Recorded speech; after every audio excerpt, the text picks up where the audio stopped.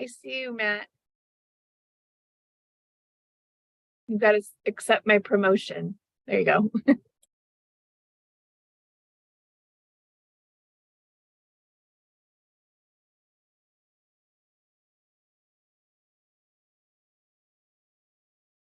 Is your microphone okay? You want to test that? Testing, testing. There you go. You're good. All right. Right. So it looks like we're missing her, Lena and Geronimo. Is that right? That is correct. I'm here, Madam Chair. Well, hello, Supervisor Fowler. Good to see you. We Yeah. figured you were. The whole world revolves around you. Exactly. You're the center of the universe. I am. I mean, Patrice, oh no, did I do that? Oh no. My favorite supervisor is. I'll let you know later. Uh-oh. You know, Lena, we just can't let him get away with this. We need to gang up on him. Uh-oh. Uh-oh. I feel like I'm back with my family all over again. I think you drank too much coffee. I don't have any frogs in my voice. I don't think the coffee affected I know me. you're just jealous you don't sound like Steve or myself. I know. Who was it? Candace Boardman, you know, that had that real low voice way back when. Yeah. Oh gosh.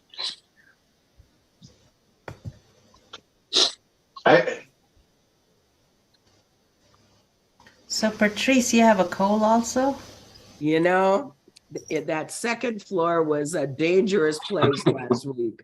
So yes, I ended up with a cold. So Oh, dear. I know, that thing keeps coming around. you know, and if it's not one thing, it's another. So Yeah. between COVID, the flu, the colds, I mean, it's just wild and woolly. Mhm.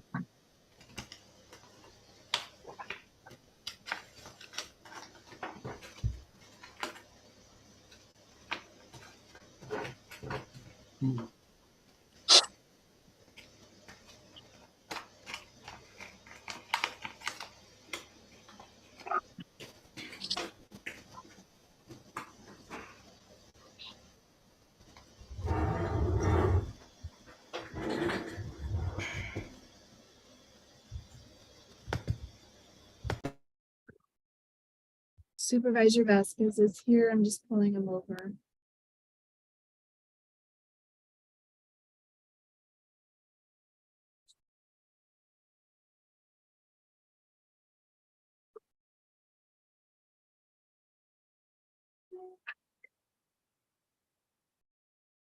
Morning, everyone. Morning.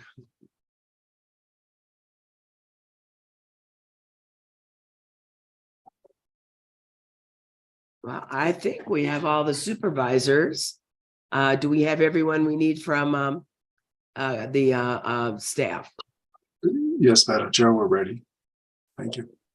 All right. Well, good morning, everyone. And today is Monday, so it's kind of unusual for us to be having a board meeting on Monday, but many of us will be taking off on behalf of the county to go to Washington, D.C. And so we're having our usual Tuesday meeting here Monday. So good morning. It's Monday, February 6th, 2023. And this is a special meeting. And because of the sound of my voice, it's as difficult to talk as it is for somebody to listen to me. And so Vice Chair Vasquez has agreed that after we get through the call to order, that he's going to run the meeting. I will be on and partake, but I'm saving my voice in your ears for discussion. So thank you, Vice Chair, for doing that. So let's do the call to the order. Patrice Horseman, Chair of the Board, and District 1 Supervisor. Good morning, everyone. Good morning, everyone. Jeronimo Vasquez, Supervisor, District 2 and Vice Chair. District 3. Good morning, everybody. Yeah, Matt Ryan, District 3. And District 4. Good morning, everyone. I'm Judy Begay, District 4. And District 5. Yes, yeah, it happened. Thank you for joining us on a Monday meeting. Thank you, Supervisor Fowler. So we have got a quorum. In fact, we have all 5 of the supervisors with us. And with that, Vice Chair, I'm going to have you take this over and lead us in the pledge. So thank you. Okay, thank you. Next up, can we please do the Pledge of Allegiance? So if you have a flag, please turn to the direction of the flag, otherwise turn east as we put a flag on the screen. Ready?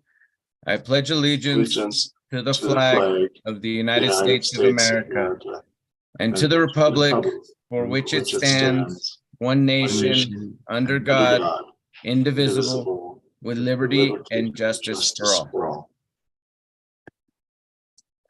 Thank you, everyone. Okay, now it's time for a call to the public. So if we have any public comment, you do have 3 minutes to talk about stuff that are not listed on the agenda. We as supervisors cannot discuss it, but we can listen to the public on whatever issues are concerning you. So do we have any public that would like to speak? And maybe the clerk will let us know how people can join us. Oh, yes, sorry. Thank you. At this time, if anyone would like to make a comment, you can hit the raise hand icon that will appear if you hover towards the bottom of your screen. It looks like a hand. If you click on that, that will raise your hand and notify us that you would like to speak. If you've joined us by telephone, you can hit *9 on your phone, and that will raise your hand and notify us that you'd like to speak.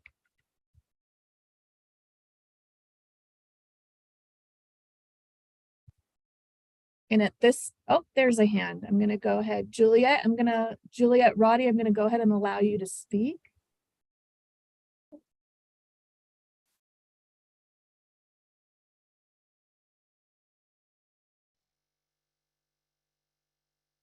All right, Juliet, if you want to unmute, you can go ahead and make a comment. Thank you. Good morning, everyone. Good morning, Board of Supervisors. I'm here today because I believe that Linda Curley will be inducted into the Indigenous Peoples Advisory Council today as the Vice Chair. I'm the Chair of the Indigenous People Advisory Council for just elected last term. So just here to witness her induction. Thank you. Thank you. Thank you. Are there And any if other anyone else public would like to comment? you can raise your hand, hit the raise hand icon, or *9 if you're on the telephone.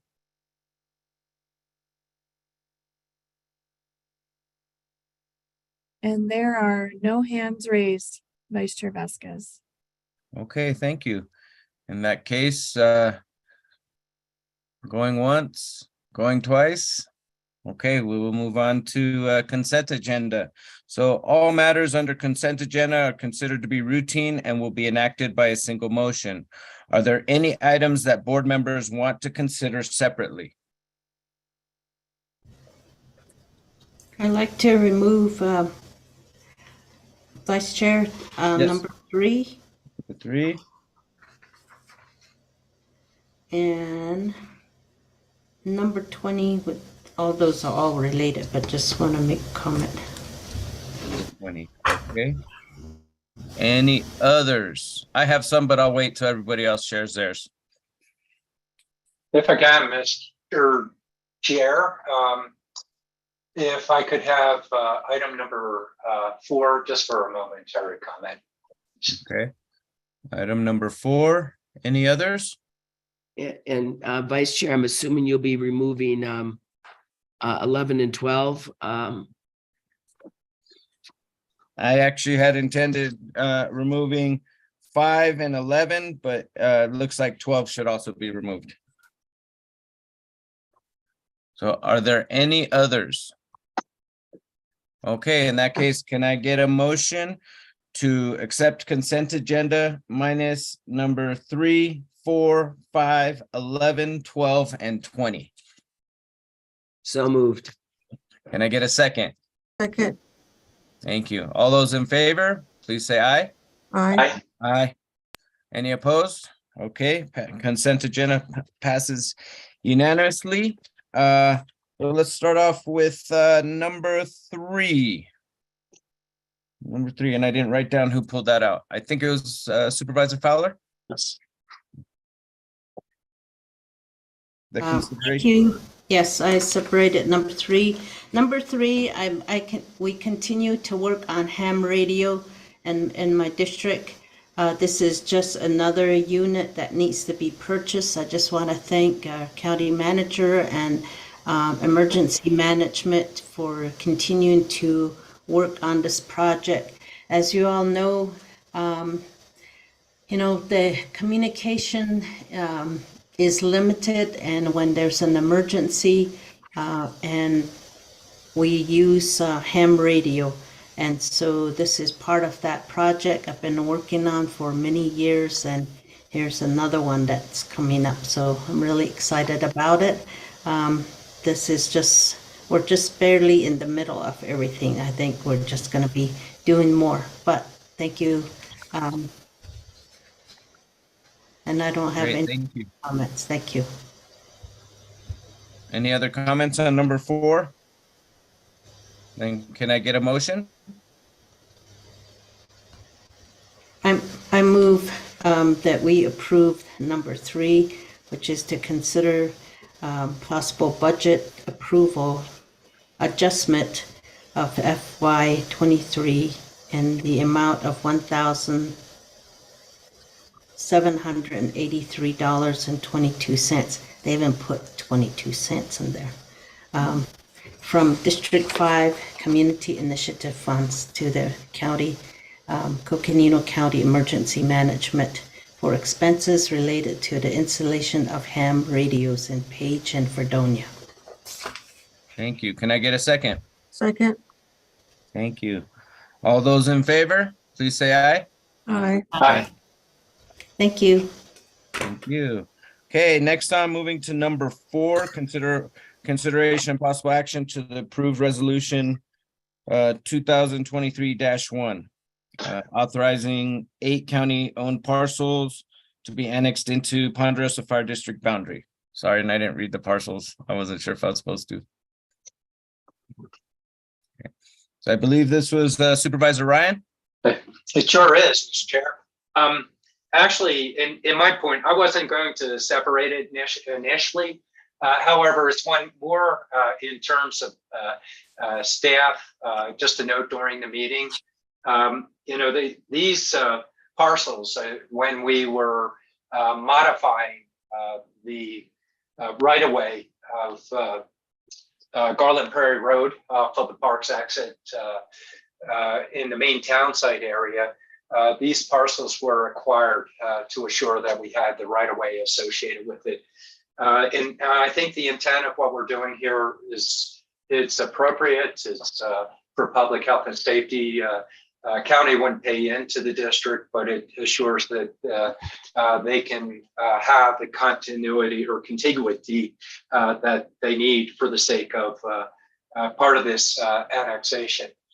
The piece that I wanted to suggest to staff is to explore the concept of potentially consolidating this parcel into one parcel in future activities. That's the only piece. I thought that it's one we went through in the past. Sometimes it takes additional action to achieve the objective that we needed to do to get the road modified. It really did do that. But that's what happened when this occurred. So other than that, as I had noted, Mr. Chair, for the sake of the rest of the board, this is a really good thing. It's helping with the expansion, potential expansion and annexation of the Ponderosa Fire District. And so unless anybody has any other comments, I'll make a motion. Mr. Chair, I'll go ahead and I'll move that we approve resolution 2023-01, authorizing 8 county-owned parcels that are enumerated in that resolution. So we won't have to read those ones. And to be annexed into the Ponderosa Fire District boundary. Okay, thank you, Supervisor Ryan. Do we have a second? Looks like a second by Chair Horseman. Second. Okay, thank you, Chair Horseman. All those in favor, please say aye. Aye. Aye. Any opposed? Okay, motion pass. Okay, next up, number 5 is consideration and possible action to appoint Rob Wilson to the Planning and Zoning Commission for Supervisor District 2 to fill in a vacancy in which the term expires June 30th, 2025. So that's from my district, and so my comments to this would be, I'm really excited to appoint Mr. Wilson to the Planning and Zoning Commission. He was highly regarded as one of the co-chairs for the Fernwood Donny Park Fernwood Timberline area plan, and has a good grasp on what's needed for the Planning and Zoning Commission, and look forward to having him serve. I don't know if he's on this morning. If he is, I'd like him to give him an opportunity to say something. Vice Chair Vasquez, I do not see him on, but I do have a telephone number. If you've joined by phone, Mr. Wilson, you can hit *9 and raise your hand. I know he was planning to be here. Okay. It looks like that telephone number is not Mr. Wilson. It's not Mr. Wilson. If I may. Yes, please. Yes, Horseman. Chair Vasquez for today. First of all, thank you, Mr. Wilson, for serving. Number 2 is that you all know we're having kind of a bit of a difficulty with planning and zoning, in that we need to fill these vacancies. And so if you are in a district where there is a vacancy, would you please do what you can to get these filled? We have been able, with Rob Wilson joining, I think that's going to make it easier, but we've actually had to cancel some planning and zoning meetings because they haven't had a quorum. So it's been a great difficulty. So if you in fact have vacancies with planning and zoning, see what you can do to try to get those filled. So thanks. Thank you, Chair Horseman. Supervisor Ryan? Thank you, Mr. Chair. I'll second that. And as I understand, there is a member that has intentions of moving. So even with this being filled, it brings us back to we still need to fill those vacancies. But the other piece of it is, for anybody that's watching or may watch this recording, if you can convey it to community members, that you reach out to your supervisor if you have an interest in your district. That would be another mechanism, hopefully, that we can help out here. And then probably the most important note associated with this is to compliment Mr. Wilson on this appointment, and having been the co-chair for the Donny Park area plan, is not an easy area. It's not an easy community to be a chair of, because there are a lot of independent opinions in the area, but working together with Brian Bates on that, they did a really good job and managed the process, and so I encourage him to good luck. He's going to get a lot to read here pretty soon from staff with all our plans and ordinances. So my compliments to you, Supervisor Vasquez, for this appointment as well. Thank you. Thank you, Mr. Chair. Thank you, Supervisor Ryan. Supervisor Begay? Yes, good morning. Just want to reiterate some of the qualities that Mr. Wilson has regarding this position. So I had a chance to work with him with the Donny Park area plan, and I think he is very qualified, and he He's going to be a big asset to this, the type of plans that need to happen in this area as far as the plans that need to get done. So I just want to reiterate that, like my other colleagues. Thank you so much. Thank you, Supervisor Begay. Okay, can I get a motion for the consideration to appoint Rob Wilson to the Planning and Zoning Commission for District 2 to fill a vacancy term which expires June 30th, 2025? My motion is to approve as read by you. Second. Second. Thank you, Supervisor Begay. Okay, all those in favor, please say aye. Aye. Aye. Aye. Any opposed? Okay, motion passes unanimously. Okay, next one is number 11, consideration and possible action to appoint Diamond Bracy to the Coconino County African Diaspora Advisory Council for a term to expire on December 31st, 2026. She is not able to join us today, but I did have the opportunity to speak with her and get an idea of kind of her vision of being part of the advisory council. And I'm really excited that she's planning on joining us and look forward to working with her moving forward. So are there any other comments from any other supervisors? Just quickly, Mr. Chair, Mr. Vice Chair. Actually, I compliment you, a really good candidate that you're bringing forward. Another area that we need to fill positions. We do have two members that have become part of the city council, and so there's a greater need that we can fill vacancies for this particular board. So I compliment you on moving forward with a really good candidate. And again, encourage everybody to help us fill these positions as well. Thank you, Mr. Chair. Thank you, Supervisor Ryan. Any other comments? Yes, Supervisor Horstman, Chair Horstman. Just real quick. Diamond, thank you for joining us, and we really look forward to you serving with the African Diaspora Advisory Council and look forward to your input. So really appreciate you stepping forward, and thanks for any for you helping get her on board here, Supervisor Vasquez. Thank you. Any other comments by supervisors? No? Okay, in that case, can I get a motion to appoint Diamond Bracy to the Coconino County African Diaspora Advisory Council for a term to expire on December 31st, 2026? So move. May I get a second? I'll second the motion. Okay, motion by Chair Horstman, second by Supervisor Ryan. All those in favor, please say aye. Aye. Aye. Okay, any opposed? All right, motion passes unanimously.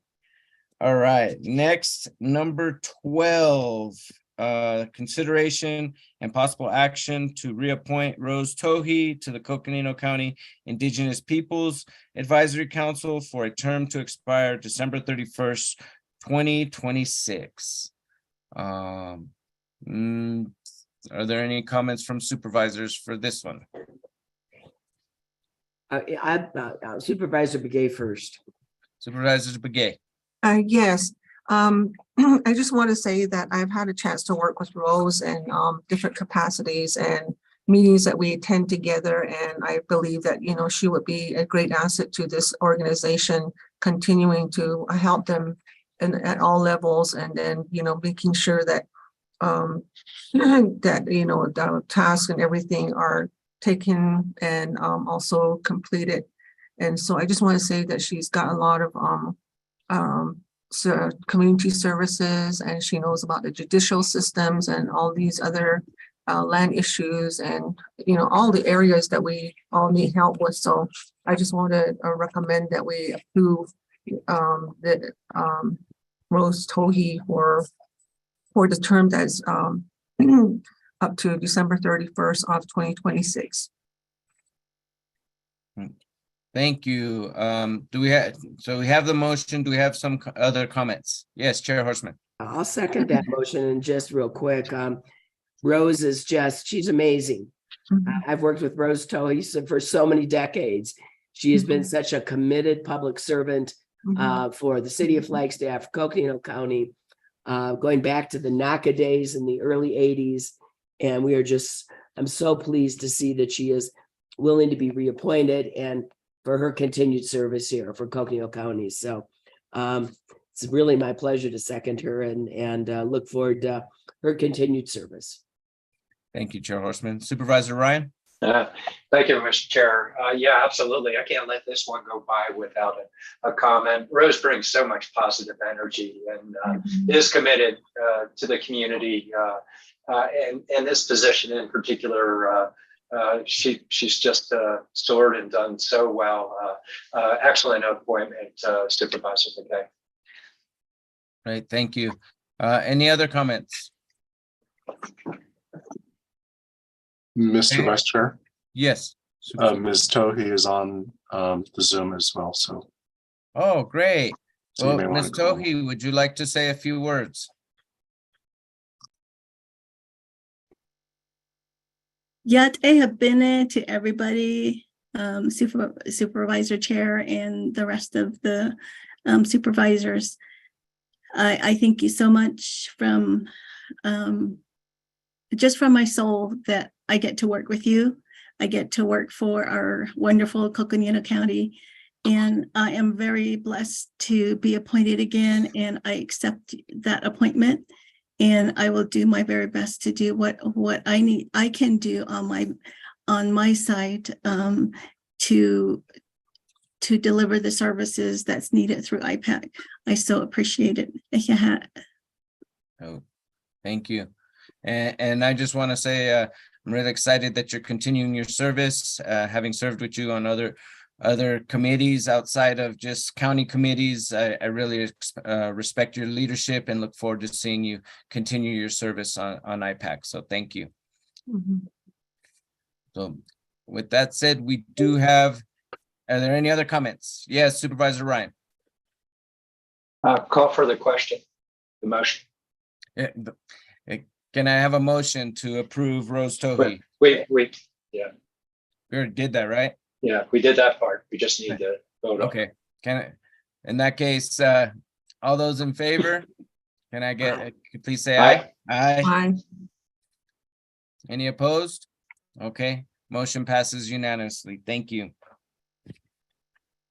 Okay, next up is number 20, and I'm not sure who actually pulled that one out, but this is a consideration and possible action to approve the purchase and installation of radio equipment and software to the Sheriff's Office Radio Frequency 2 in the amount of $196,296.12 in FY23 from Niles Radio Communications using Arizona State Contract CTR 046831. Do we Mr. have- Vice Chair, I believe it was Supervisor Fowler had a comment. Yes, thank you. I wanted to just pull this one because of just the, I don't know if the sheriff is on or who's on from there, but, oh, Sheriff, you're here. Sheriff, I just wanted to just mention the work that our Sheriff's Department does and how it is so important to have our agreements in place. We have Flagstaff agreements with Flagstaff Department, Police Department on here as well. And these communication towers are so important. And I just wonder, and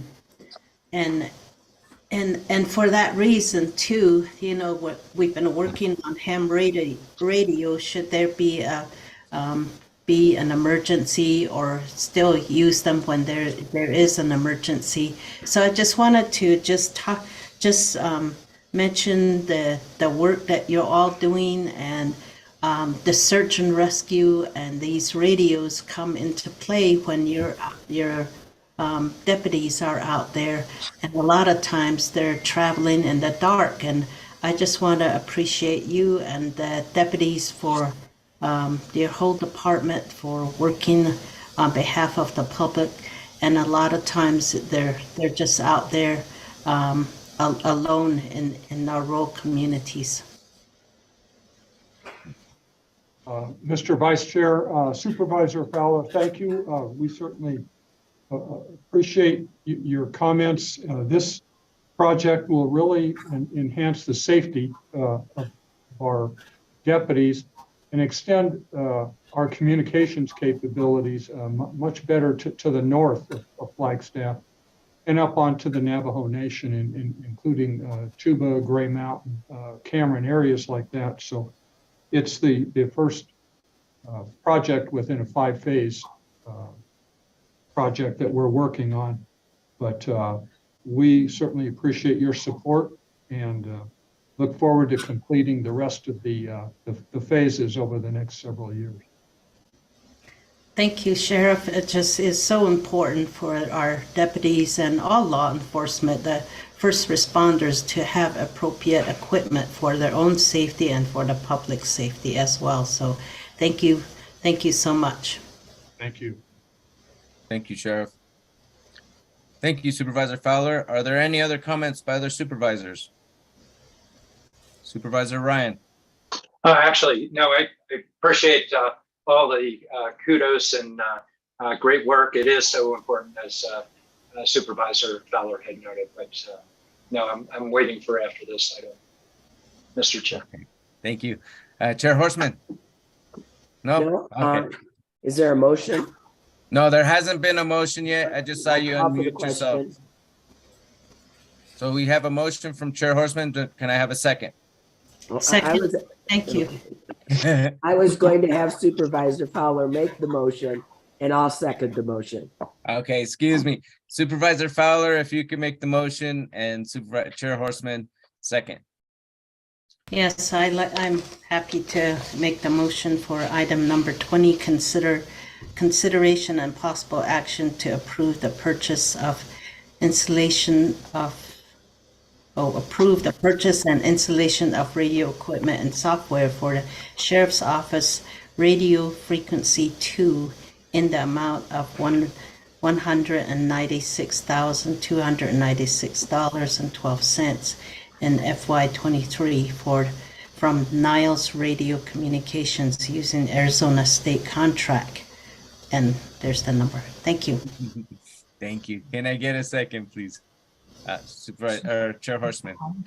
Okay, all those in favor, please say aye. Aye. Aye. Thanks again, Sheriff. Any opposed? Okay. Thank you, Sheriff, and congratulations. You got your equipment. Vice Chair, if I may. Yes. I think we made a mistake, but we've already approved it. And that was, we failed to separate item number 9. And I know that Danielle Jones and Jeffrey Lloyd have just been approved for appointment for the Workforce Development Board for a 2-year term. And so I really, want to thank them so much for their service as well. We really rely on our volunteers from our community coming forward to help us do the important work for Coconino County. So I'd like to make a shout out and thank them for their service. Thank you, Chair Horseman. Appreciate that. Sorry we missed that. I thought we got them all pulled out. Mr. Chair, if I may, on that same item, I had seen him floating around. I thought we had Danielle Jones out there, and maybe just provide a moment of opportunity for him to comment. I didn't see.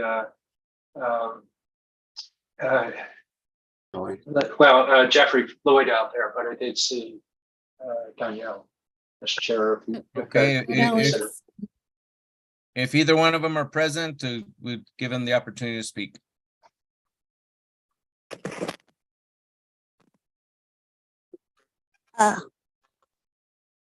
Okay, sir. There you go. Good morning, everyone. Can you hear me? I am Danielle Jones, and I would just like to take the time to thank you all for this opportunity, and as well as my 20-plus years of workforce development experience to be of assistance to the community so we can forge a relationship with all community partners.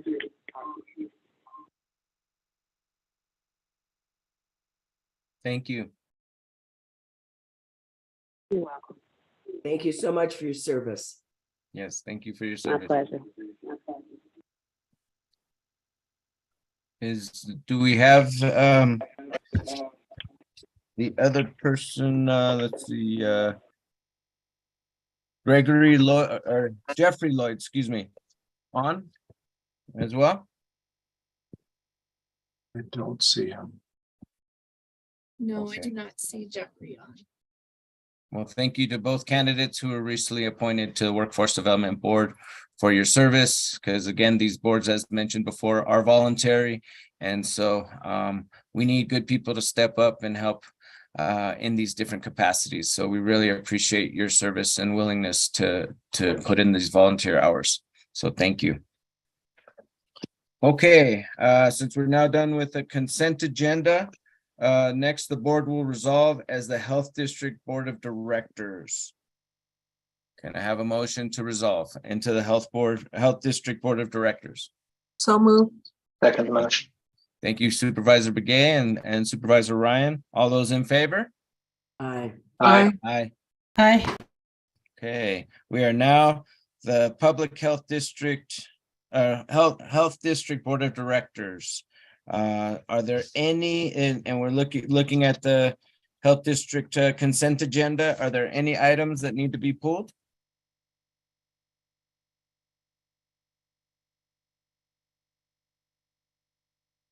Hearing none, can I get a motion to approve the Public Health District consent agenda? So moved. Chair Second. Hood, second by Supervisor Ryan. All those in favor, please say aye. Aye. Any Aye. opposed? Okay, that passes unanimous. Now, if we could get, if we can resolve as the Board of Supervisors, can I get a motion to resolve as the Board of Supervisors? So moved. Thank you, Supervisor Begay. Can I get a second? Second. Supervisor Ryan, thank you. All those in favor, please say aye. Aye. Aye. Any opposed? Okay, passes unanimous. Now we will resolve as the Jail District Board of Directors. Can I get a motion to resolve as the Jail District Board of Directors? So moved. Thank you, Second. Supervisor Ryan. Thank you, Supervisor Fowler. All those in favor, please say aye. Aye. Aye. Okay, we are now the Jail District Board of Directors. Are there any items in the Jail District consent agenda that need to be removed for discussion? Number 30. Number 30? Okay, so we'll remove number 30. If we can, are there any others? Any other items? Okay, then if we can get a motion to approve the Jail District consent agenda minus number 30. So moved. Second motion. Okay, thank you, Supervisor Ryan. Okay, all those in favor, please say aye. Aye. Any opposed? None. Now, as consent agenda number 30, consideration and possible action to approve an intergovernmental agreement, IGA, between Flagstaff Police Department, Coconino County Sheriff's Office, and Coconino County Jail District for the Flagstaff Police Department to provide records management services for all parties for a 5-year term in the estimated annual amount of $240,772 for the Jail District for FY23. Do I have any comments by any supervisors? Thank you for allowing me to pull this one. Maybe our sheriff is, oh, there, Jim. Okay, this is an important agreement. This has been an ongoing agreement, and when your work, you know, the Flagstaff Police Department and the detention center, sheriff's department, they're all in one building. So the shared and this collaboration, I feel that it's just it's really really grown, and I really like these agreements where we're always talking about how we believe in partnership.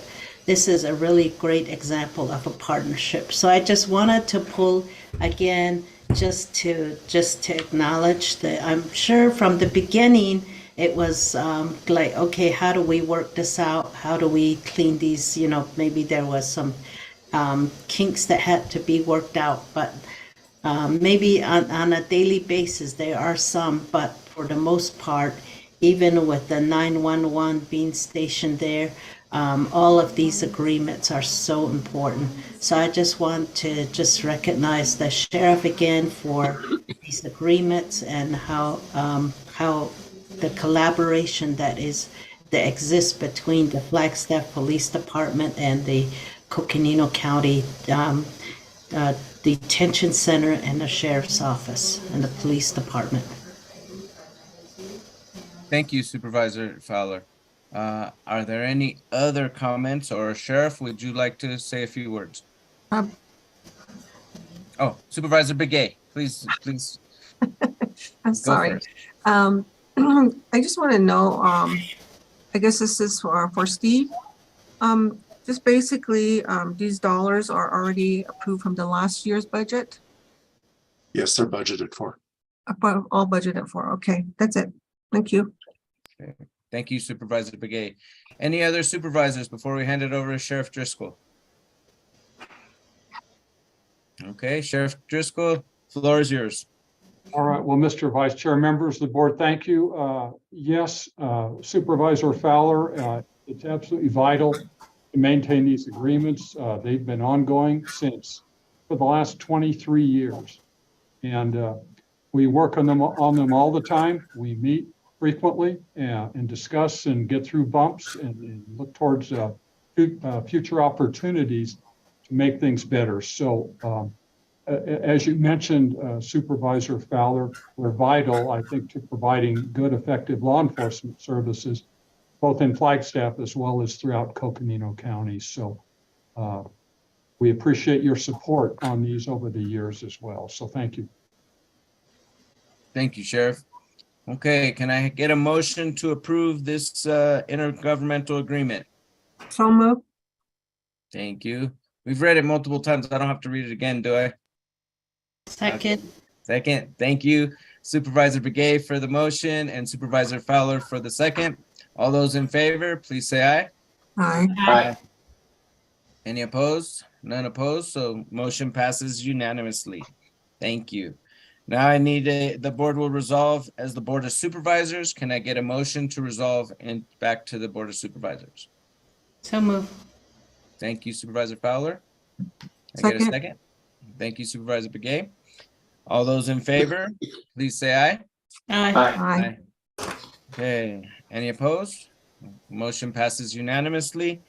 We are now the Board of Supervisors, and we'll now consider an action item to consider the possible improvement of settlements via a stipulated judgment in W.L. Gores versus Coconino County for two separate tax valuation appeal cases and those are the numbers, with direction authorizing the county attorney to sign and file the proposed draft stipulated judgments with the Arizona Tax Court on the county's behalf in both cases, and directing the assessor and treasurer to comply with the terms of both judgments upon receipt of a copy signed by the court.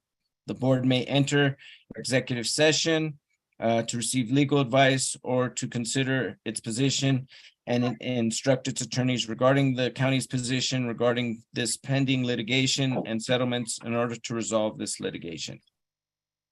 And I believe I handed over to Deputy County Attorney Yvonne View. I'm not sure how to pronounce your last name, Yvonne. I'm sorry. Yes, good morning, Chair. It's View, like ocean view. Okay, I got it right then. Yes, you did. Thank you.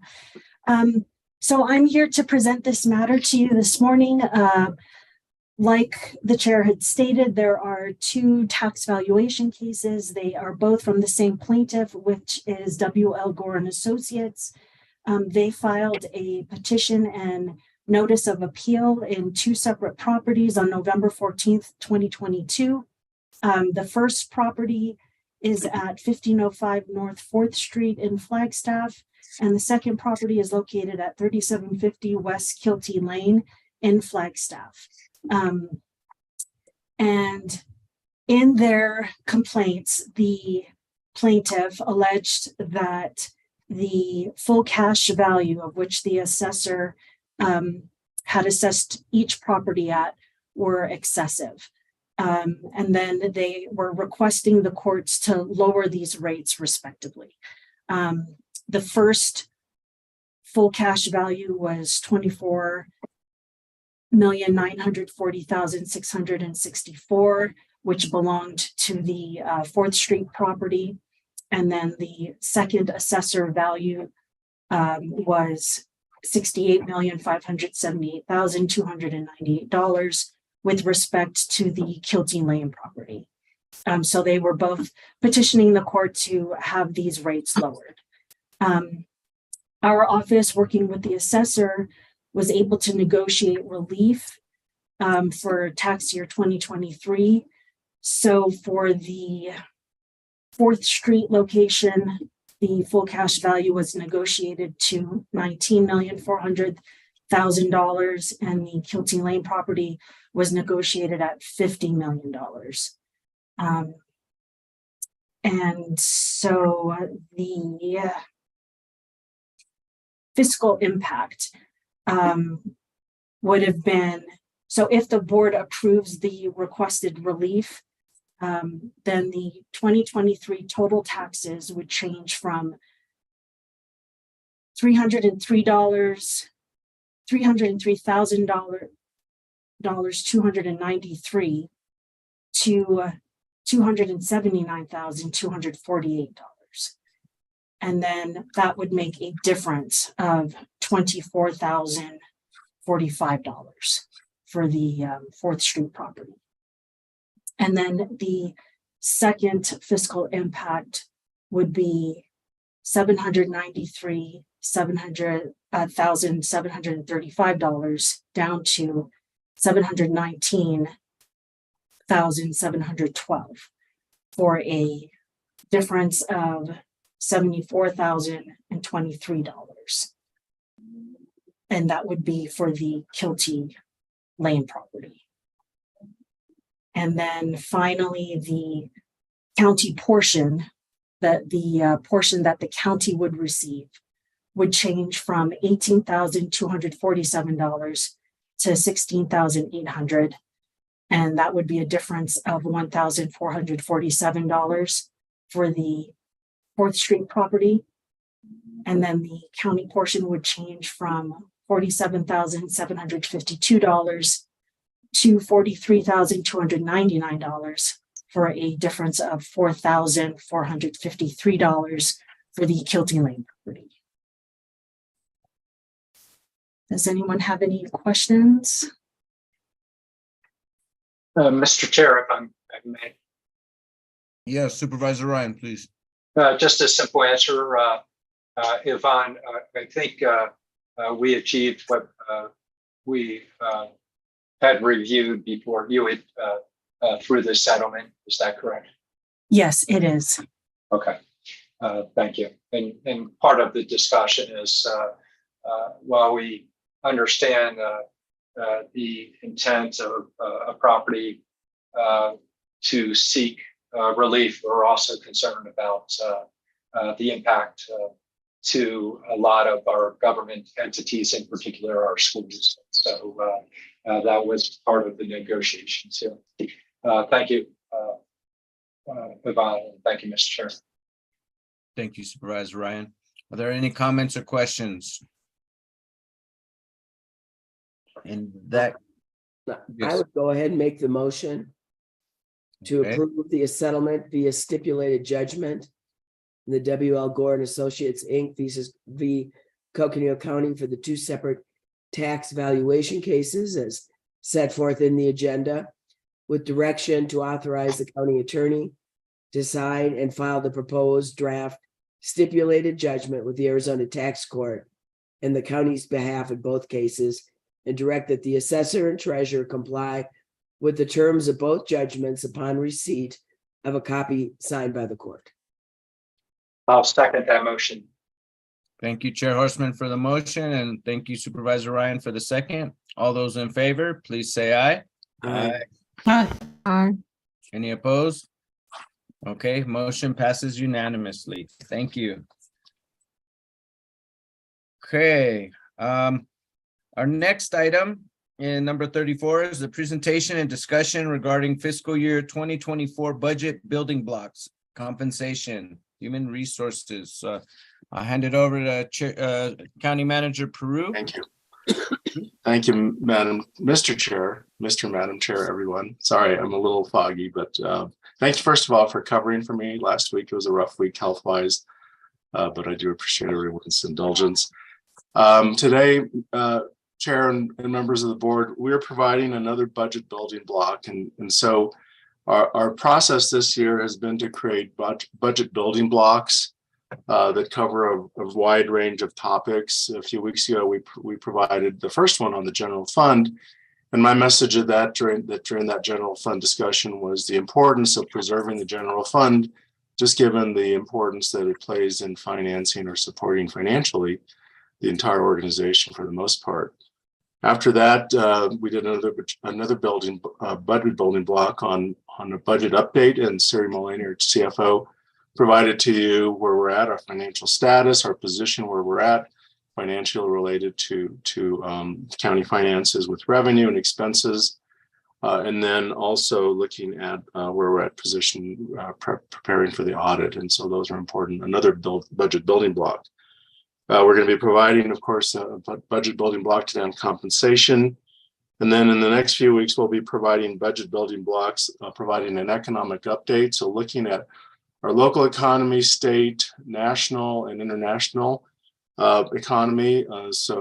We have engaged with Alan McGuire, which we all know very well, who's provided very effective, impactful economic advice to the county for many years. And also, Siri Mullaney will provide you an update in terms of the state of the economy related to the county.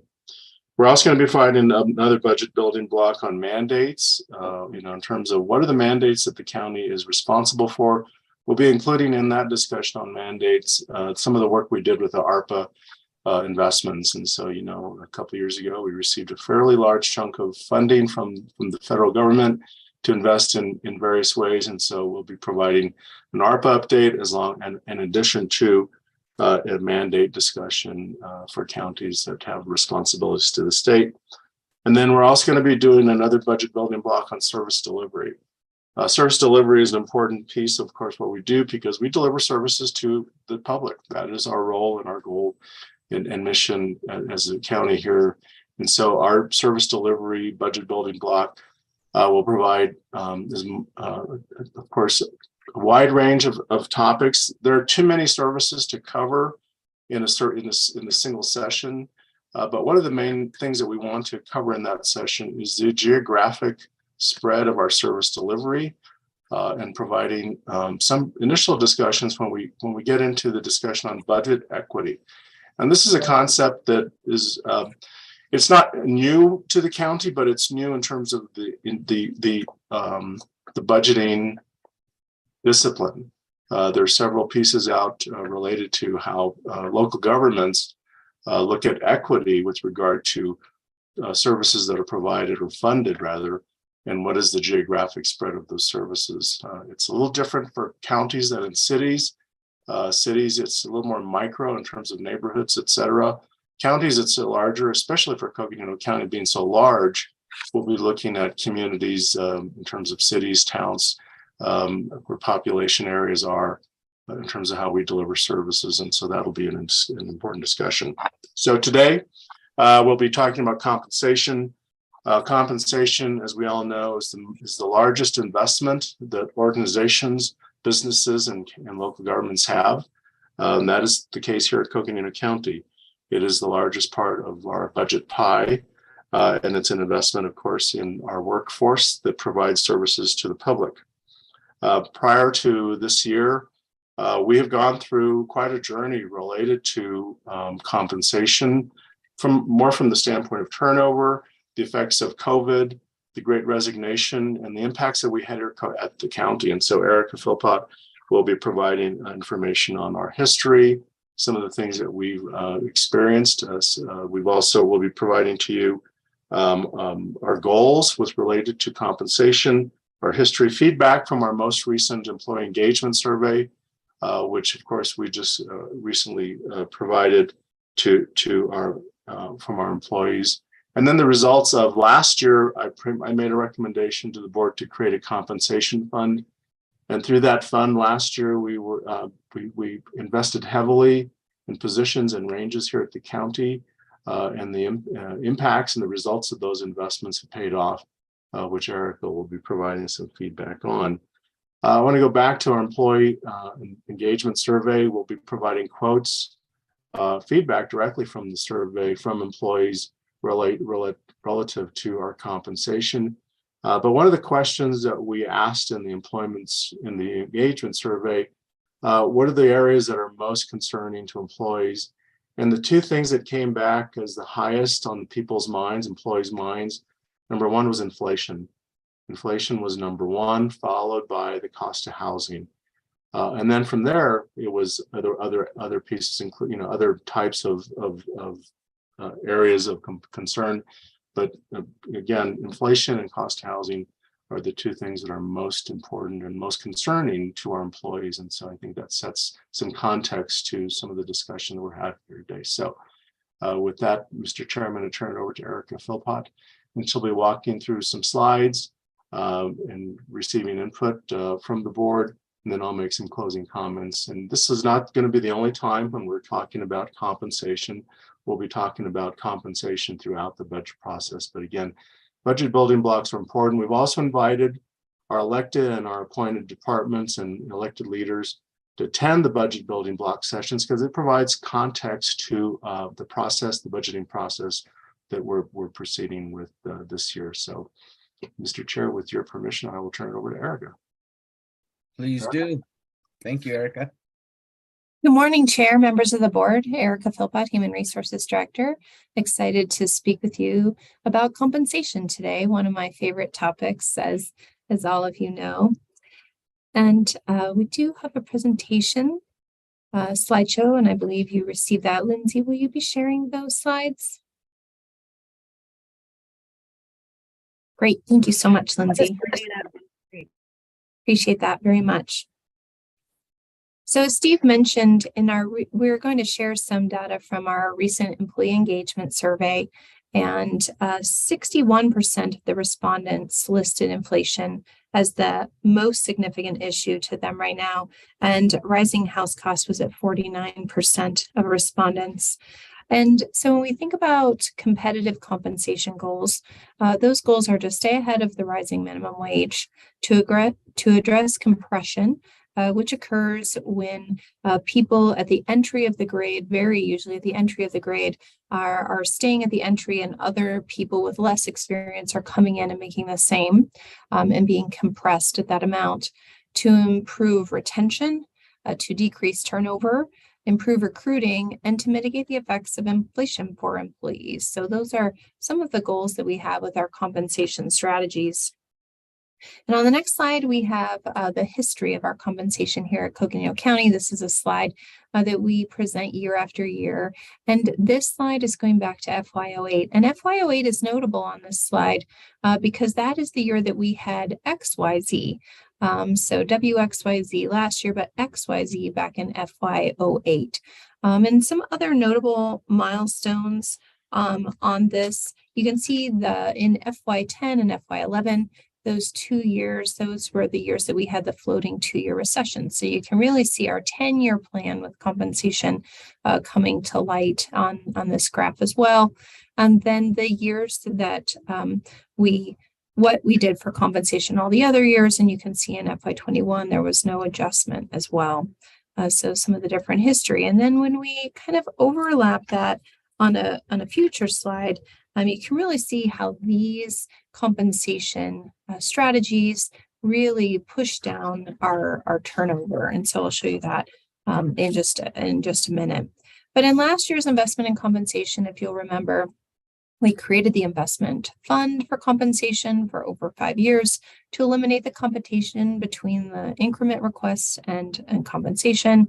And in FY23, we invested $3.8 million in recurring general fund with the average WXYZ increase of 9.1%. And because much of that WXYZ was in a flat amount, that provides a larger percentage increase for our lowest paid employees. So it was really well-rounded by having 4 components, and it really did benefit a lot of people. And so our lowest employee wage increased from $18.10 an hour last fiscal year up to $19 an hour. So we were able to make that jump through WXYZ. And then we always look at our average employee salary, and that average employee salary increased also from $57,455 to $65,457.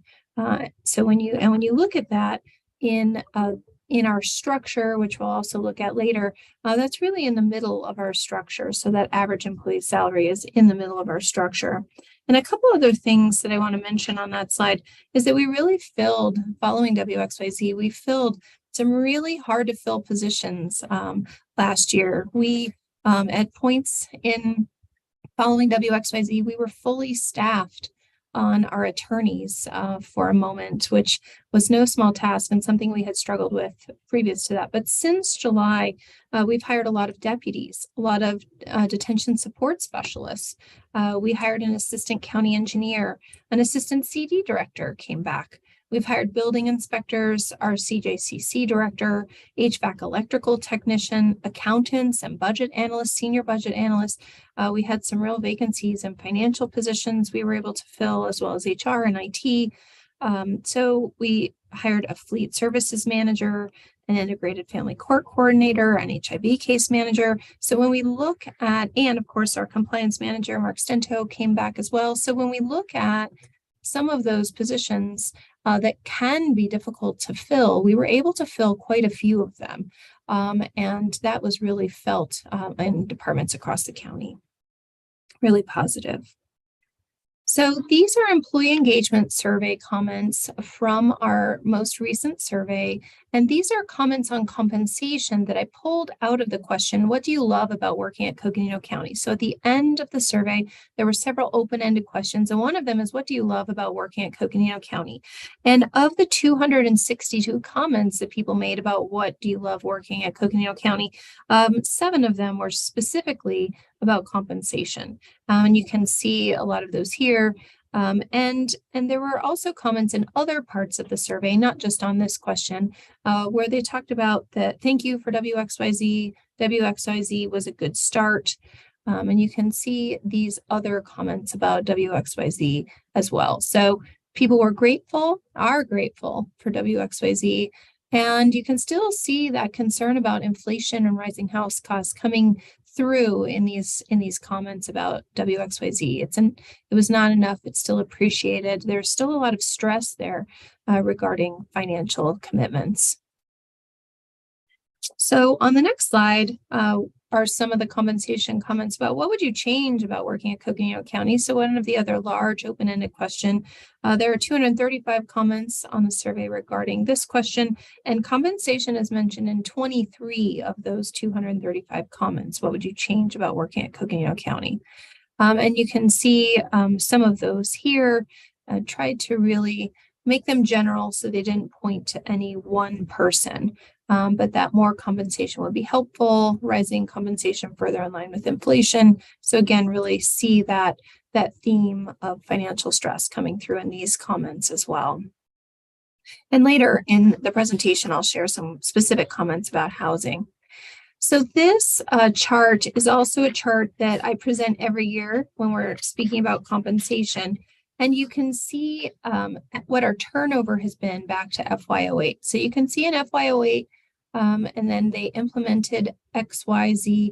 That XYZ, among other things, helped to drive down that turnover rate. And at that time, the turnover rate was 20.8%, which was the highest that we, and, when we look back at these 16 years or so, the highest rate other than in FY22. And so some of these times where you can see that turnover rate kind of inching up and then push back down, we did some of that was through our compensation strategies. Some of that is external factors, of course, as well. You can see the recessionary years, that FY09 kind of area with the Great Recession. But then in FY14, you can see that we pushed some of that turnover down again. That year we did a 1.5% market where the ranges moved 1.5% and the people received 1.5%. But then we also did a 2.5% on anniversary. So there was kind of a two-tier structure in that year. Similarly, in FY17, we did a 2.5% that we called a market where the ranges moved 2.5% and the people moved 2.5%. They also received a 2.5% on their anniversary in addition to that. And law enforcement also received an additional one-time payment of $500 on that year. And then when we look at FY19, it was kind of creeping up there, and it did come back down. We did a 3% market adjustment where the ranges moved 3% and the people received 3% with a tiered one-time payment as well. So definitely you can see some of those strategies and how they've impacted our turnover. And this turnover is with retirement. Sometimes when we look at turnover, we'll look at without retirements or with retirements. This is with retirement, so that's the higher number of the two. But the thing that I'm really excited about on this chart is that where we are for FY23, that turnover has really come down substantially, and it's presently at 15.01. So when we look back over the months so far in FY23, that's our average of those months. And the cost of replacing employees when we talk about turnover is really high. When we look at different sources online, they'll tell you that replacing an entry-level employee costs 30 to 40% of their annual salary. A mid-level employee can even cost 150% of their salary, and a highly skilled or difficult to fill position can actually be 400% of their salary. So the cost of turnover is quite high. And then when we also think about the cost of turnover, we think about the cost of the time spent onboarding people, the time spent training, and all of the time spent recruiting, the time spent where people are covering more than one role, and what the time expenses of that, but also the stress on the team and the stress on morale. And so it is always a goal for us to have low turnover, as low as we can. And you can see on this slide, this is the history of our retirements. And so in FY21, that number really shot up. We had a lot of people retire that year. FY22, we had 26 people retire. So the year-to-date number for FY23 is 12. And even if we double that, we'll still be a little less than FY22. So we're seeing those retirements come down a little bit, which will help with our overall turnover rate. You can see that FY14 to kind of FY17, it was pretty steady, that 30 to 33 range. But it does have its ups and downs on this chart, but we definitely saw a lot of retirements during COVID, and people deciding if they could retire, seeing how long COVID would last, seeing if they could retire as well, and then that spike in FY21. So this is a SWOT analysis of really our current compensation strategies and efforts in this area. So what are the strengths of what we've been doing or have recently done in compensation? We are reducing the turnover number, so that's great. We're reducing the vacancies. We've hired a lot of really difficult to fill positions since July, so that's been fantastic. So we have an improvement in recruitment and retention. We are recruiting people, we are keeping people, and people are being attracted. Candidates are being attracted by our investment in employees, by our commitment to compensation, by the board's commitment. Thank you for that commitment to compensation. WXYZ was something that other agencies spoke a lot about. It was definitely noticed across Northern Arizona and within the state. And so those qualified applicants, people, strong candidates able to do the jobs, definitely increasing. And we've done some broadband where we grow our own candidates, where we bring someone in at a lower level and we train them up and have them kind of move through different titles as they develop and grow professionally. we've had success with that in the last several years, and continuing to recognize employees as our #1 asset. So some of the weaknesses of our compensation strategy is that we've focused a lot on minimum wage. Our minimum wage continues to increase. It will go up again in January. It will be based on the CPI, the Consumer Price Index, once again. And so we saw that minimum wage go from $15.50 up to $16.80. And we aren't sure about how high it will go to the next January, if it goes up another $1, if it goes up more than another $1. What will that look like? So could it be at $17.80 or even $18 an hour in January? So because of that focus on minimum wage and where the lowest paid employees in our structure are, there's less time to focus on some other strategies like the structure or the benchmark. But we have approximately 100 employees in grades 7 and 8. So out of about the 950 regular employees that we employ, out of the 1,200 that we have that includes temps, we have about 950 or so regular employees, and about 200 of them are in grades 7 and 8, our two lowest grades. Grade 7 is our lowest grade. And so that is something that we're looking at as far as, do we have some compression in those grades? Do we have, and how many people are close to that minimum wage? And even with the compensation fund, the expense of addressing comp can take away from other priorities. But when we look at the external opportunities, we do a great job, thanks to finance, and for our 10-year planning, that we have a compensation fund now, that we do a 10-year fiscal plan and with a 2-year floating recession. Also that we've redefined work, where we've really looked at how work has changed and evolved. We've seen a lot of class specs change, a lot of departments really looking at what is the work that we're doing now? How do we want to continue to meet people where they are in the future? That's not just happening with us. That's actually a national phenomenon with HR professionals. It's called quiet hiring. And it's the newest term in HR, where quiet hiring is where people's work is redefined based on the needs, based on where they're headed. And so their roles are changing, which can really re-engage them in the work. But they're not leaving to get that new work. They're taking on additional projects. They're addressing the changing work. We're using innovative compensation strategies such as WXYZ, which helps position us as a premier employer in the community and in the state. And so the threats that we have externally, inflation, of course, the cost of housing, the minimum wage continuing to increase, the cost of gas. We have a lot of employees that commute from further away. Some of them have moved to be in less expensive areas, and the cost of gas particularly can really have an impact if they have a longer commute. And of course, there's great competition for talent, which we're also seeing in healthcare industries, which does also come into play with our healthcare considerations for the premium increases, and then redefinition of work. How are we redefining work? How are needs of people redefining work? What are those jobs that are most in demand?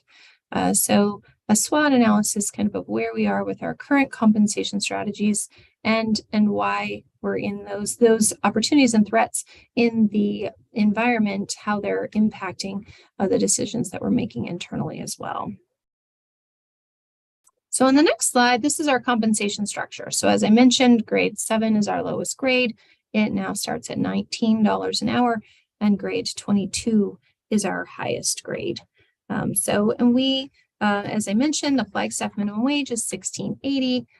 So we're at $19 an hour. So we're leading that Flagstaff minimum wage by $2.20, and we have that structure in place for all of our areas, regardless if another city or town in the county has a lower minimum wage than Flagstaff. We are still paying all of our employees based on this $19 an hour. And so if the minimum wage went up to $17.90, for example, we'd only be leading the minimum wage by $1.10. So those are some of the things that we're watching to see, and just seeing where that CPI might lead for January. So this is a table that I have shared year after year. It's a take-home table, and thanks to Siri Mullaney for helping each year to update this table. So if we look at an employee in FY19 that was making $54,000 a year, you can see what the medical, dental, vision deductions were. Now, this employee, this is a hypothetical employee. This is not a real employee that we've taken the name off of. This is a hypothetical employee. And in this case, we have had this employee buy insurance through the county, through the NAPEP trust, that is family coverage on the buy-up plan. So that's the most expensive family coverage that we offer. As you know, we have 3 plans, the high deductible, the base, and the buy-up, and the buy-up is the most, and they're covering their entire family. And so you can see these amounts for their medical, dental, and vision based on that hypothetical situation. You can also see what their ASRS, this is an ASRS employee, not a PSPRS or Corp employee. ASRS and long-term disability comes out. And so when we're looking at the annual numbers, you can see all their deductions there, what their gross is, what their net is. We don't have an annual change on that first year because then we're comparing it to the next year. So in FY20 on the annual, how the medical went up. Actually, the dental went down in that year, and the vision stayed the same. You can see the increase to their ASRS and their Medicare and their Social Security. They got a 2.5% compensation increase that year. So when we look at their gross, it went up to 55, a little over 55, and you can see what the difference in their net is. And then that difference in pay between the two nets is listed in the bottom row there. So in FY21, there was no compensation increase that year. The medical did go up. The dental stayed the same. The vision stayed the same. The ASRS did go up. The Medicare came down, Social Security. And so you can see what their net was. And then their difference in pay went down because they did not receive a compensation increase while those other factors continue to increase. So in FY22, the comp increase was the 3% plus $1 an hour. You can see how their salary went up. Again, those increases and the difference in cost and pay. And then you can see the FY23 with the WXYZ and then the increases and that net difference in pay. So this year in the 10-year plan, there's a 2.5% merit placeholder there. And so that's what I put in this projection. And also in this projection are some estimates based on preliminary numbers from the trust about how the health insurance will go up. So the health insurance preliminary rates that we've been looking at in the trust will be increasing 5.4% on average. The high deductible health plan is projected to go up 5%.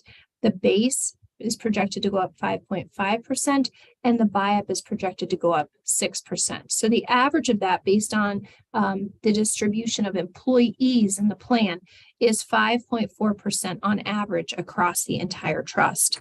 The trust is looking at using 1% of its reserves to offset premium increases because the anticipated premium increases as calculated by the actuarials were 6.4%. And so the trust is looking at using 1% to get those down to 5.4% on average. And some of that is based on pressures in health insurance. The medical trend is 7% nationally. Pharmaceutical trend is 8% increase nationally. And we're still seeing office visits increase, pent-up demand after the pandemic. Office visits increased 9.1% from the prior plan year last year for primary care physicians, and ER visits are up 30%. And there's no projected preliminary changes to dental except for FUSD, who is looking at an increase in dental, but there's no increase to dental for us, nor vision, life insurance, FSA, and no plan design changes, no changes to deductibles, no changes to copays. And so when we factor in what that buy-up for family on this hypothetical employee looks like, you can see that the change there in the medical, dental holding the same, vision holding the same, and then Siri did go ahead and change the ASRS.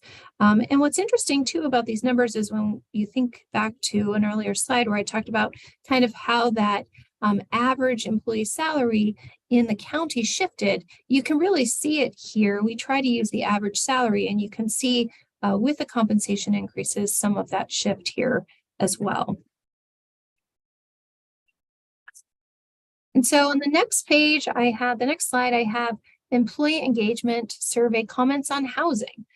So give you a chance to look at those, but you can see that people are living with roommates, living in a small camper, renting a fifth wheel, renting a crowded home, staying with family, have other people living with them. And we've had a lot of employees really have a lot of stress this last year over their houses that they're renting, or their places that they're renting, whether that be a condo, a house, whatever that might be, a townhome, where their landlord is selling the property because the house prices are so high, or their landlord is turning that place into a VRBO.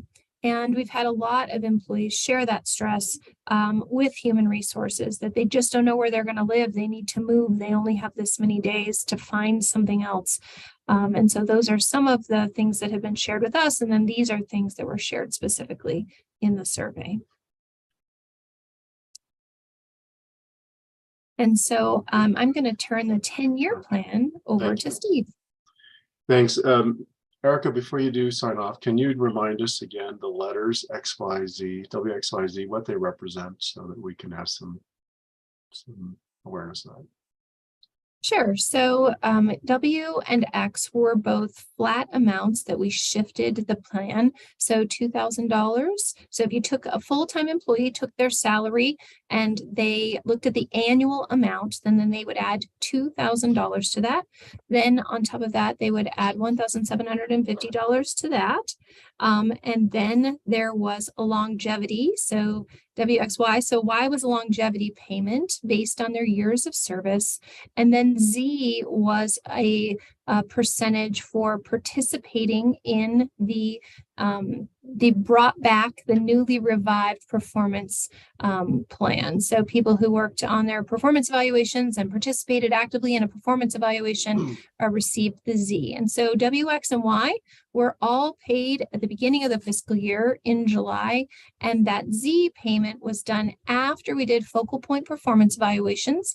And so those focal point performance evaluations happened in September, and we calculated them. And then in late October, early November, then the Z showed up into people's paychecks.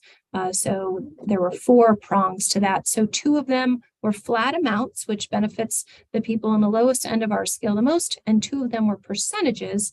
And that combination of flat amounts and percentages helped people to help us to really maintain the range, so that people received a very similar amount of money. We didn't want to have too much spread on that. That was something else that we really looked at, was looking at how much in their check is the lowest person getting up to the highest person getting, and what is the spread of that. But a lot of our employees in grade 7 received about a 12 or a 13% increase because that flat amount was such a large percentage for them. Great. Thank you. The slide showing 2.5% compensation adjustment is budgeted in the 10-year plan. So when we did create the compensation fund, the plan was, of course, to do substantial increases this last year, which we're in now, and the average increase was 9%. Investments were made at all positions, and then from there dropping it down to 2.5% for the next 4 years. I want to kind of make the comment that the reality is that our employees continue to face extremely high inflation, as well as the cost of living and housing in Flagstaff. This has always been the case in Flagstaff. It certainly is not a new phenomenon, but it is compounded greatly because of inflation that everyone is experiencing. So at this point in time, I am going to be making a recommendation to adjust the 2.5% up. I'm working with the budget, looking at the 10-year plan. I don't know what that up is going to be. We want to take into consideration other factors as well. But it's pretty clear that the investments that the organization has made in compensation has helped, number one, address employees. And that's the first thing, is that addressing employee needs is most important.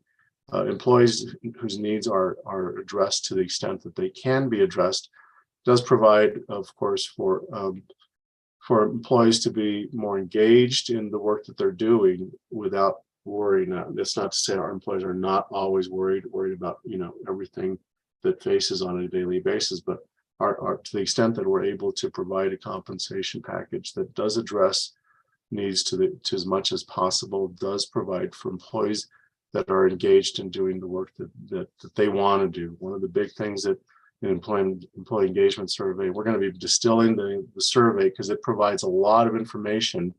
But one of the questions that employees were asked is, they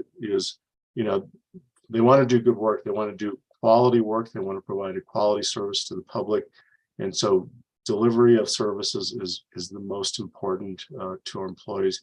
Being able to manage that effectively through compensation and benefits is important. So again, the recommendation will be adjusted this year to the extent that we can. We'll also continue to make the recommendation to invest in the compensation fund. The amount, of course, to be determined based on other factors and other organizational needs. But again, that's going to be high on the list of recommendations that we'll be including in the budget. So again, Mr. Chair, this provides the kind of the budget building block. You can go ahead and take down the PowerPoint, Lindsay, and then we can just have the opportunity for questions from the board or comments. So, Mr. Vice Chair, back to you. Thank you.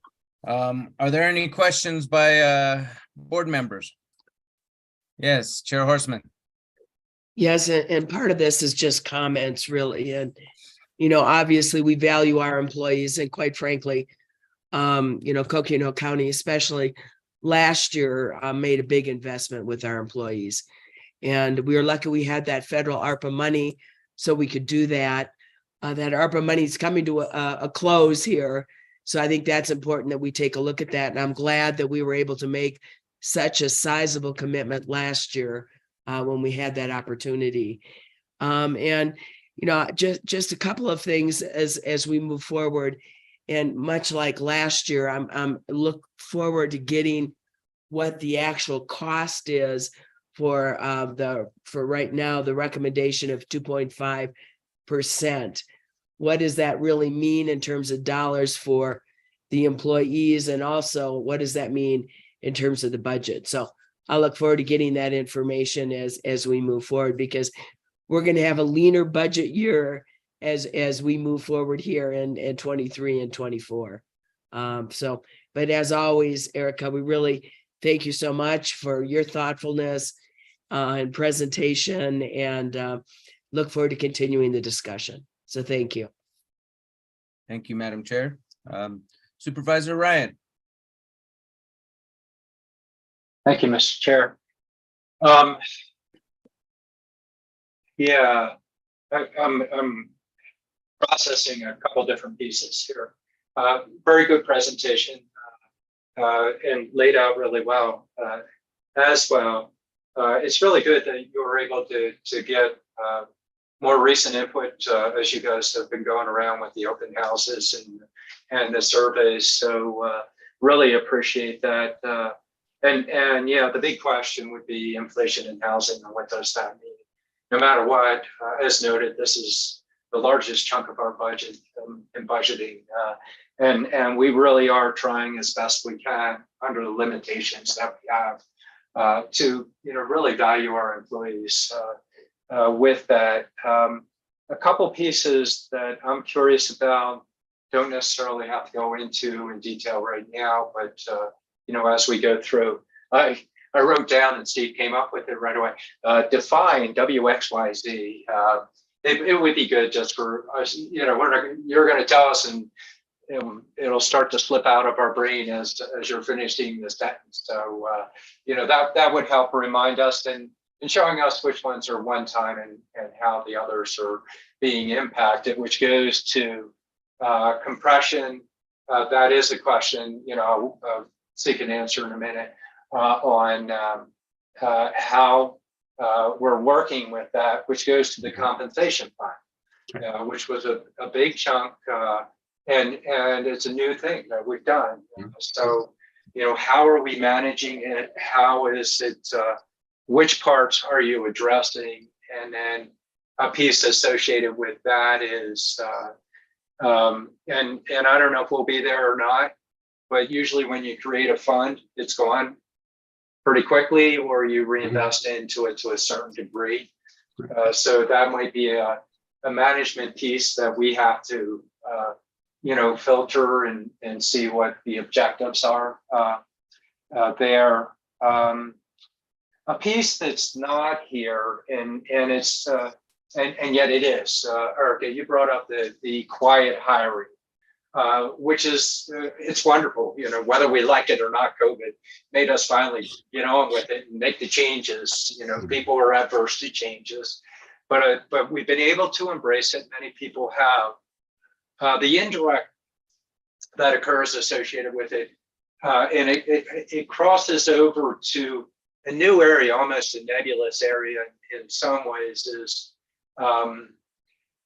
first piece, I would say, is assuring that if we have people working in a home-based scenario, that they really have the correct support. So that'll lean towards facilities, but it also draws down on employees if they have to come up with, we can't build them Taj Mahal or anything like that, but be reasonable about function associated with that. Brought to my attention last year by Tammy, we're not doing it for our employees, or very seldom do we do that. But I know we have to look at the IRS and how do we do it and make sure we control. I did have some conversations with Sue and suggesting, and she was talking about it. You're already thinking about that kind of thing. And when we think about that, we also have to think in terms of budget. How can we do it in a reasonable way, or an incremental way, or a property management lease, whatever way associated with it. The other piece of it that I think we're going to launch into and explore, and I've heard some of you talk about, is the board has housing. What are the implications of housing? We're not only looking at it from a broader community planning perspective, but time seemed to almost revert back to historical times where people don't have the wherewithal to work within the market area. And if we get into that, what does that mean? Who do we partner with, or what is the structure associated with it? So these are indirects, not exactly what you're talking about, Erica. Right. And as noted by Patrice, we had a big surge of federal money that came in, and we're capped by the legislature. So we have to come up with innovative, where's our new money if we're coming up with new money? And they're longer term conversations, but they all come back to this is the biggest part of our budget. So the last piece, and I probably went on too long and I'm eating into our time for other things, but if you can't do it now, I'll leave the answers. If you have some quick answers, Erica, fine.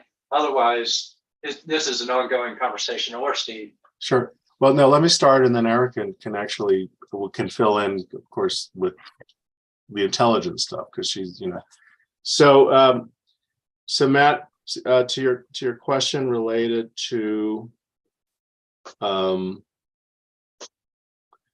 the fund itself. So last year we invested. Well, let me back up.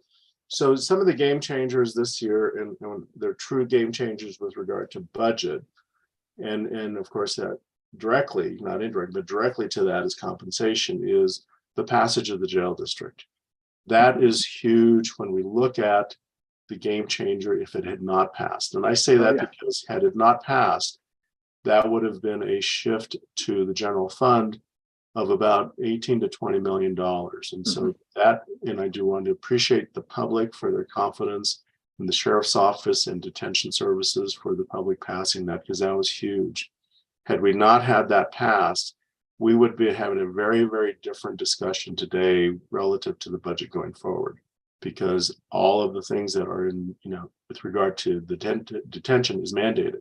So we would be shifting all sorts of services in order to create the capacity to absorb that. And so again, appreciation to the public for their trust in the county and the sheriff's office in providing quality detention services. The other game changer had to do with the funding from ARPA that came in 2 years ago, and the $29 million that helped us manage and navigate. We're not through COVID yet. Case in point, I can attest to that. We're not through COVID yet. But it helped us manage a lot of the impacts that COVID was wreaking havoc on our community and our workforce. So it helped us stabilize the criminal justice system. It helped us invest in a much needed approach to behavioral health at the county level. It helped us invest in education and public health, et cetera. And all those things are happening. At the same time, we are, and Kim Musselman's on too, we are adjusting the workforce based on the fact that we are now seeing a downward trend. And so we're going to be adjusting staffing based on that. And we staffed up, and we're being staffed down. So again, the funding that came through ARPA was important. The other game changer was recently when we received additional funding for the ARPA Wyden Amendment. And because the other challenge to this year with budget-wise was our emergency response. So our fires, our floods, all the things that impacted our communities has a big impact on the county, because we've shifted, and the flood control district as well. We've shifted expenses, et cetera, to cover some of those expenses that we've had to. Now, of course, with the additional funding we're receiving from the congressional efforts that the board has had is huge, because then we're able to kind of, provide a local match that is something that we can afford. So these are a lot of things that are happening in our environment, in our atmosphere, that we're trying to manage. And then we're of course, putting a budget together that we can have some confidence in, are not going to be experiencing huge changes based on that. So that's kind of, for me, just forgive me for kind of going on, but kind of creating the context or the universe or whatever you want to call it that we're operating within was important. From all that, though, we did invest, I think, it's about $12 million to create the compensation fund. We put a 5-year plan in there. The first year, as I said in the presentation, was substantially funded with 2.5% going forward for the next 4 years. If we do make changes in this next year, we will then have to, of course, adjust the life of that fund, but we'd still want to continue to invest in the compensation fund. So we'll have an amount in the budget presentation that provides funding for that fund to continue. Compression, we do have compression, and Erica will provide some details, but we did provide some support in those areas where we did need to make adjustments because of the compression that we were experiencing. And that's always going to be the case in terms of any HR system or compensation system where you make adjustments, and it does have a ripple effect that we do need to make some adjustments there to do. Quiet hiring, we've done a lot of folks, and we've got a lot of transfers within the organization, which is good in that fact that folks want to continue to be at the county, and we're grateful for that. But at some point in time, it's just not possible. It's like, positions have shifted enough that we cannot just rely on, okay, who else can we attract? We are really looking forward for those underfills. I think we do need to be looking at, with all due respect to the talent we have, growing our own talent is important. In any opportunity we have to do that, we may be making adjustments to job descriptions so that we intentionally know that, hey, maybe it's a new class of an underfill. And I don't say underfill disrespectfully, because it's talent there. We want to grow that talent. Remote work, we don't want to have individuals that are remote working that cannot do their job without tools. And so your comments related to what employees may be experiencing is concerning to me. because that's not the case. And so if there's a policy that may be needed to be adjusted so that we can provide employees what they need, the tools to do the work that they need to do at home or where else, we'll do that. So that remote work is important. Some positions by job design will be looking at, our office right now, we don't have our economic development manager, Chris Pastors. He's been remote for several months. Our CJCC director, Michael Jackowitz, has been remote. So we have a number of positions that are remote at this time. Is it ideal? Probably not the best, but we do have remote positions at this time. I also want to throw on the table alternate work schedules. So the county by statute, we need to be at the office 8 to 5. We can't even shut down for a blizzard. But that does not prevent us from looking at alternate work schedules. I know HHS is looking at making adjustment to some of their work schedules to provide a 4-10 opportunity. Now we will need to be covered 8 to 5 Monday through Friday, but within each department, I certainly provide. It's not about me. I encourage departments, and certainly the elected officials have their own prerogative to adjust work schedules accordingly. But to the extent that we can do that, so that we may be making a difference in someone choosing to remain here or not, that's important to look at alternate work schedules. And so I really want to emphasize, as much flexibility to the extent possible. We still have a public to serve. Not all positions are able to be programmed alternate work schedule wise. So that's an important part. Workforce housing, we along with every employer, regardless of size, are experiencing the same challenge. We, with the alliance level, the city, the county, NAU, CCC, FUSD, we're working together. We're going to be convening a smaller group to start looking at what are the elements of workforce housing that we should be looking at. I was born and raised in a mining town of Morenci, Arizona, 65 years ago, and I was born in workforce housing. It was a company-owned housing, and that was kind of the first vestiges of workforce housing were in that industry of the mine created housing. If you have workforce, you need to get workforce. You need to do something about housing. So, to the extent that as a public employer we can do something about it, we certainly will look at what we can do and what others can do. But to the extent that we're not able to do all things housing related, where we can have an impact is compensation for employees to address the affordability of living in our community. So I'm going to turn it over to Erica to help fill in kind of the important smart stuff that she would add to my conversation. Erica? Thanks, Steve. I think that was all really well said. One of the things I maybe didn't talk about in the WXYZ. So the W was the $2,000, the X was the $1,750, the Y was the longevity payment up to 1% based on years of service, and then the Z was 2% for participating in the performance evaluation. So I wasn't maybe as clear as I should have been about what the percentages were. So up to that 3%. And those things really made a difference for employees. And actually that really helped us with compression at that time because we were pushing people deeper into the ranges. It did help us move the entry of grade 7 up because we had space, but we didn't make it the exact same as what everyone was making.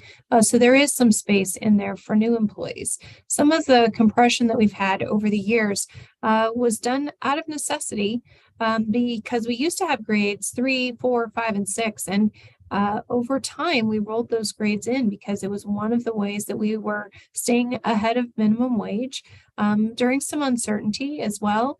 And at that time, when we rolled grade 3 into grade 4, I think there were less than 10 people in that grade. So we were really making sure that we moved up the people who made the least and acknowledging that it was going to make grade 7 and even grade 8 really large, and that we were going to have some people who were hired at entry, and then the person who's hired 6 months from now is hired at entry.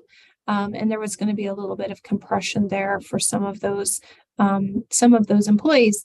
And it's an example of how with compensation, there's no one magic thing.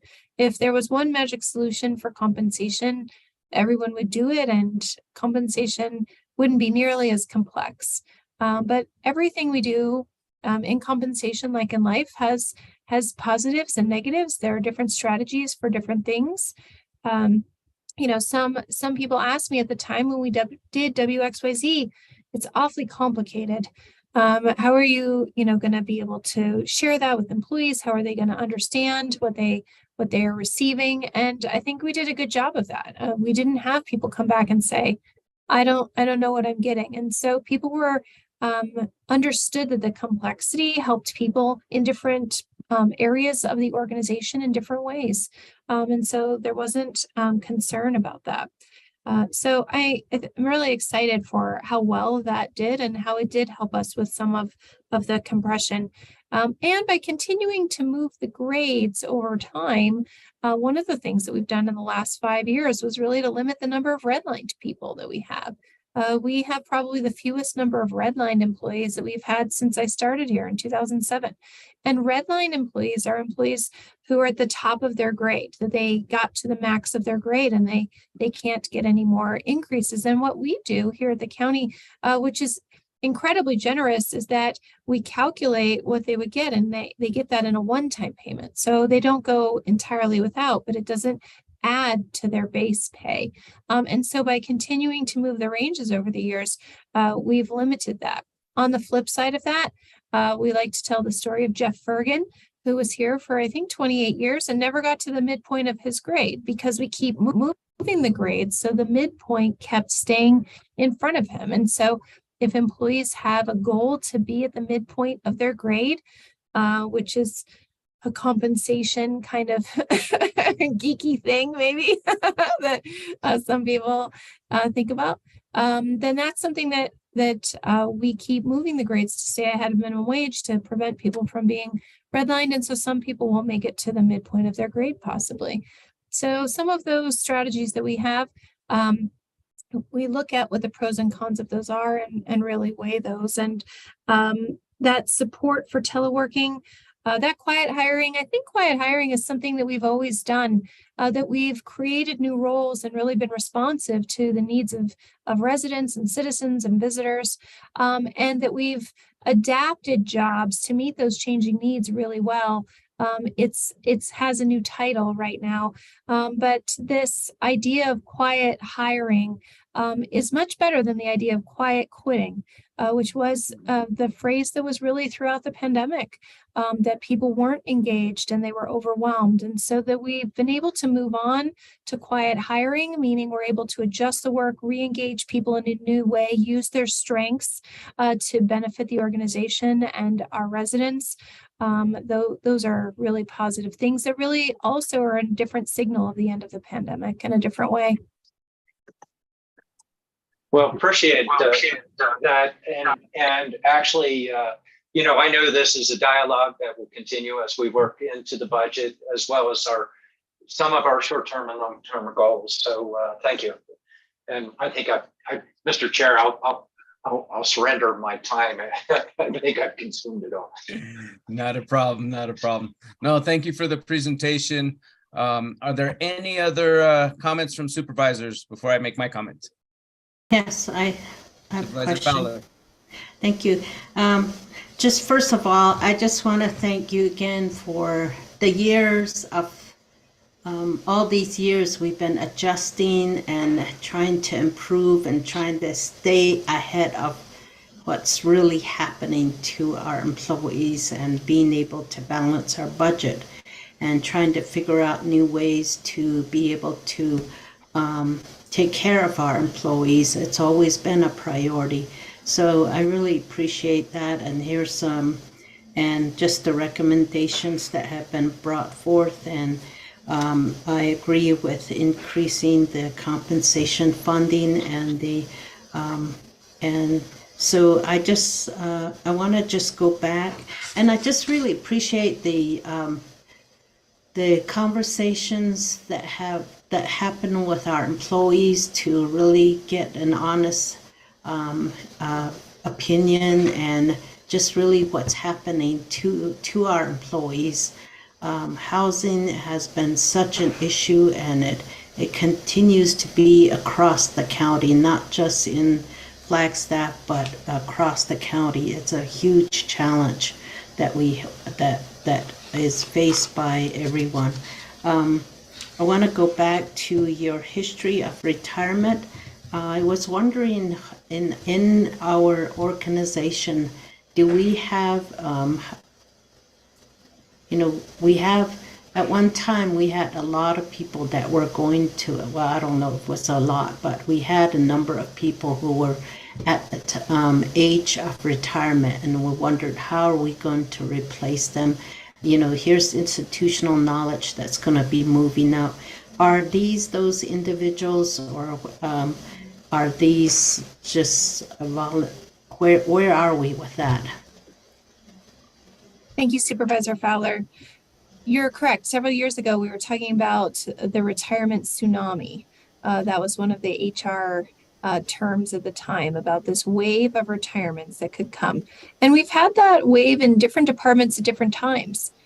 We've had many staff. We had a large retirement in community development several years ago. And we've seen different staffs who had a lot of seniority have in their department from employees have less. And so it hasn't hit the entire organization all at one time. But we have had a lot of people with a lot of institutional knowledge leave. And in many cases that they have shared with the departments that they're going to do that. And they've worked really hard to create desk manuals and training opportunities and grow skills of others.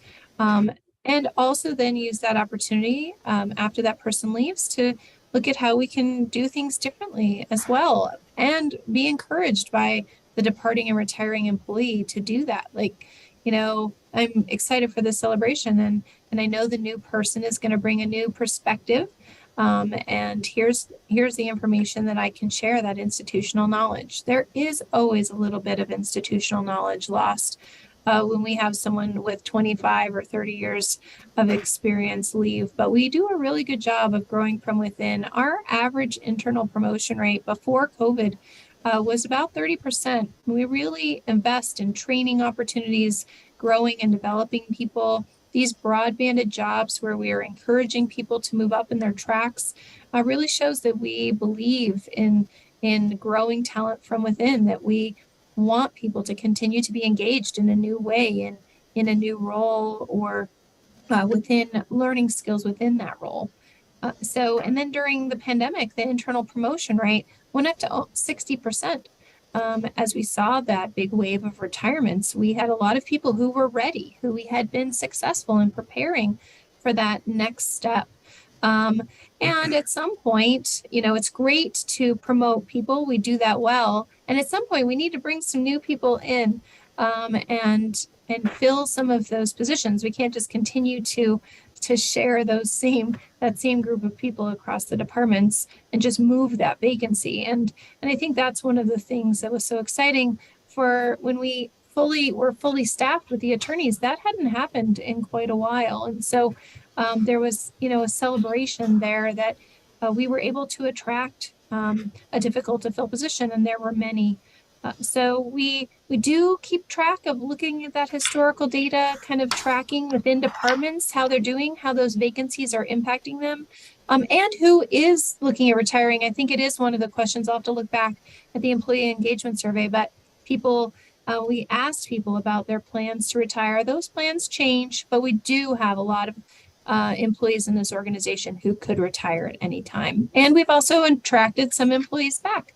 And in HR circles, they call those boomerang hires, where people leave and come back. Sometimes those people have left to go somewhere else and come back, and sometimes they try on retirement for size and go back. That's something we can ask Steve about. Thank you. And but I really just the way that we are really looking into people's lives and then using that to determine our compensation and our budget. I think that's a very good way of approaching this, and that's how we've been actually doing it for some time, and being able to come up with other ideas on how to be able to balance our budget, at the same time help individuals within their individuals with their expenses. I don't know how we're going to address the housing. Maybe yeah, we go into corporate housing. That idea came up several years ago. Maybe we really need to look at it. But we'll see how all of that pans out. But anyway, and then the medical insurance, that's always, we can't control some of these increases that come through. And it's just the trend that just keeps on increasing, and trying to stay ahead of that. That is such a challenge. But thank you for always trying to improve. And from the time that I came into now, we've really improved on how we address the employee compensation. So always looking at that compression. One time we took everything apart.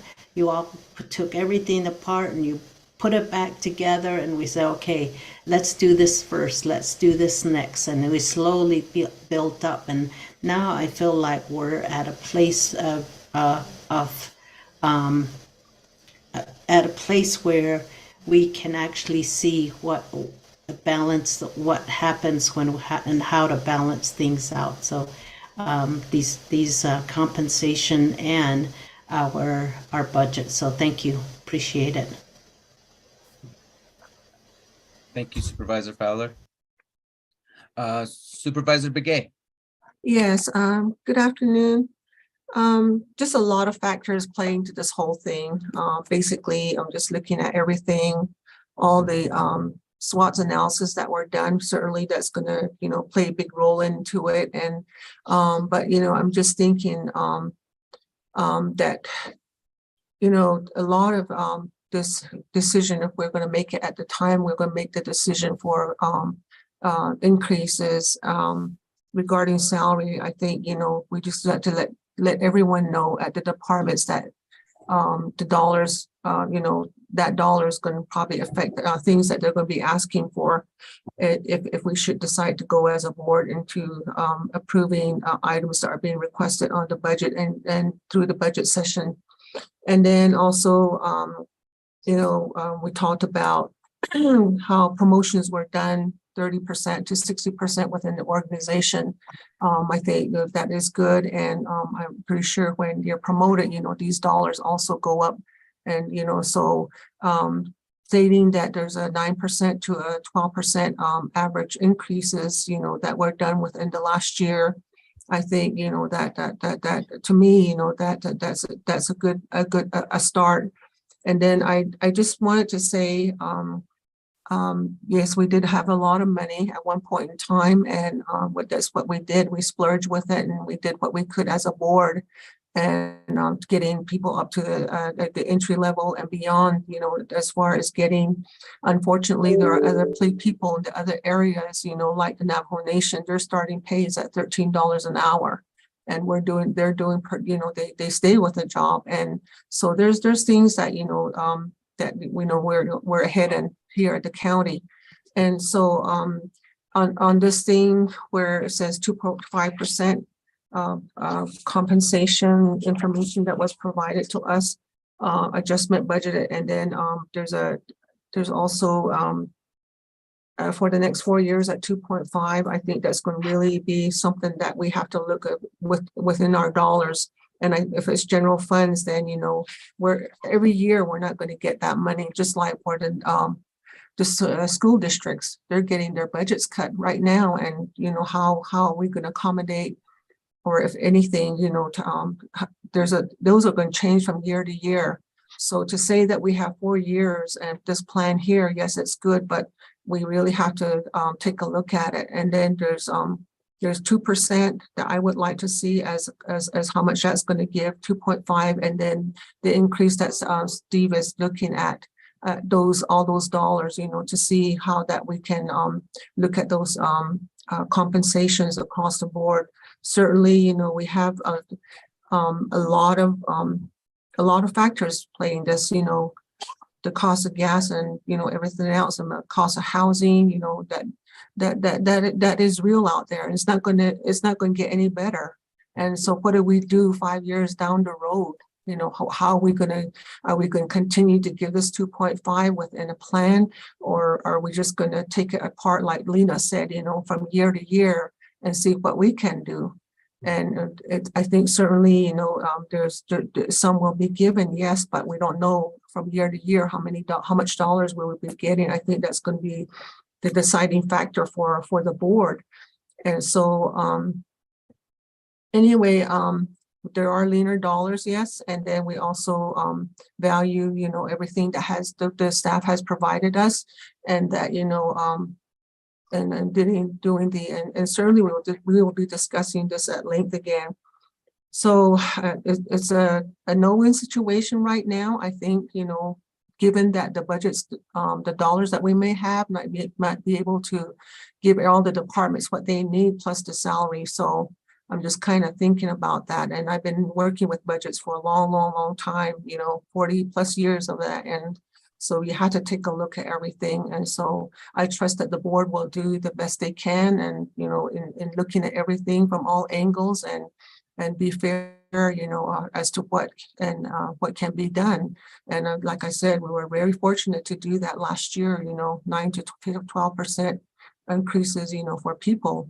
So on the average, so I just want to say thank you to Steve and your staff, for bringing this forward. And certainly there will be more discussions, and the monies that we receive is going to be a big factor. So I just want to say thank you for the time.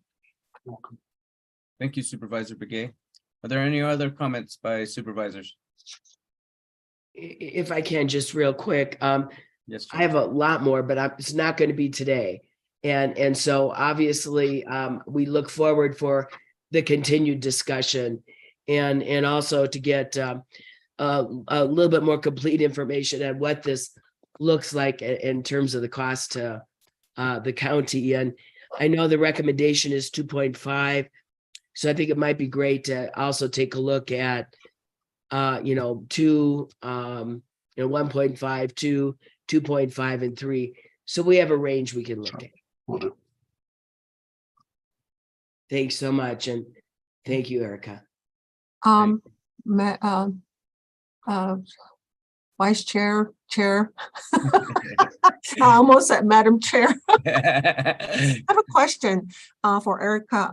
Yes, every year for the past number of years, for the time that people are employed, when do you do your performance evaluations, or were they done every year? Question. Thank you, Supervisor Begay. So they had been on hold for several years, actually at the board's direction. And then this last year was the first year that we brought them back. And we brought them back as a focal point evaluation where they're all done at one time instead of on anniversary date. That worked really well for our organization. That was a change we had been talking about making. That way, everyone, the supervisor gets to do them all at once. There's real consistency within them. You're not trying to do one right before you go on vacation or at a really hectic time of year. And so everybody got them in at the same time, and then we were able to process all those increases at the same time. And so we were happy to bring those back this year, but we had not had them for several years prior to that. And there was discussion about what are we calling the different compensation increases. So in the 10-year plan, there's a 2.5% placeholder in every year for compensation that is not in the 2-year floating recessionary years. And so how we use that money, or what we call that money, has differed from year to year. Historically at the county, when we've called it a market, that meant that the people got that percentage and the ranges moved that percentage both. So if we use that 2.5% as a market, the ranges moved 2.5% and the people got 2.5%. If we called it a merit, then it was tied to performance evaluations. They were eligible or not based on their performance evaluation rating, and they got 2.5% for getting that performance evaluation, but the ranges didn't move. We've also talked about having a cost of living adjustment, so that 2.5% moves the people, not necessarily tied to the performance evaluations, but doesn't move the ranges. So whether or not we move the ranges, whether or not it's tied to evaluation, how we do that is really up to all of you. We also had looked at in one of the previous years that you saw on that take-home slide, instead of doing a percentage, we took that money and made some of it a percentage and some of it a flat amount, $1 an hour. And so that $1 an hour is a different way of doing that rather than a percentage, to add a flat amount to everyone. So, but in the years where it was tied to performance evaluations, it was usually called a merit. And you'll see that on that slide that has the years. So that was a great question. I failed to explain those different terms on that slide. So thank you for that. Yeah, I think my question was just, just coming out, and I know that, a lot of places they do merits from year to year, and based on the evaluations that are done, and gives a chance to the employer to really sit down with the employee and identify where they need to improve and where they need, or thanking them for doing a good job or whatever. So I'm surprised that it hasn't been done for years, and now last year it was done. So we really have something that so that was just a question. I think I had heard that before, so I was just kind of wondering how long was this, but nonetheless, that's just something that a lot of people do, and a lot of organizations that I work with have done from year to year to ensure that our staff are pretty much on task and where they're needing help and stuff like that. So thank you. Supervisor Begay, if I may just follow up on that for one moment. During that pause, we actually had a committee, department directors, elected officials, staff, looking at our process and saying, how can this process be more valuable? We piloted several different iterations during that as well. Different departments were piloting different formats for that performance evaluation process and bringing feedback, and employees were giving feedback on the form, what was meaningful to them. We also had training on how to have crucial conversations and actually deliver those with honesty and make sure that we weren't just giving someone a high score because they needed a raise, or just moving through the motions, that those conversations were meaningful. And it was about documenting the meeting and the conversation, not just about filling out a form and not having a conversation. And so definitely we were thoughtful in that process, in that pause, and the product that came out that we saw last September, was much better for that process. Thank you. And to add my comments, just wanted to say that I really appreciate the conversation and the long-term vision of what the compensation package should look like. I really appreciate the fact that we are looking at continuing the compensation increases because of the fact that compression is going to continue, and the cost of living is increasing. The thing that stuck out with me the most were the comments about affordable housing. And that's a concern because, we would hope that our staff would be able to find housing that would adequately take care of their needs, and they wouldn't have to be struggling despite our compensation packages, despite the fact that we're raising salaries to try to help ease that pain some. We're still finding these issues with affordable housing. And so my question in these conversations to all of you is how can we how can we support our staffs to alleviate some of those issues? And, that goes into that broader conversation that we've talked about in terms of possible workforce housing, or I've spoken with the manager, and we've spoken about, other ways that we might be able to support affordable housing in the county, and seeing how those factors can play in, because as was just stated by Supervisor Begay, we can't just keep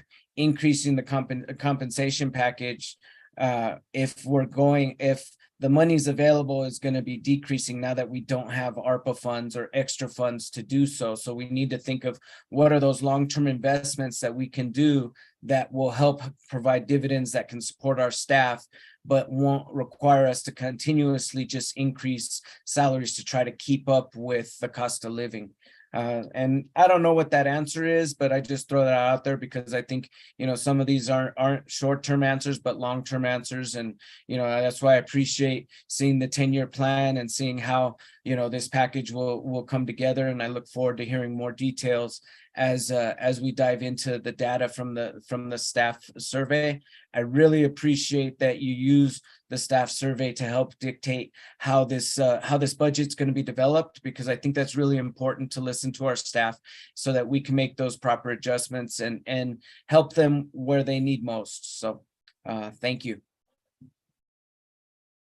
Are there any other questions or comments? Yes, Chair Horseman. Yeah, and just and I think everybody said it very well. Everything's related. Everything's interrelated. And I thought the county manager did a really good job of an overview on that. We're looking at a huge bill for forest restoration, huge bill for flood mitigation. And if we're looking at things such as workforce, housing, and what are we going to do for that? How are we going to contribute to our community for that?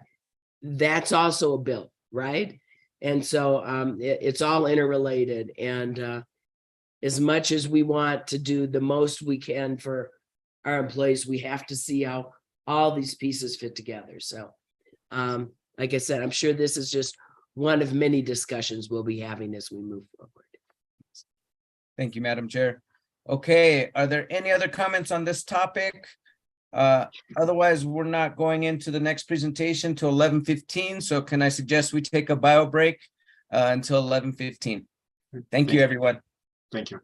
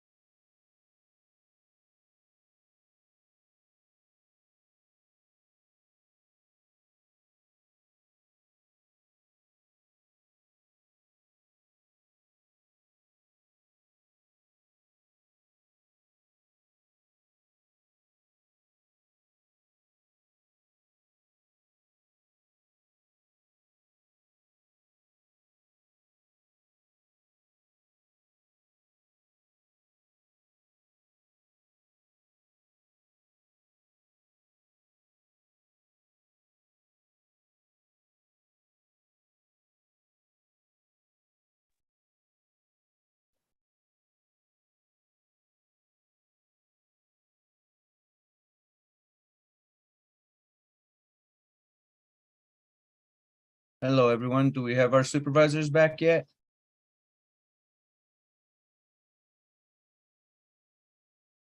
I see Chair Horseman, Supervisor Ryan, Supervisor Begay, Supervisor Fowler. Are you back yet?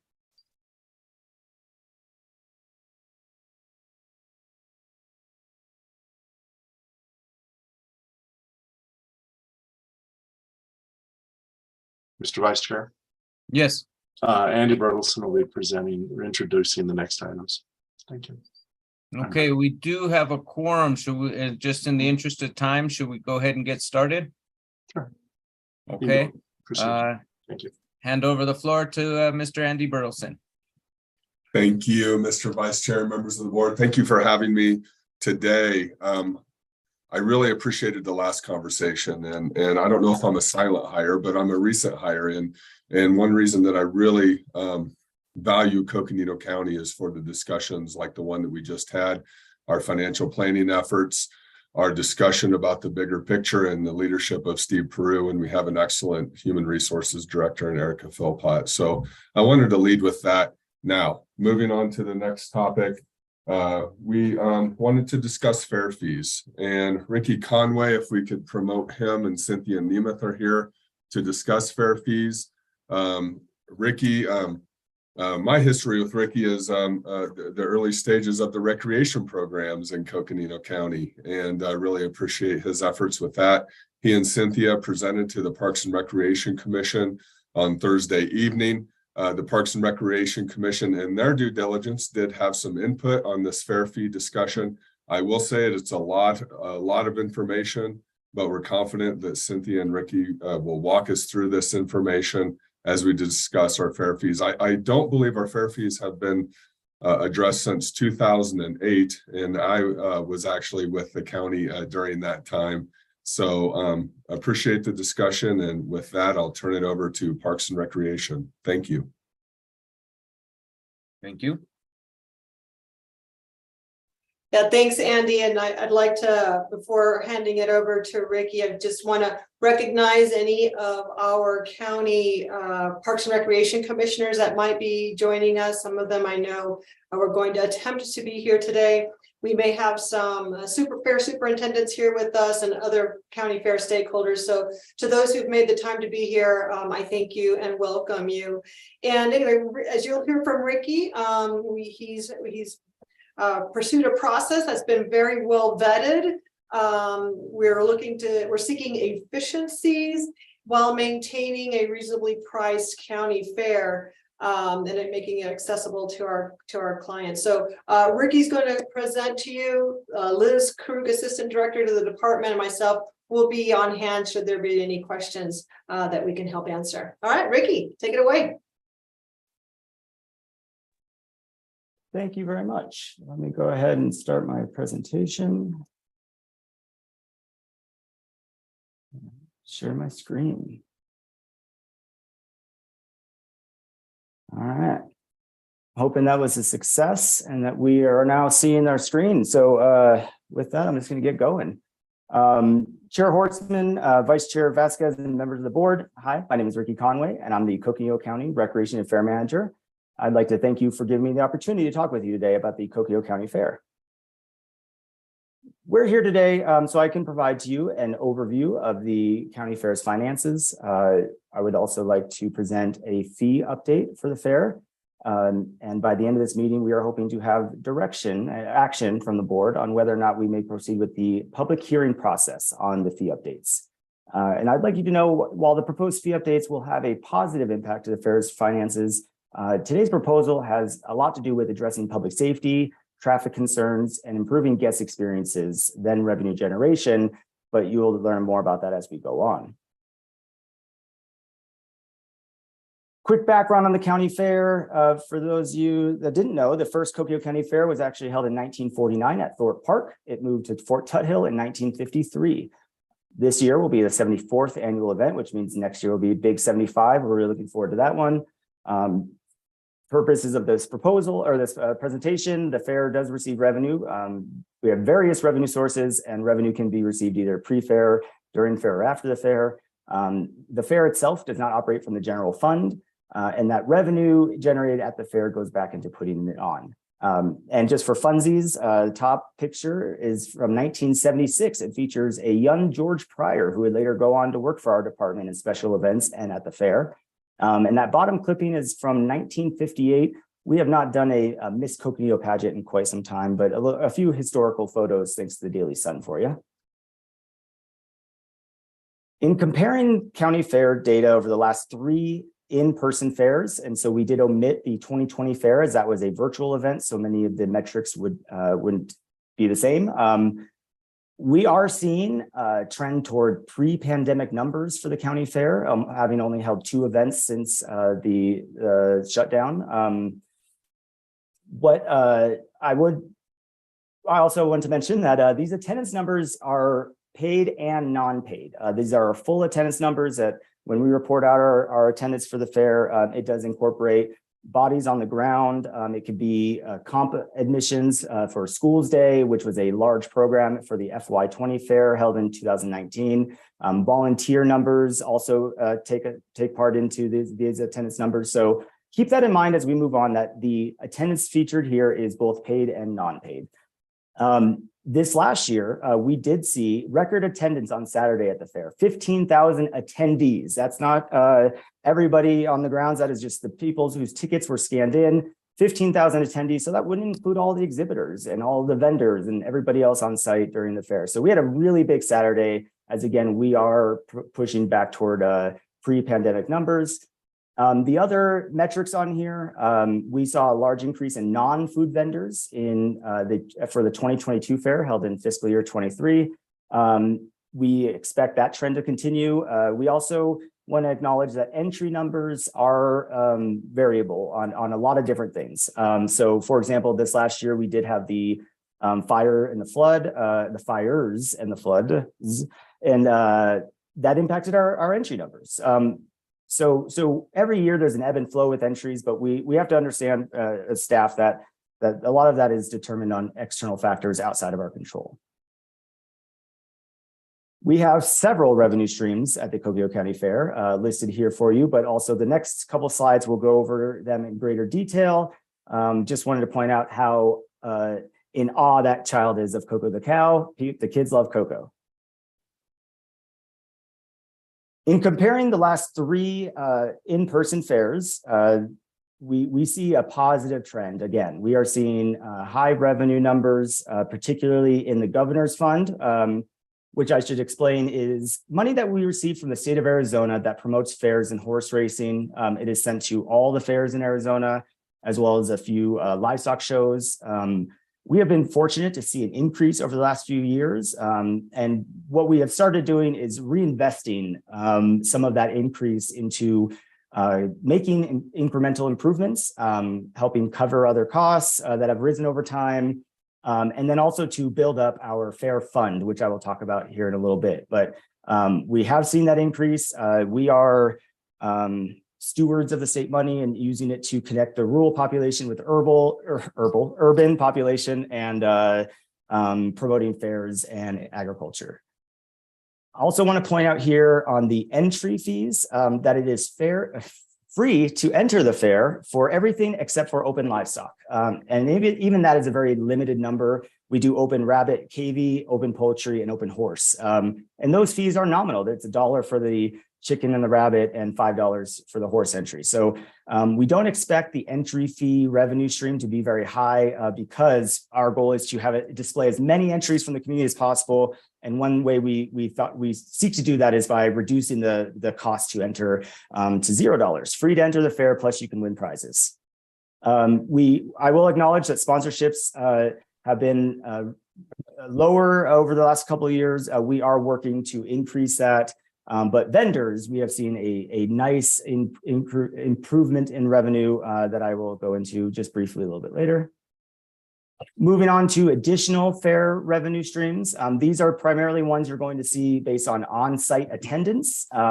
They are admissions, carnival, parking, alcohol sales, ice, and then we have a miscellaneous category as well.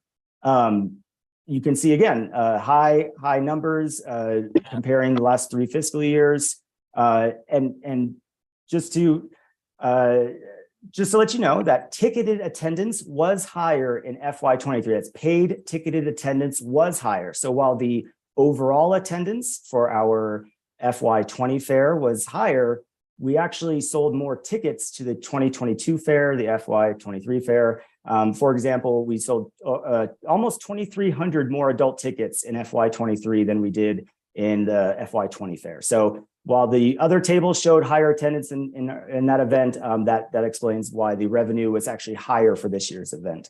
And then also, as mentioned, the comp tickets, like our Schools Day promotion, would have also made the attendance figures seem higher in FY20.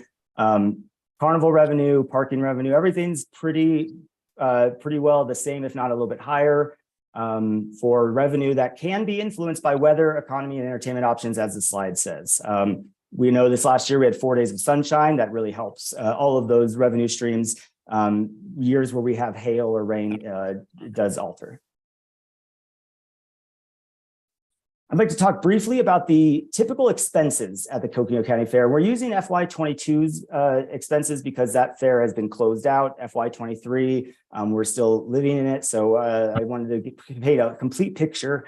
So looking at the, again, the 2021 Coconino County Fair, which was held in fiscal year 22, you'll see that most of our expenses go to full-time salaries. Every Parks and Rec employee has a percent of their salary tied to the fair.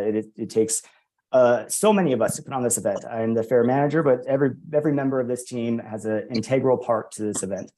Also, on a high percentage of the allotment is the equipment rental. It takes a lot of equipment in order to put on this event. We don't have the space to store equipment or multiple uses that would warrant purchasing. So a lot of what we use, we rent, whether it's the tents, tables, and chairs, or stage sound and lights, or large equipment from like Sunstate light towers and generators and things of that nature. Although we have gotten a lot fewer generators since the quad redesign.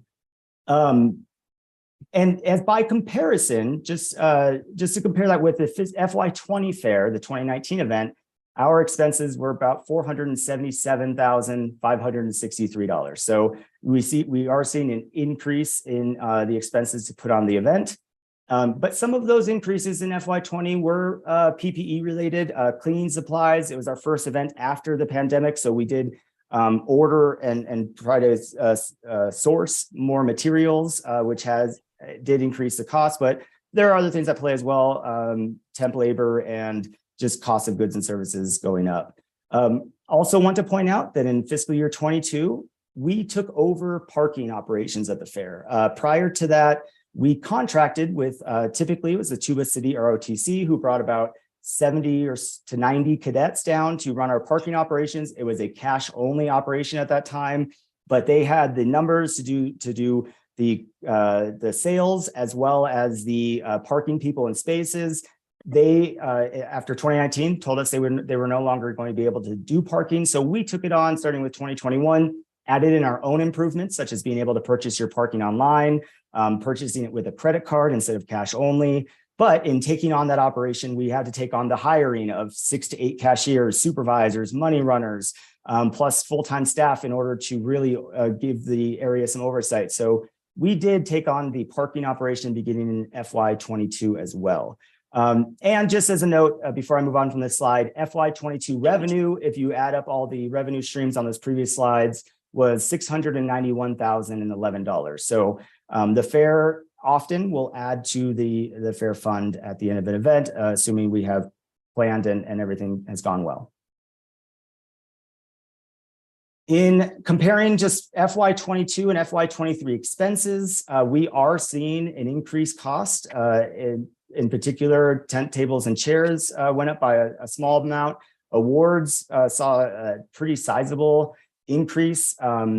Refuse disposal, that's dumpsters and porta potties, increase as well. And gated overnight security, really, and some of those are tied to minimum wage. They have staff that are paying them more, so we're paying more on those contracts. So it's one of those things where it kind of flows down, and so the end user, us, we end up paying more.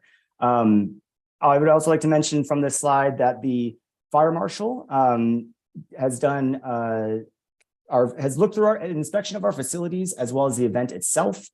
Through that, we have findings that need to be resolved that will have a price tag attached to it, such as changing our gates so that they open both directions, or augmenting signage, or having better layout software so that we can provide details about our tents and the setup underneath. So we are going to have to address some of these issues with the fire marshal, and we need to do that actually in fiscal year 23. We need to start doing as much of that as we can, but we have work to do there.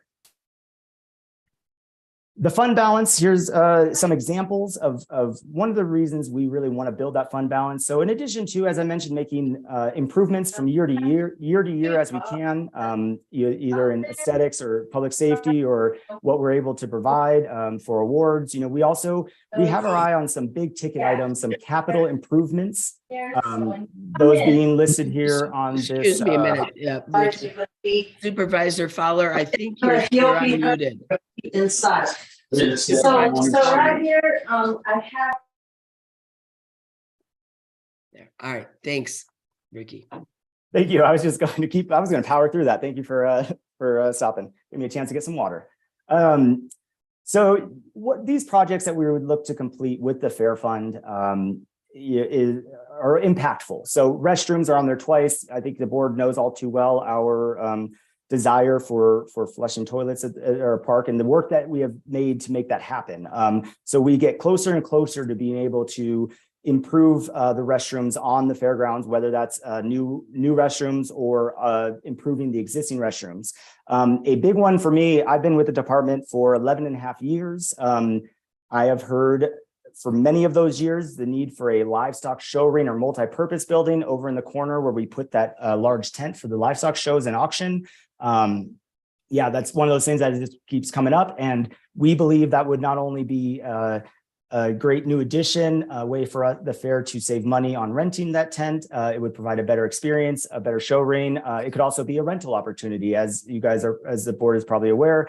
The commercial building on site gets rented throughout the entire summer. So we believe that would be a great new capital improvement. So we have a lot of ideas. Many of these will reduce expenses for the fair when they come to fruition, but a lot of these require a lot of investment. And so as we build to being able to invest in those buildings, we need to continue to have our financial stability at the fair. Here are the current admission fees for the Coconino County Fair. I will say that our department strives to keep the fair affordable for all, especially families. Our goals are to keep the barriers to participate minimal when possible. One of the reasons is you'll see in the bullets below, we have a lot of promotions and coupons. And one of the things we feel like we can do is offer those early bird deals or coupons with a beverage sponsor or our Schools Day program. What can we do to help keep the fair affordable, to make sure that families are able to participate? We're also aware that attendees might view the fair as expensive when you add in admission and parking, food, and you bought a toy from another vendor and you went on the rides, and now the fair is expensive. So, how do we combat that with the controls we have? So you can see on the table currently children 5 and under are free. Youth ages 6 through 12 cost $5. Adults ages 13 through 64 are $8. Seniors 65 and older are $5. Military veterans, $7. County employees, for those of you that did not know, with your badge, you get to come to the fair at a discounted price, which is currently $5. And parking for one entry exit is $5, meaning that once you park and leave, you would then be charged another $5. Once that $5 parking only covers that one parking space, and then once you abandon that, you got to pay again when you come back. So parking is $5 each time you come in and park. And then I have the promotions listed there. The one I really want to just talk about just super quickly is our Schools Day program, because it's something we're very proud of. We have seen a reduction in participation post-pandemic. I believe some of that is the ability for the school district to get bus drivers in order to use it as a field trip. But otherwise, our numbers are really solid, especially coming back from the COVID-19 and seeing an increase this last year, being able to welcome in over 1,000 youth and adult chaperones. And that's homeschool, charter school, private, public. If you're an educator in Coconino County, we offer this School Day program for you. So I'm really proud of that one. In addition to looking at our own cost recovery, our process for determining the upcoming proposed fee update included researching what other fairs and events are doing for their admission and parking fees. I'm not going to go over this line by line, but I will say 17 fairs in Arizona. There are 17 fairs in Arizona, which would include the state fair. I did not include in that calculation. There are livestock specific events like the Southern Arizona International Livestock Association, also called SALA, or the Arizona National Livestock Show. So those are not included in that 17 number. We were able to find info on 12 of the 17 fairs. In just looking through this slide, you'll see a pretty common trend. 5 and under is free in all but 1 cases. You'll see roughly 13 seems to be that adult range. And that there's a lot of other variables here. Going to the next slide, very similar. 5 and under free is prominent on this slide. 13 and older seems to be roughly what fairs consider an adult ticket. Everything else is kind of variable. Overall, though, what did we learn? Well, I learned that pricing varies greatly. There's not a rhyme or reason comparing number of days to the costs incurred by the attendees. I learned that we found that 11 of the 17 fairs don't have a charge for parking, which leads us to believe that many fairs don't use parking as a revenue source. In talking with fairs such as Verde Valley, they've cited, actually Verde Valley and Yuma both cited the same thing, which was being next to a major thoroughfare, needing to get traffic off the grounds quickly, get those cars in. But those that we did find parking fees for range from $5 to $12 per car. The state fair has a $30 parking fee if you do a VIP experience. Yeah, 5 and under is generally free. So that's what we learned at Arizona fairs. I only took comparisons of 4 local events, 2 held at Fort Tuthill. They're shown on your screen right now, Celtic and Flagstaff Pro Rodeo, both held at Fort Tuthill County Park. 5 and under free, and the rest of it changes a little bit. You can see it's a little bit more expensive, potentially at the rodeo. And the rodeo had charged for parking at their 22 event. It's unclear if they will at the 2023 event, but their admission fees kind of vary as well. The other 2 events I chose to look at were events at Wheeler Park, which was, a historic kind of event park. And these 2 events are kind of the grandfathered in. I don't think they're hosting many events at Wheeler anymore, but here are 2 events, both happen to be held at Wheeler. I would say, the county fair is maybe different than these other Flagstaff events, but that's, we're more family friendly, family focused, I would say. But in any case, so looking at these other events, 12 and under free at Oktoberfest, 5 and under at Hullabaloo. They do an advance and a gate, and we do something similar at with their early bird rate, similar. What did we learn through this process as well? We don't see a lot of local events that are charging for parking unless it's part of some sort of VIP experience. And that at 3 out of these 4 examples has us under marketing our admission rate. With that, let's get into the fees, please. That's what you're all saying. Here we go. As Mr. Bertelsen said, our admission fees have not changed since 2008. In 2007, everything was $1 less. So everything went up by $1 between 07 and 08, except for parking, which went up by $2. In the meantime, since 2008 till 2023, costs have increased. It costs us more to put on this event, even if most things stay the same. And we were talking about compensation and wages and all that earlier as well. And, we're feeling that at the fair. Now we were able to help some of this, the increase in costs. If you remember, and those that were with the board in 2020, we actually updated our vendor fee philosophy and fees across the board, where we went to a percentage for food and everything else increased by a nominal amount. And then we addressed that in 2021's fair. And then we did a small update to 4-H exhibitors just to get their wristbands more in line with current pricing. And so that changed in 2022. We have seen a positive impact to our revenue, as you saw in those previous slides, to our vendor revenue, 22% in 2021, and then again in 2022. So our efforts, and at that time when we talked, it was to try to address this as much as possible from behind the scenes before we tried to look at what happens to the attendees that are coming to the event. So we felt like we did a great job of addressing that with those fee changes then, but we would like to propose something new here today. Here is, and there are 2 slides. The next 2 slides are pretty much the same, except the information is displayed differently. In this bullet format, you'll see that we are proposing adult admissions. Again, those ages 13 and older would go from $8 to $10. Senior admission and county employees, which were both at $5, would go to $6. The military veterans would go from $7 to $8. We are recommending that we do not change youth admissions for the FY24 fair. Instead, we would like an opportunity for this proposal for FY24 to go into effect, and then look at the youth fees implementing a change from 5 to 6 in FY25. We would like to get that authority or that approval to move forward the public hearing process so that we may enact that change. The big change for us is that parking at the fair would become free. And I'll go over other benefits to that here in a little bit, but that would be a big, another philosophical change for our department, coming off of the food vendor percent change to something new where we would change it so parking is free. We would still do the various promotions and coupons, and your fees, the fair fee schedule is included in your packet. There would be no changes recommended for exhibitors, 4-H, FFA, or otherwise.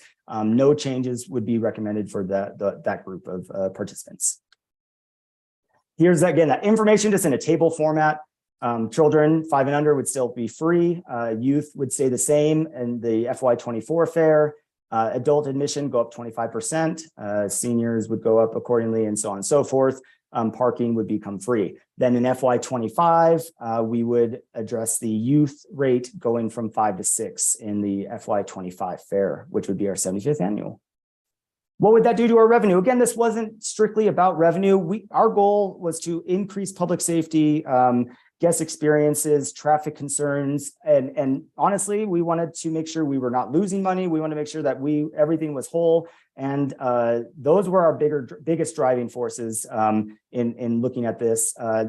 Looking at FY23, these are tickets sold, so this isn't maybe necessarily attendance. These are the sales numbers, because someone could buy a ticket and for whatever reason not be able to make it that weekend. You'll see parking amounted to 44,000 of the 291 in admission and parking revenue.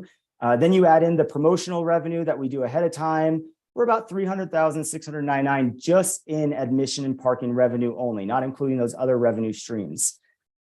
How would that look in fiscal year 24 if all things stayed the same, which we can hope for, and actually we hope for growth, and we'll settle for staying the same. That would amount to $312,073 in projected revenue. That one should have said FY24. Apologies for that. And then, so I'm sorry. So that's FY24 would see $312,073, which is an increase to our net revenue of $11,374. In addition to a projected increase in revenue by removing parking and adjusting those few fees, we would also find that parking expenses would be reduced by about 52%. Last year, FY22's parking expenses was about $16,000, mostly in temp wages. And we would still have a parking coordinator group. We would hire a contract group to come out and get people parking so that the traffic does move quickly, so that people don't have to drive around looking for their own spaces, for the safety component as well. We would still be hiring, so we would still have some parking expenses, but we would not have equipment rental to get the iPads. We would not have printing, comp tickets or otherwise. Of course, 6 to 8 cashiers and the money runners and all the staff that takes to do parking. We've also had to ensure that we have connectivity, especially at Purple Sage, which is a struggle for us to get connectivity to process all those payments. So we would find an increase in our revenue plus a decrease in our expenditures, and the ability to look at parking differently. Sorry. I'm going to move on to the next slide to look at FY25. So when we implement the youth fee from 5 to 6, we're projecting revenue at 319,141. So year over year for 24 to 25, it would be another increase of about $6,000. So all told, it'd be about 17,000 in 2 fiscal years for additional revenue for the fair, while improving aspects that we believe need to be improved, such as traffic and public safety. We understand we are removing a source of revenue by removing the parking fee, but we strive to generate the equivalent revenue through the admissions increase while decreasing the expenses and gaining tighter financial controls and an enhanced parking experience for the guests. Backing up on the interstate is a concern for our department, City of Flagstaff, ADOT. In the last 2 fairs, when the lines would get too long, we would forego the revenue in order to move vehicles through anyway. We were trying just to get that backup off of the ground and get them into the park. We also are very aware of the development at the hospital, the north part of our park, and what that might do to getting people in. Like I said, we typically do use Purple Sage, maybe not for the bulk of the attendees, but certainly for many who know that is a way to go into the fair. So we have to be aware of that and try to think ahead as to what that development will do for traffic, for flow, for how we bring people into the park. We believe the guest experiences would be improved. I know for me, whenever I go to an event, the fewer times I pull out my wallet, the better.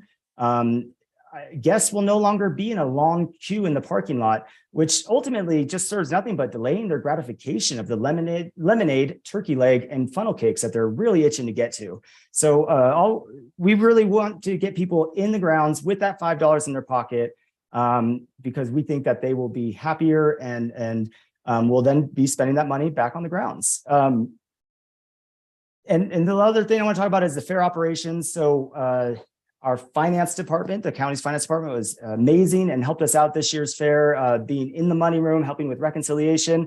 And so I think they can speak to it as well, as that, there's a lot going on in our fair operations and in the reconciliation. We believe that removing the parking staff that collects the money, so again, 6 to 8 cashiers, the banks we have to create, the regular reconciliation as they're doing their money drops or retrieving more passes. Basically, the money room staff, the staff that oversee the money room, are too transactional, dealing with admission and parking and money runners and money drops, that they're not able to take a step back and look at trends, to really watch the admissions booth and see, do we have any concerns, or do we need to deploy more people? What kind of improvements can we make? It's a lot of trying to get everything done that's immediate and on your desk, and not being able to take a step back. So that and not touching the money as much. Again, not creating those extra banks of however, $200 each time, and then you're bringing that money back in and you're putting it aside. It's just a lot. It's a lot that happens, and so we believe better financial controls will be a benefit of this plan. Okay, moving into the public process, we did present to the fair superintendents. They are the ones that we put in charge of all the buildings. They really oversee our entries and awards at the fair, the jams and jellies and the livestock animals. We presented them on January 26th. They were very positive about the proposal. They thought the safety aspect and the traffic flow was a great point. They were really excited that we would not lose money with this change. They felt that $10 was reasonable to come to the fair. There was a concern on the number of cars, and we have the same concern. Last year we parked people in the grandstands, which was the first time we've done that. And what we're trying to do is we're still going to offer the free shuttle that we've had for many years. It operates out of the South Campus parking lot at NAU. We'll still have that if available. I would like to expand that back to the east side like we did pre-pandemic. That's another instance where finding drivers has impacted what we're able to offer, but we're still going to offer a free shuttle service so people don't have to drive in, and hopefully ideally expand that back to the east side. But that is a concern, and we will have to address that as we see it in the field. We presented to the Parks and Rec Commission on February 2nd, as Mr. Bertelsen said last Thursday. What I heard was a concern on losing the parking revenue and investigating other options. one of the concerns was that the public is accustomed to paying this cost already, and that implementing a fee down the line would be more challenging. There was a request, how can we use technology, or how can we adjust our parking operations in order to maybe solve the concerns instead of changing the whole operation. And so, we took that feedback. The staff, myself, discussed it on Friday, a little bit more this morning. There are valid concerns. We understand. I will say we have utilized a lot of technology in the fair parking, especially upon taking it over. It's honestly the number of vehicles, number of people coming in, and just having that point where you're stopping all the cars in order to transact has just it slowed things down. And we don't feel that there are other options that would address this as of right now. So anyway, those were the comments from the Parks and Rec Commission. We'd love to go back and have more dialogue with them. Unfortunately, we had a time constraint, but that was the feedback from the Parks and Rec Commission. Next steps. Today, I'm here asking you if we may move forward with a 60-day public input process, upon which time we will schedule 2 stakeholder meetings to be held virtually and in person. Understanding that we have a vast county and we want to reach people in Page and Tucson and the other outlying areas. We will send correspondence to the 4-H group. They're a wonderful partner of ours, and they would let their exhibitors know who might be affected because their grandma, grandpa, aunt, uncle needs to come to one show. And so we'll make sure to communicate with them. All that to get to the April 11th. We are already on the schedule for the public hearing and potential approval of fees, at which point we would then implement the adult, senior, military, county employee, and parking changes for the upcoming 2023 fair, and then the youth fee in the FY25 fair. All right, that is the end of my presentation. I am open up for questions, comments, concerns. Well, thank you, Ricky. Really appreciate the presentation. I thought it was very interesting, the idea of removing parking fees, but increasing fees across the board to cover it. I'm sure there's going to be some interesting feedback on that, but I think that's actually a good idea, just because you're eliminating one cost for folks and covering that revenue from the increased fees. But at the same time, you're decreasing some of the complexities of what it's going to take to manage the fair. So I personally like that idea. So good job. Are there any other questions or comments from the board? Chair Horstman. Yes, thanks. Thanks, Ricky, and really appreciate the overview. It's very helpful. And I would just have to say that I understand about the parking. Once we take away parking fees, it's going to be really hard to reinstitute them. But certainly based on what you've said, we also don't want to be involved in a program that actually is not really revenue producing and takes more staff and more resources than the benefit. So I appreciate that analysis. And I think because of that, I think it's going to be an easier sell to increase slightly our entrance fees. I don't think that's a problem. The county fair is loved, and we do want to keep it so that it is, in fact, something that that you can bring your family to. What I heard over and over again at the fair were people talking about not the problem with parking, not the problem with the entrance fee, but the cost for the vendors. The vendors were charging so much more for that lemonade, so much more for that turkey leg, so much more for the rides. So what I heard over and over again was the cost for participating in, the food and the vendors, with the vendors and the rides. So I thought it was interesting, probably the ones that benefit the most on this, other than I think it's a great fair. Our community loves it. It's a great benefit for our community. But are the vendors, and that you're keeping the vendor cost the same. And I don't understand the reasons for that. I like everything about your plan and what you proposed, except I don't understand that. The vendors are the ones that are probably getting more revenue response from us promoting and having and holding this fair. And I also agree with you that we need to invest as a county back in the fairgrounds in order for us, in other words, the fair is going to continue to be loved. It's going to be loved more and more and used more and more in the future. And it's pretty tight the way it is now. So we have got to start planning for the future. And I like your recommendations, a lot of those recommendations. And especially with regards to a stock ring, I think you've got to do that. So our facilities are stretched to the max. They're going to continue to be stretched to the max. We've got to learn or look to how we're going to handle it going forward, because everybody loves the fair. We love the fair. We want everybody to come and enjoy the fair. So we've got to come up with a revenue source to be able to do the things we need to do.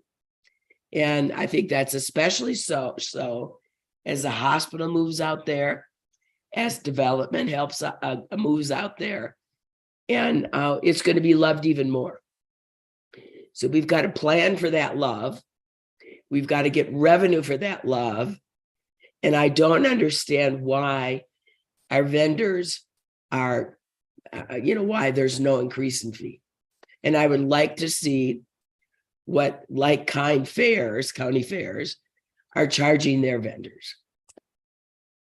That's my thoughts. Thank you, Chair Horstman. And I like the Coconino cow too. It's really great. Ricky, you did a great job this last fair. It was really, really wonderfully well run.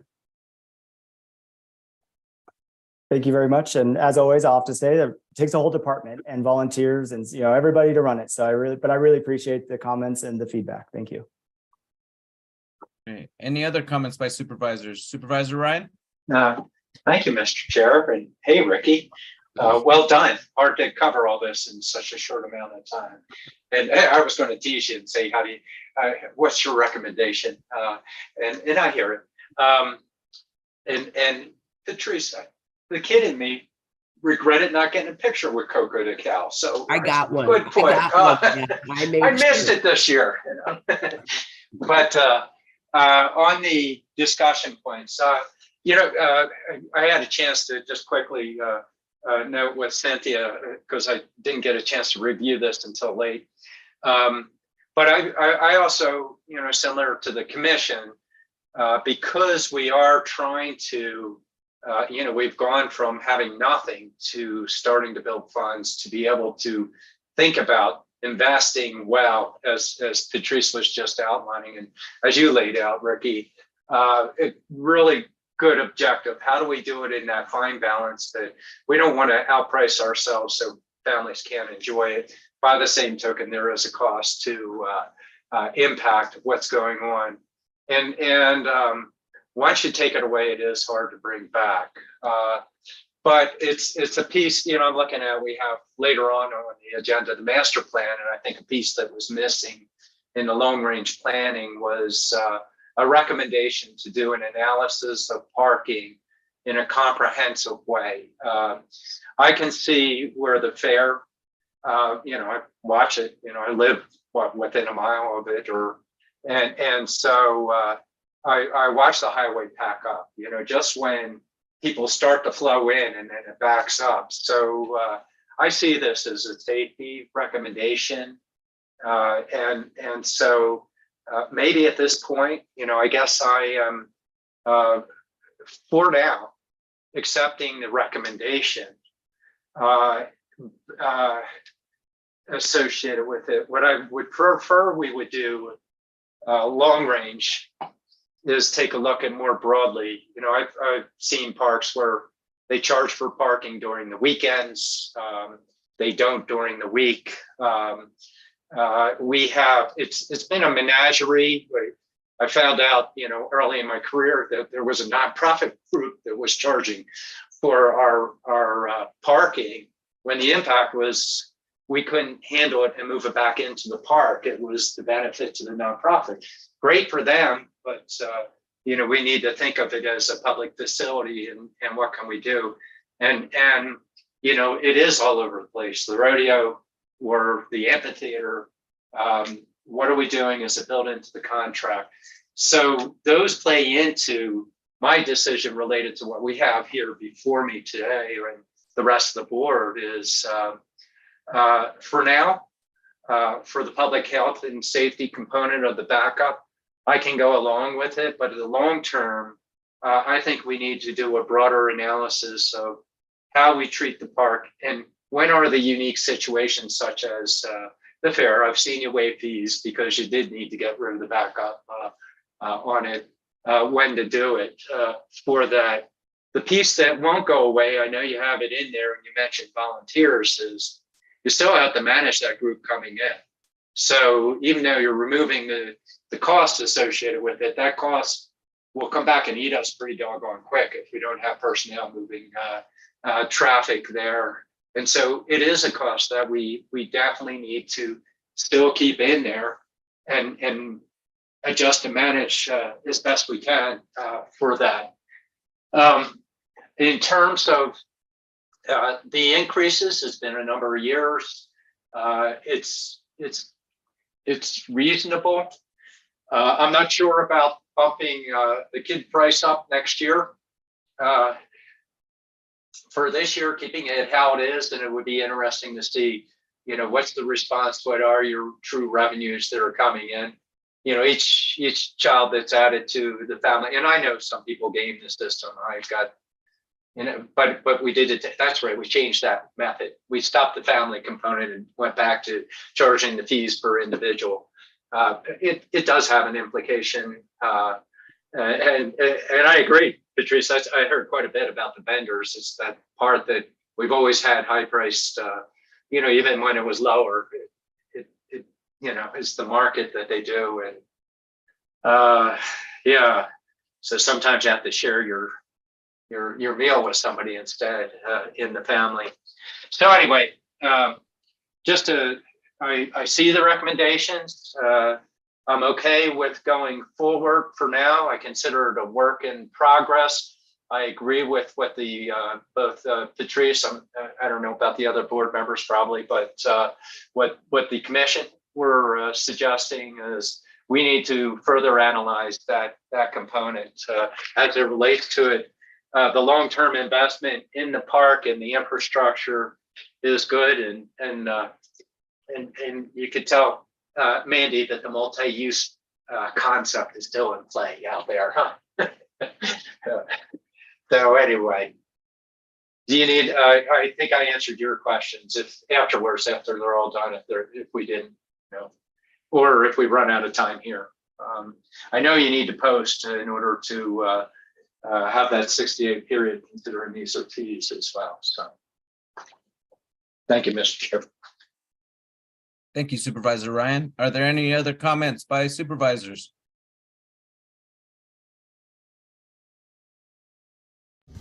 Yes, Supervisor Fowler. It's good that that the work that you all have put into analyzing the fees and trying to see how we can generate more revenue while at the same time relieving people's pockets of their parking. But at the same time, though, maybe part of this generating more revenue is to look at the programming to see how we can diversify the programming. That's, I think, even in the entertainment and vendors, if we had more diversity and it had a reflection of the county, I think that would, increase our visitors and the timing also of these scheduling as well. So I'm sure you're all looking at that, but I just want to mention it. And I think I've talked about it before, and I think it's really important to see when we're looking at revenue, then, if we're have the same program year after year, then, it's still the same. So if we can diversify that even more, I think that would be really good. All right, thank you. Thank you, Supervisor Fowler. Are there any other comments by board members? Supervisor Begay? Yes, I just want to say it's a job well done. A lot of factors were taken into consideration, and I think, the health aspect of that whole thing, like the restrooms, I think that's usually a biggie, when I hear people talking about certain things. So I think that plan is good. And I just, whatever works, I will fully support it. And, as far as, if there's any board approval that's needed. So I just want to say thank you to Ricky, and then also Andy, for bringing this forth. And then of course, Cynthia, thank you so much for the presentation today. Thank you. Is there any other closing comments from board members or any of the staff? If I may, just real quick, I just first of all, thank you again. Really appreciate it. Thank you for all the kind words and positive feedback. In terms of the vendors, that was a fee that we addressed in the 2021 fair, changing the philosophy for that food vendor percentage, but also incrementally increasing the cost to participate at the fair, because those fees had not changed since 2008 as well. In doing that, we did a comparison of other fairs and would be happy to start that work again, just to make sure, see where everybody's at. One thing we've got to be careful of on our end, is you're talking about the pricing for the public, is that if we increase our fees, the vendor's likely to increase the fees for the end consumer. So, it's kind of a delicate game, because for that turkey leg vendor, they're already dealing with supply chain, they're dealing with markets. So there's a lot of variables at play. So we do try to tread very carefully when it comes to this spinning plates of the different fees of the fair. So just as an FYI, but we did change that and have seen a good increase. Now we're trying to kind of see the success of that program, if there's any further changes that we would recommend. And it wasn't as much the turkey leg, it was the rides. Okay, that's good to know. All right, yeah, with our contractor with the carnival amusement, we have maybe a little bit more capacity there to talk with them. And so but as noted, our revenue stream is tied to their success. So we're partners in this. So that is something, thank you for that note. I will revise my note on that. And then Supervisor Fowler, just did want to let you know that I started this year. I don't know if you know the gentleman, Ed Caboti. He's been working with me on trying to get some of that diverse entertainment. He's been very accommodating and willing to help put me in contact with some additional groups. So we are really working toward that vision of a very entertainment lineup that is reflective of our diverse county.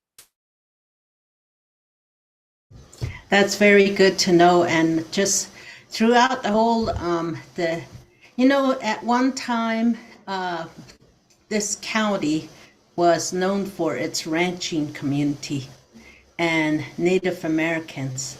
And so now that seemed to have faded out. So we need to, and here our ranchers, and we recognize them in our comprehensive plan. We even have it on a website, but that's what we just have to promote. Not just they're the primary, but just diversification is very good. So thank you so much. Great, thank you, appreciate it. Okay, unless there's any closing comments, it is time for lunch, and we'll return at 1:15. Thank you for the presentations. We'll see you then. Thank you.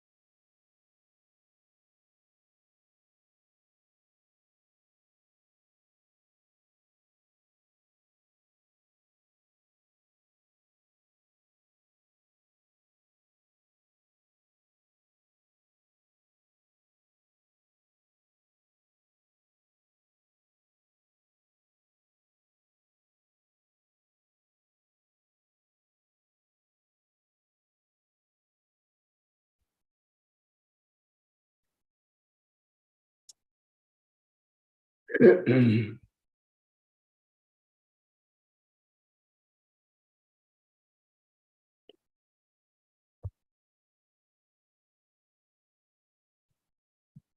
you're unmuted.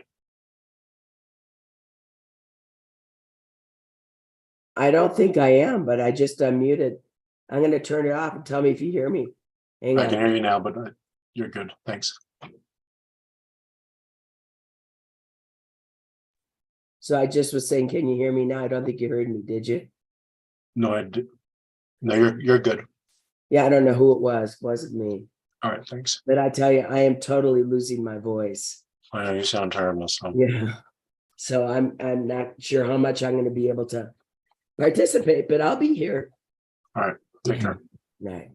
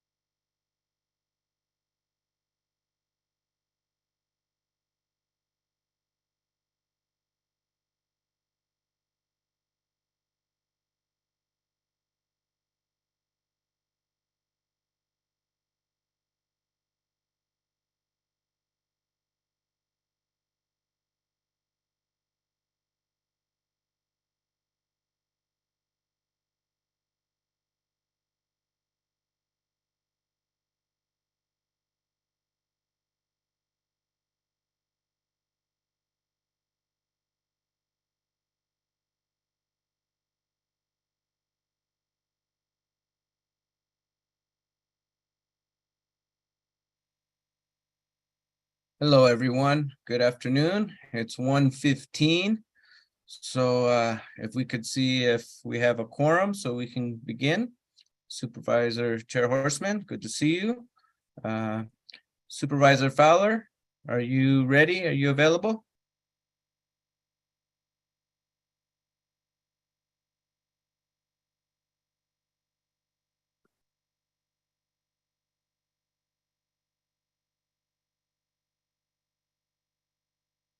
Okay, I see Supervisor Fowler on, but I'm not sure if she's ready for us to begin.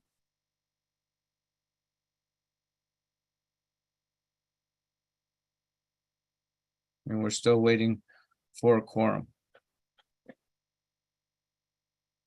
We do have a We don't. presentation.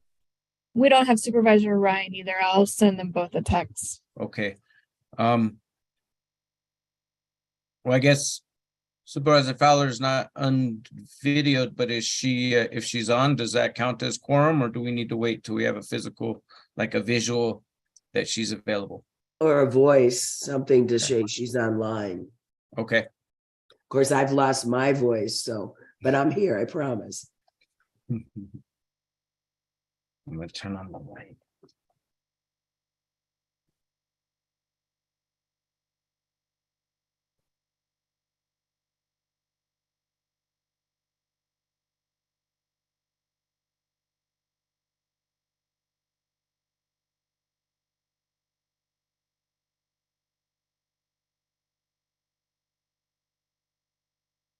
All right, I just texted both of them.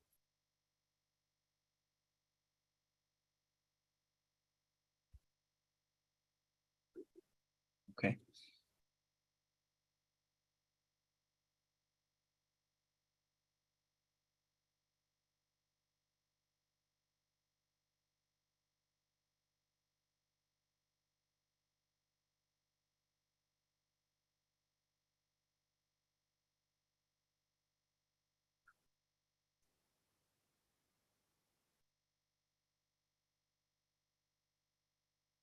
And I'm gonna have to leave at 3 for the WIR conference, so. Yes, and I'm gonna have to leave a little after 2:30 as well. Are not allowed. Hello. All those in favor, please say aye. Welcome back. So it looks like we have a quorum now, so we could get started with our presentation. So that way we respect everybody's time. Thank you, Supervisor Fowler, for joining us. So next we have a presentation and discussion on the Fonteri property at Rogers Lake County Natural Area. And I'll pass it over to Parks and Rec Director Cynthia Nemeth for the presentation. Oh, okay. One moment. I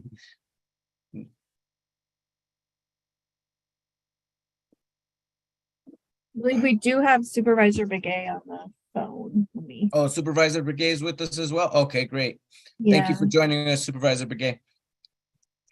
Vice Chair, I'll go ahead and say a few words while we're waiting for Cynthia. I know that she's been on the phone, and so I can be responsible for some of the delay, but I'll go ahead and kick it off. The Georgia Frontiere property. The county has been fortunate to have acquired this property from the family of Georgia Frontiere several years ago. I can't name the year, but it was around the time that the county was also able to acquire Rogers Lake Natural Area.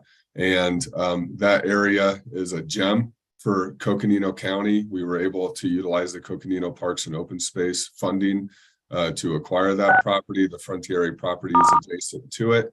That said, there are some structures on the property. There are some improvements, and with any improvement comes maintenance responsibility. And the Parks and Rec group over the years has talked about several different options with the property and with the buildings on the structure, as it does allow for opportunities, but for those opportunities, it does require investment. So Cynthia, with that, it is a Parks and Rec afternoon, so thank you. Thank you, Adam. Thank you, Madam Chair Horstman, members of the board. Here to talk about Frontiere. So I'm going to share my screen and we'll get this presentation started. And let's see. Oh, I think it's this one. Share. Okay. Let me know if you are seeing the presentation. Doesn't seem like it.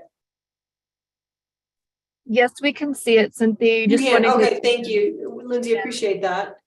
you just hit Okay. that little button up at the top, the and the orange bar there. Yeah. There. And you see the full slide?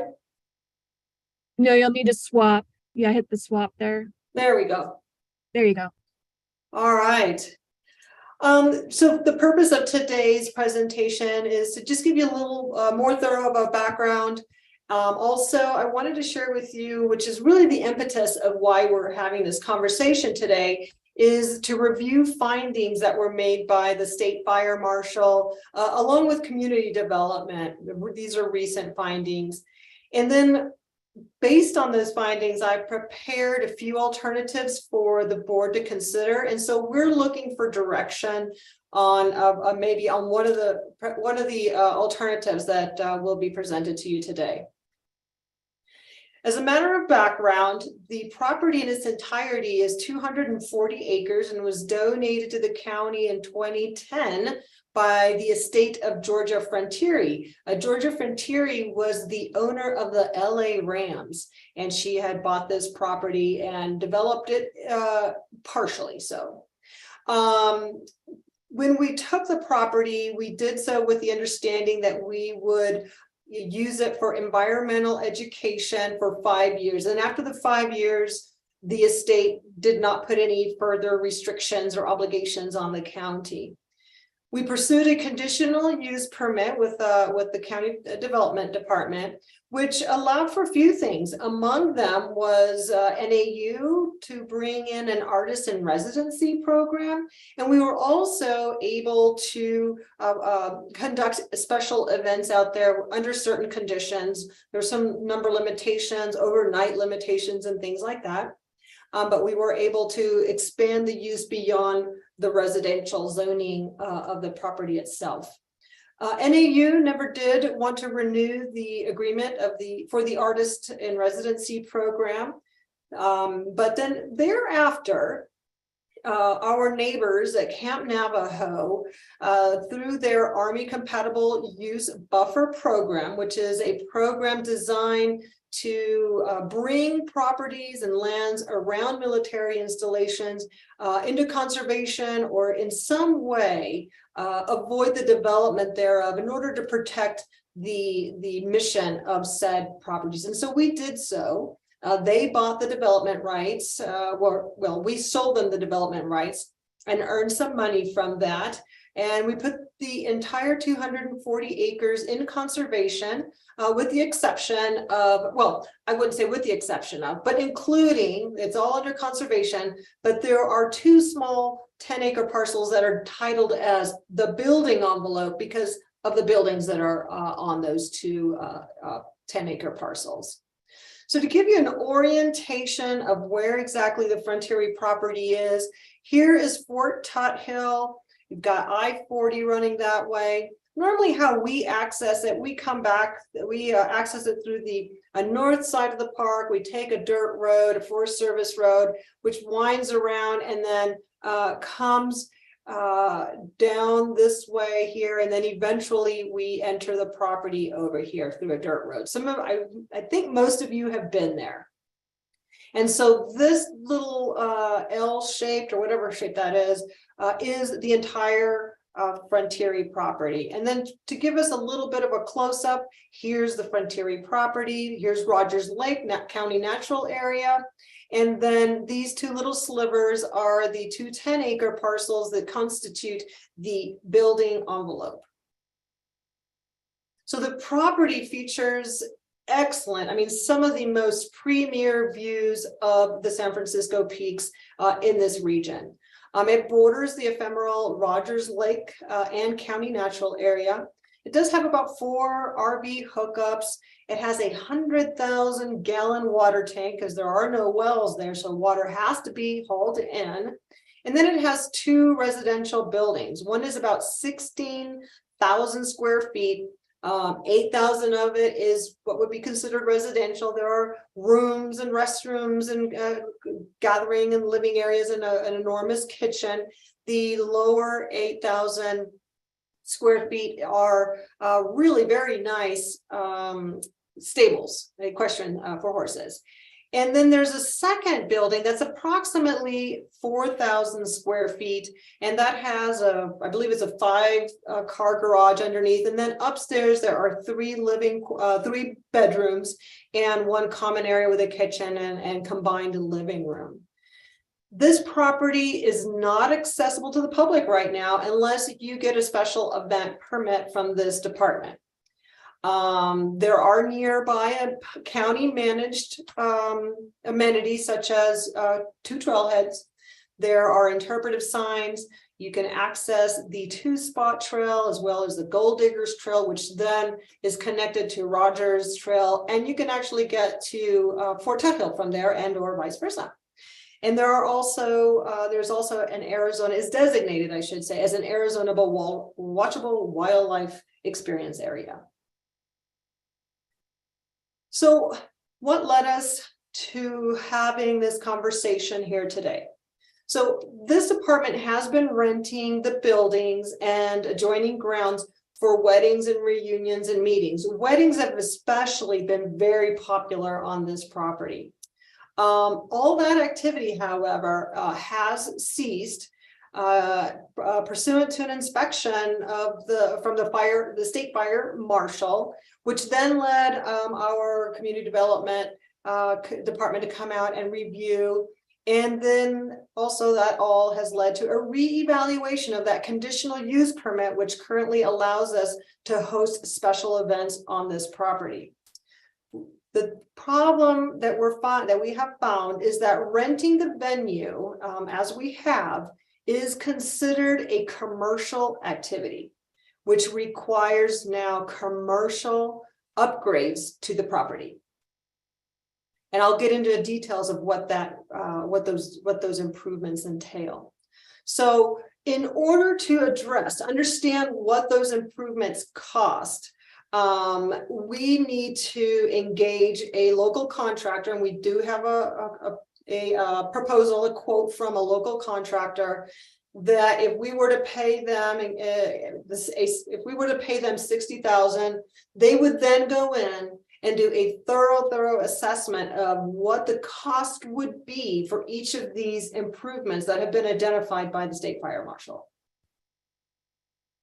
So what are those findings? So here is the work that would need to be done in order for the county to continue to rent the venue as a rental venue, like for those weddings, for those retreats, and so on. So what has to happen in order for it to be operated commercially is that we would need to repair and activate the fire suppression system to both buildings. Now, a third structure that sits on the building envelope is basically a pump house that draws water from that 100,000 gallon tank and feeds a fire suppression system. It was probably about 2 to 3 years ago that system had a failure. One of the water lines, water was not feeding the suppression system. We worked with community development and said, you know what, it's okay. We don't need to worry about it because it was going to be very costly to try to find where the water leak was.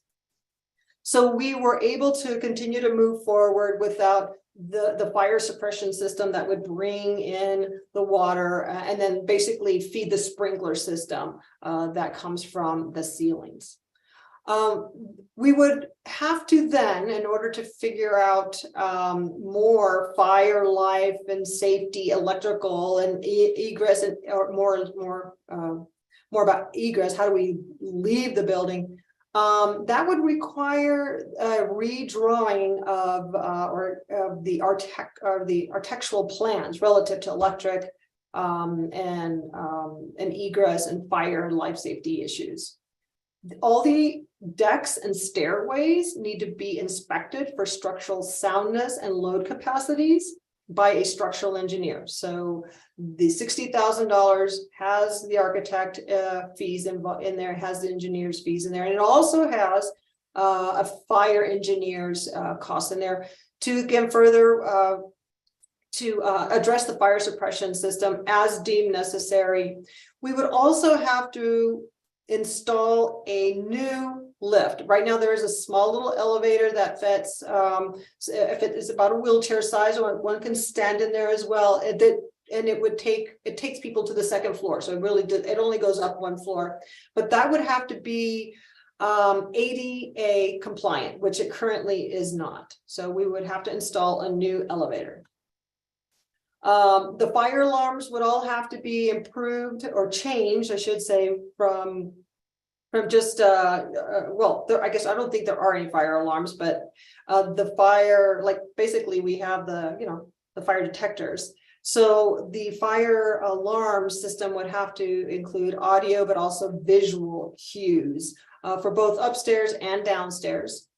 There would need to be HVAC upgrades to bring it to a commercial grade system. More discussion about electrical improvements to bring them to commercial standards.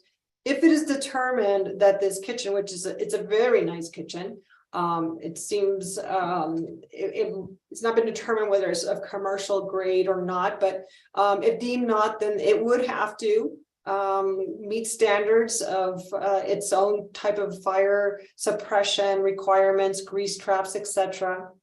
The septic system, the property operates off of septic and would have to be reevaluated and potentially increased in size based on whatever occupancy limits are established, if they happen to be less than what it is now, which is 18 overnight. That is what it allows. The water tank would have to be evaluated as well, and it was determined that it may also need to increase in size based on the evaluation of occupancy and water suppression system requirements. So that's the laundry list of things that need to be that need to be addressed, and that $60,000 to this contractor would tell us how much all that would cost. So what staff and I have done is we've prepared several options for you to evaluate. And hold on a second, I've kind of lost here we go. Somehow that really jumped forward. Okay, here we go. So here are the options that staff and I have collectively put together. And all of these options, I will preface by saying, they seem to be complying with the conservation easement. But we would absolutely want to make sure, but upon reading the document, they do seem to be compliant. So the first option would be to rent the buildings as a resident. So we would engage a private resident who'd be willing to live out there. But keep in mind, this area is inaccessible or can be inaccessible when snow conditions are such as they are now, where there are road closures and it is difficult to access the property, which has been generally, it has been a challenge for us because of the seasonality. That's been a challenge we've experienced when engaging private-public partner conversations, which we have done. But some of the pros of renting it to a private resident is that, well, we wouldn't have as many costly improvements because it would be residential and not commercial. We would collect a rent, so there'd be some revenue that comes back to the county. And the county doesn't have to operate it, thus we could divert our staff efforts elsewhere. So we're not operating it as an event rental, which means that we do drive back and forth. It's 30 minutes one way to show it, 30 minutes back. Time to go out there and prep the building before an event and prep it afterwards. So it is somewhat time consuming for staff, event staff. On the downside of renting it to a private resident is that there is no public access. There is challenge in accessing the property, as I mentioned, by the tenant in the winter. The buildings would still need some improvement. There is a staircase to one of the buildings that really needs to be addressed regardless of what happens, as long as those buildings are there. The county would most likely, as a tenant, or as a landlord, if you will still be responsible for ongoing maintenance, repairs, and replacements. Sometimes tenants leave more work for you than you would have hoped after they move out. And we would, if they were to bring in horses and whatnot, we would have a challenge in monitoring any sort of invasive weeds that come onto the property because of feed and manure and things like that. And one of the stipulations in the conservation easement is that we do manage invasive species on the ground there. There's also less on-site supervision by the county, even though we would still be liable for upholding not only the weeds that I spoke about in terms of the conservation easement requirements, but all requirements. A second option is to enter into a public-private agreement with someone who is willing, perhaps even to invest in these improvements and operate commercially. On the upside, the county does not have to invest at all or as much in these commercial improvements that we just learned about. The county does not operate the venue, so again, we can divert our staff to other efforts. And then some of the revenue, if we were able to negotiate any amount, the point is that we might still be able to negotiate some level of revenue, however small it is, because of the investment that the partner would have to put into these improvements. On the downside, the public still has no access to this tremendous asset. The county has little leverage to negotiate much of a revenue share, because if we're asking them to invest in these commercial grade improvements, we don't have a lot of leverage there. We still may need to invest in some level of maintenance, some level of repairs and replacement. And the county say that the property, the public partner wants to exit the agreement, or we want them to exit the agreement. We may be holding the bag somehow. And then again, we're back to also the our ability to closely monitor what happens on that property and stay in compliance with the conservation easement restrictions. A third option, and there are a total of 5, so we're halfway there, is to sell the 20-acre building envelope. That is always an option. On the upside of that, the county diverts itself of any financial related obligations of the buildings. And the county receives revenue from the sale to invest elsewhere. And for example, I mean, one basis that we have of what that could look like is that the Miller property, we purchased that. It was 80 acres. And at the time, and this was in 2019, I believe it was, we fetched about just south of $19,000 per acre. And that does not have any buildings on it. It is right on the main road. So I'm not sure what all that means today, if it were to be appraised. And on the upside too, the deed of conservation would convey with a purchase.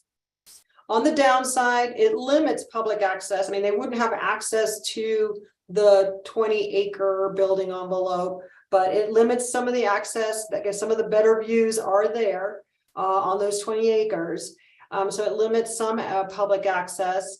It creates, which is not a best practice for land management, it creates an inholding around surrounded by public lands. So therein creates potential conflicts with for land uses and decisions that are made in that area. We would have to share road maintenance and access. And then again, we still would have, while they would be responsible for their share of the conservation easement, we could be impacted as well due to other people's infractions or what they do on that property and how that affects the surrounding 220 acres. A fourth option is expend the $60,000, get a better understanding of what it would cost to bring the building to commercial grade, and we operate as we have been, or we position ourselves better to bring in a concessionaire. The pro of this option 4, as we see it, is that the county retains control and management of the property. We have an opportunity to generate revenue after we've, performed the improvements that are necessary. And again, as I mentioned, it better positions us to engage with a potential concessionaire. On the downside, unofficially, we've gotten an unofficial verbal estimate that these upgrades could cost $1 million or more. There would still be limited public access like we have today, right? I mean, you could access the property if you have a permit. Okay, if you get a special event permit, you can enjoy the space.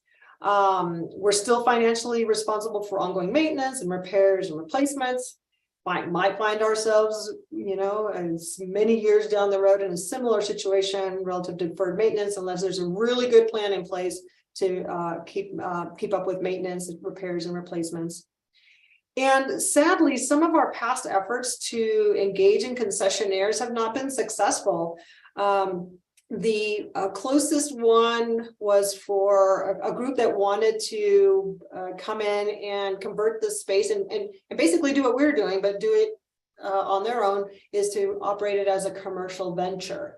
And I mean, as a wedding venue, and they were going to do some upgrades, but then they backed out. They refined their cost. We did have some maintenance requirements that we were asking them to take on. And in the end of the day, it just was not going to pencil out for them. So they backed out. We've had other interested parties to do like a big Western kind of, well, I don't know if they were going to include an Airbnb, but they were going to bring buses out of people to come out and enjoy or participate in a Western experience. And they would have horseback trail rides and things like that. While it sounds great and very interesting and fun even, we just didn't see the property being able to accommodate that. Too much of an impact, really hard for us to manage from a conservation easement perspective. And so that one we did not entertain or pursue a further conversation with that entity. Those are just a couple of examples. So option 5 is to remove the buildings and develop it as an outdoor recreation site. On the upside, we feel that this creates the opportunity for the property to be developed for the public. The public could come out and get on trails. We could connect the trail system with the one that we have nearby. We see opportunity for a large Ramada event space. People could still rent it for events or weddings. It could be used for environmental or outdoor education and like a classroom setting. I talked about the trails, creating a longer trail experience that would literally link Fort Tuthill to Rogers Lake. There are opportunities for habitat improvements and definitely no fragmentation of what is already an important wildlife corridor. I mean, really, some of the most parallel views of the peaks are here, and so to give the public access to this would really be great. And this is also a great location because of the Rogers Lake and some other natural features in this area. It's a really great location for environmental field education. And in this case, we do feel that we have a very compelling project that we could seek grants for. On the downside, though, there would be cost to demolishing the buildings, and there would be cost to developing the outdoor recreation aspects that I just spoke about. But we have a sense, and we don't know for sure, but we have a sense that these costs would, at least the demo of the building would be less than the improvements and then the ongoing maintenance. And then the cost of developing the outdoor rec, we're not talking some of the more high dollar recreation amenities that you would see. We're talking trails, a ramada, a vault restroom, things like that. And I don't know how visible this is, but we got a little creative and would say, well, what could that look like? And so, you know, here's the property, and here's the existing trail right here, the existing trail right here. There's the two trailheads that we have. So we took the liberty of just kind of outlining what the trail system could look like out there. We could plop a ramada here, which is, you know, visually just stunning, as I stated. Anyway, so this is just a very conceptual plan. We wanted to see what it could look like, and I felt it was important we could share it with you as well. So before we get into discussion, a few considerations that I want to leave with you is Frontier rental revenue. In 2019, this is when we were really starting to promote it as a wedding venue. And so in 19, we brought in about $11,000. In 2021, post the height of the pandemic, we brought in nearly $60,000 in 1 year. And this year we've already brought in 36, but we've stopped taking reservations because we would be not compliant if we were to rent it out. So we've not accepted any more reservations, but we do get calls very frequently. We've had over 60 booking inquiries since June. So that gives you an understanding of the level of interest that's out there. We presented to the Parks and Recreation Commission in January, and their input, for the most part, they supported option number 5. They asked, like, how firm are those requirements? How much wiggle room is there due to the cost? Do we have to comply with all of them, or are some of them just considered best practice? And then they also asked if the Frontieri family would be willing to pay into some of the improvements, which we've not been able to ascertain that information or that desire as of yet. An estimated cost of demolition, because you could sell a lot of the things that are inside. I mean, some things you can sell, like the pens for the equestrian pens, the appliances that are in there, and there's certain things that would be able to be sold. But an estimate, or rough estimate, that we've received is in the neighborhood of $350,000. And then we would try to find some grants to see if that could be supported by one of our grant funding agencies. So now here's where I'd like to engage you in discussion, answer your questions, hear your thoughts. And again, these are the options. One is where we are a landlord and we rent it as a private residence, and we don't have to worry about commercial upgrades, but we would need to do some. Engage a public-private partner to invest in these improvements. That we don't know what that would look like. We could sell the building envelope, but that comes with its own land management challenges. And then we could expend the 60 just to understand where we are. I mean, how much would it cost to bring it up to code, commercial code? And then the other option would be to demo the buildings and develop it as an outdoor recreation area and create it in such a way that the public can enjoy this space. So there you have it. Thank you for that presentation. That's very interesting. We have 5 different options to kind of chew and digest. I have some comments, my thoughts, but I'd like to hear everybody else's first. Are there any comments or questions based on the presentation?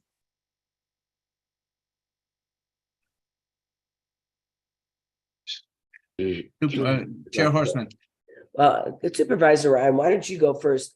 Then maybe I can save my voice. Sure.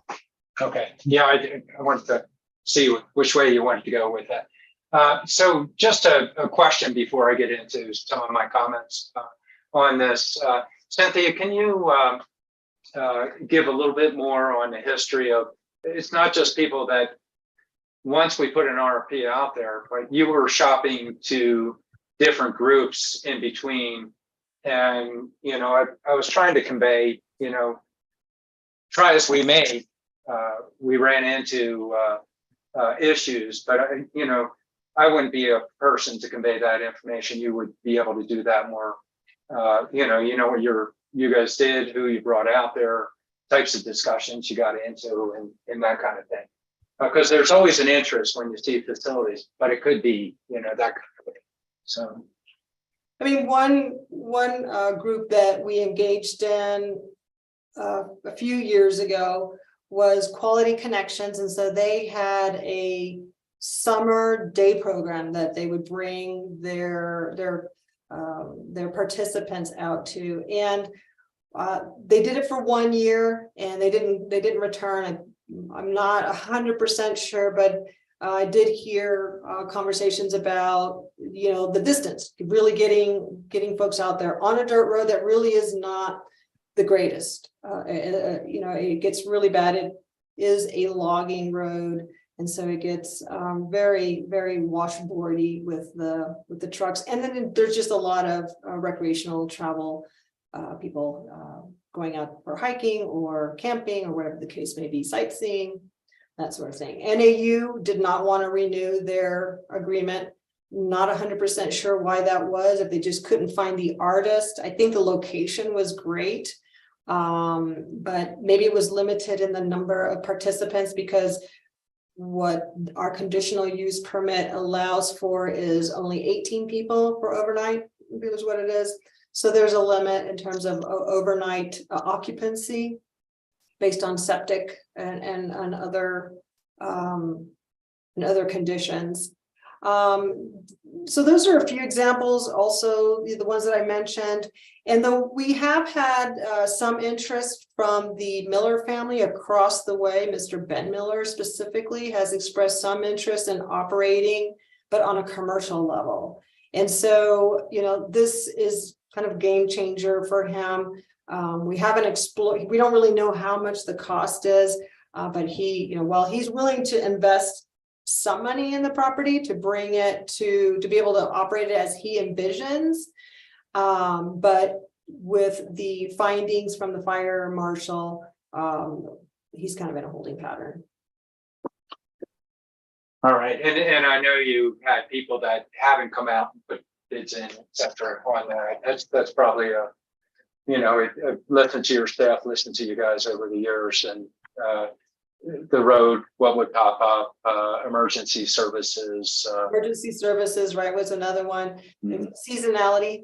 So, whoever comes out here, they can only count on certain number of months out of the year to make it worth their while. But yeah, that was another group. That was, you remind me, Supervisor Ryan, of another group who wanted to come out and utilize that property. I mean, can you imagine as a rehabilitation a property?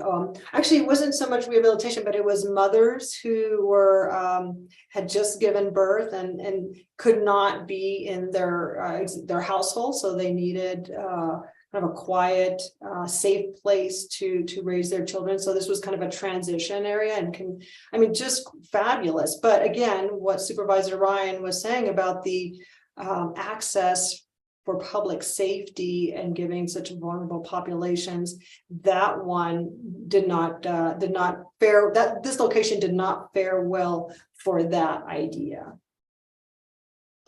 Okay, so they were some of the questions, and we've tried a few different methods. So just to throw in my comments. I guess I've been a part of this since before I ever was on the board of supervisors.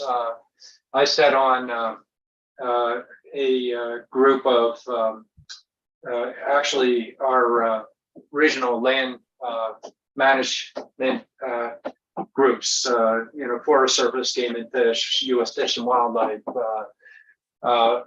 State Trust Land, Betsy McKellar and I were the token citizens that sat on it, but we did an evaluation of when the regional plan went from vision to let's take a look at the state trust lands that are out in the area. And the resource managers, and why this ranked high and ended up in our Parks and Open Space Initiative, CPOS, was it was an it wasn't to build or not to build when we did these evaluations. It was looking at resource attributes. When you get into areas where you have wetlands, whether year round, which are, you know, if you have that access, like down in Pump House Wash, or ephemeral is a seasonal wetland.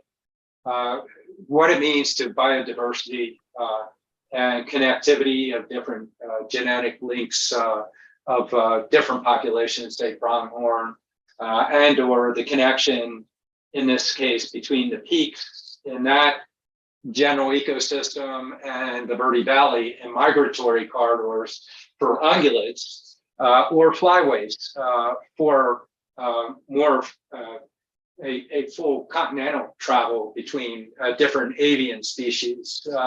It was an area that had a potential of being developed versus this is a huge ephemeral area.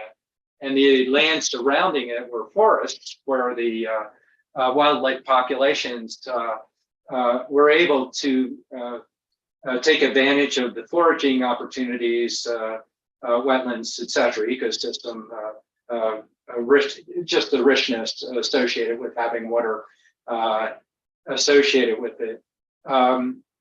That's how it would be ranked against neighborhoods versus is it wetland? Does it have view sheds? Does it have wildlife benefits?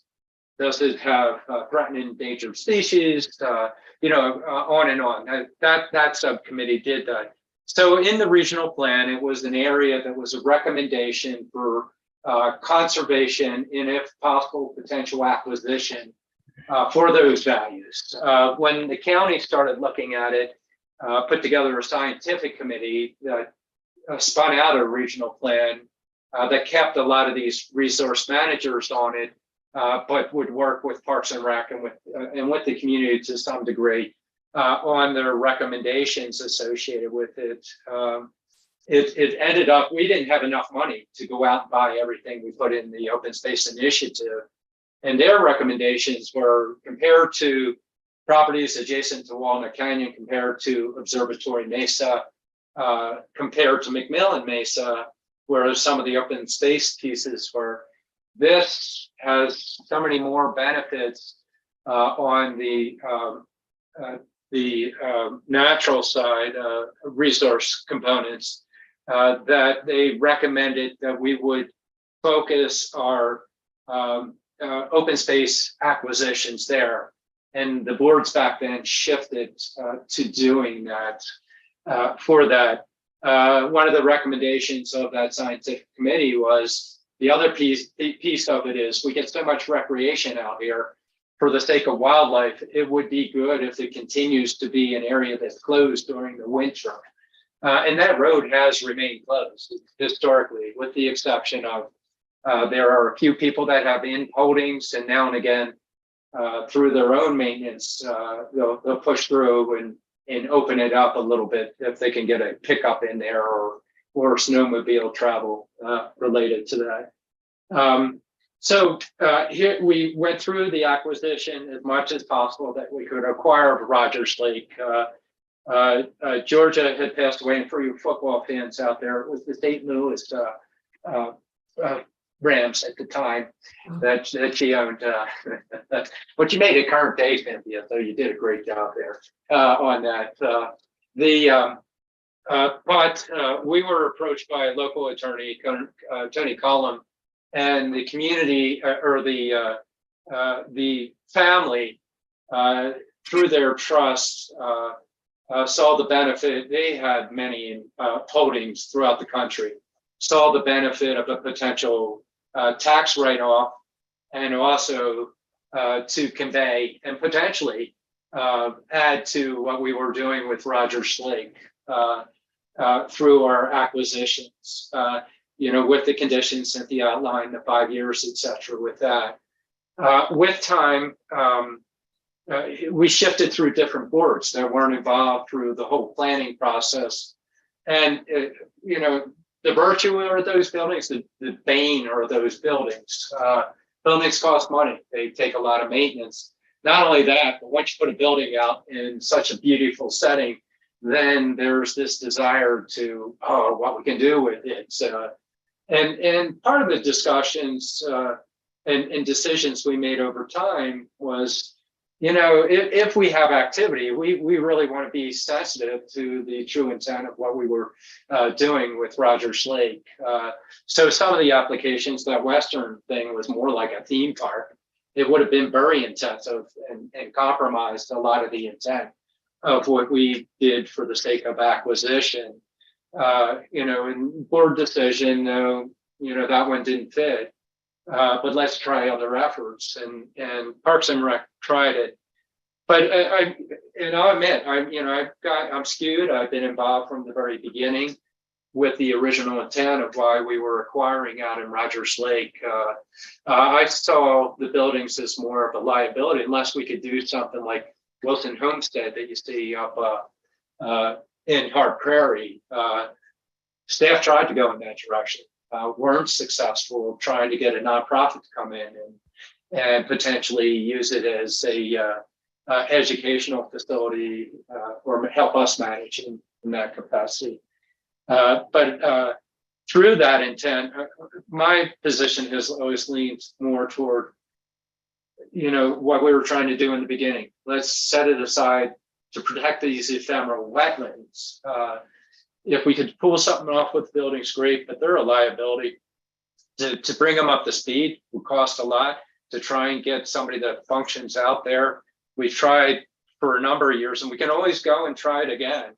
But I tend to lean towards, removal of the facilities, most of them, if not all of them, and an area. I don't know if we can do this. It will cost to remove them.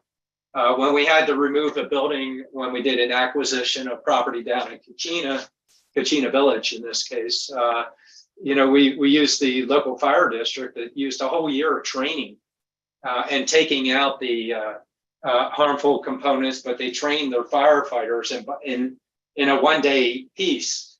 When conditions were perfect, they burned the building, and that was our way of removing it. It is in a remote location that might not be as viable for something like that, but that's if we were to move in that direction. So, there's many years of what we've tried and how we've tried it, but we have a new board and we have a challenge associated with the cost on this. There may be different ideas that come in. And I'll stop at that. Thanks, Mr. Chair. Thank you, Supervisor Ryan. Chair Horstman?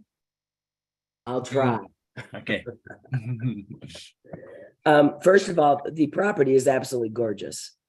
And you're right, it's some of the most beautiful views of the San Francisco peaks you can find anywhere. And been out there a few times. I love that it's right next to Rogers Lake and some of those hiking areas. Really lovely place.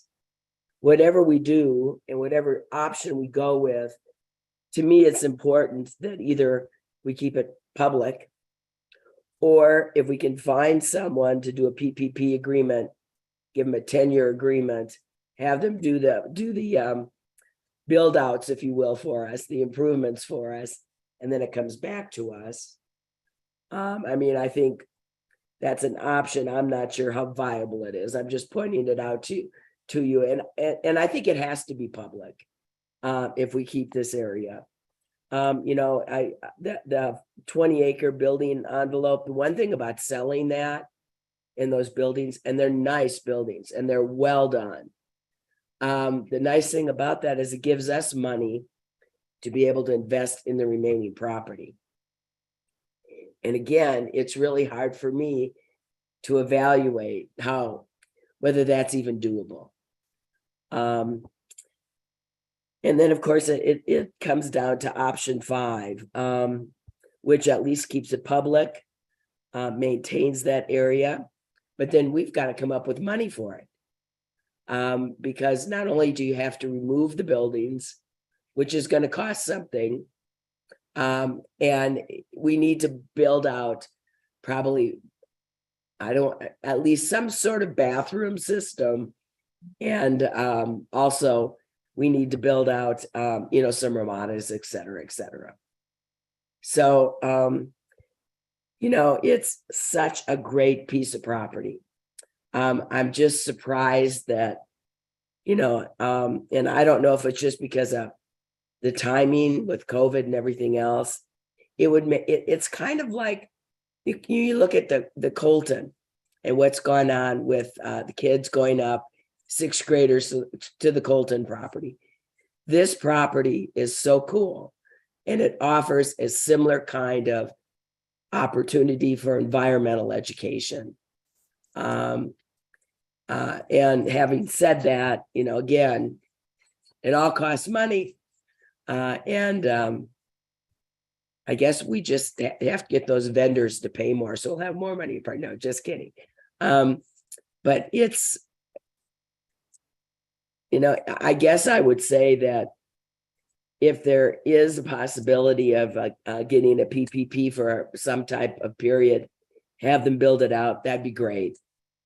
If not, I think it makes probably most sense to either to look at whether it's feasible and what we get to sell the 20 acres, get that money, put it back into the property, or number 5. So it's my thoughts. Yeah, it's really great. It's great property, and I think it's a great opportunity for the county and for the public to be out there. So. Thank you, Chair Horstman.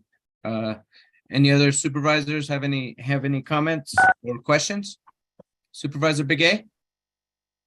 Yes, I just want to say that I think, I've never seen that place, and I think what would be nice is take a look at it, and then for the public to continue to use. But I'm pretty sure there's no ways that we can get grants, that we can try to maintain it and fix certain areas or whatever. So, but we have to demo it, and at the end, I guess that's something that we need to think about. So that's the only comment, and I do agree with what Matt was saying about certain aspects, and also Patrice. Thank you. Thank you, Supervisor Begay. Supervisor Fowler, are you available? Okay. Well, thank you for the presentation. I thought that you laid out some various options, and there's Supervisor Fowler. Go ahead, Supervisor Fowler. Thank you. I feel an attachment to this property. Because it was donated to us, and when we got it, we were so excited. And of course, then we learn more about how we can, what we can do, and we've been struggling since it was handed over as to what can we do with it. And everything that we have thought of up to now has cost money. So I like to somehow preserve it, if possible. And are there any other options that can be done? I know the building is it's like the barns are down at the bottom, and there's top, and then there's the quarters, and it's just layout isn't all that. It's a when you think about public, and why is somebody going to drive out there? We've always thought that Environmental Education Center would be really great for that place. And I haven't been out there in a very long time. I can't really make a decision today to tell you this is what I think. I like to look at it more. and just to see if there's any other options there that we can come up with.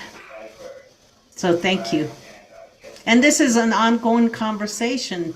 This is from the very beginning, we've been meeting about this. And what about this? What about these proposals? All the proposals that have come through. So, but I know it's costly.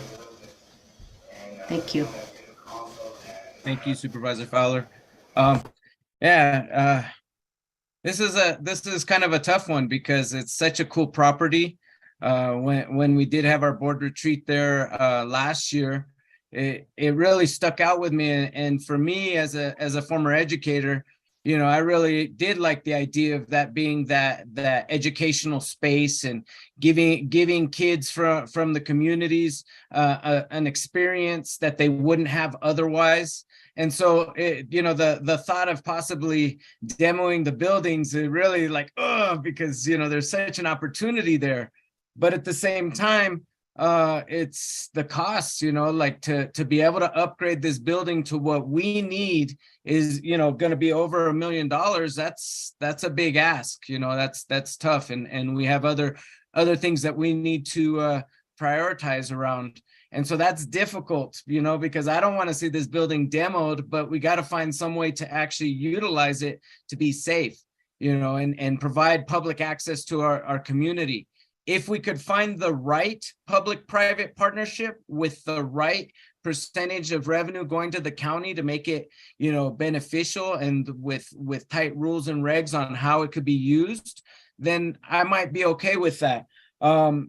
I don't like the idea of renting it out to a private owner, and I struggle with the selling of the building envelope because then you lose that space from the property and we have no control over what's used in that space. And that could completely alter that wetlands area, that could change the dynamics out there. So I'm not in favor of selling that space, even though selling that building envelope would provide the money necessary to invest back into that property, whether you know, if only 10 acres were sold and the other was invested in the other 10 acres you know, because that's the hard part is whatever we decide, it is going to take money, and we don't really have money available to just put in, you know. $60,000 is a lot of money just to see what it's going to cost us, you know. So I'm torn as well. I would prefer not to destroy the building and see it as an educational space. But if the cost benefit analysis shows that it's just costing too much to do it, and we're not getting the usage out of it, that the public's not actually using it in this form, then I would be okay with demoing it and developing it as a park space, you know, with ramadas and whatnot, knowing that now we have to find the funding to do that. You know, and I thank you, Supervisor Ryan, for your comments about the wetlands and what the primary purpose of this land when the county took it on was very important. And I think that's part of the reason why I struggle with the idea of selling this land to another to a private entity, because then, you know, if we are trying to protect this wetlands, that whole section right there is not under our control. And so, you know, again, part of that cost benefit analysis. And so I appreciate having the conversation and really seeing, you know, what we do with this. But at this time, I'm not ready to completely go in a direction either. You know, I think we need more information as we move forward. Yes, Chair Horstman. So has anybody talked to the Girl Scouts or Mackenzie Scott and said, why don't you buy this for the Girl Scouts? I mean, it's just a perfect, you know, and when I mean that 20 acres. And the other is this: I understand what's being said in terms of you don't have any control, but you can have control. You can sell things with restrictions. Problem when you sell things with restrictions is the price goes down. So you aren't getting top dollar because someone's buying it either for a particular purpose or, you know, subject to your restrictions. So, you know, again, we love it. We love the space. We love it as a public place. We would love it if we could use it as an environmental education center. But we also understand the realities, the financial realities that we're dealing with. So I don't know, maybe they are, if every stone's been, looked under to see if there's some other way we can proceed or not. And, I certainly rely on you, Cynthia, for that, and rely ultimately on your recommendation for that. But if you asked what my preference, and I think you're hearing it from the other supervisors as well, it would be to keep the space, use it for the public, use it as a public education center, if we can find a way to do that. So, but the Girl Scouts, they got money. You got to contact the Girl Scouts. Thank you, Chair Horstman. Supervisor Ryan?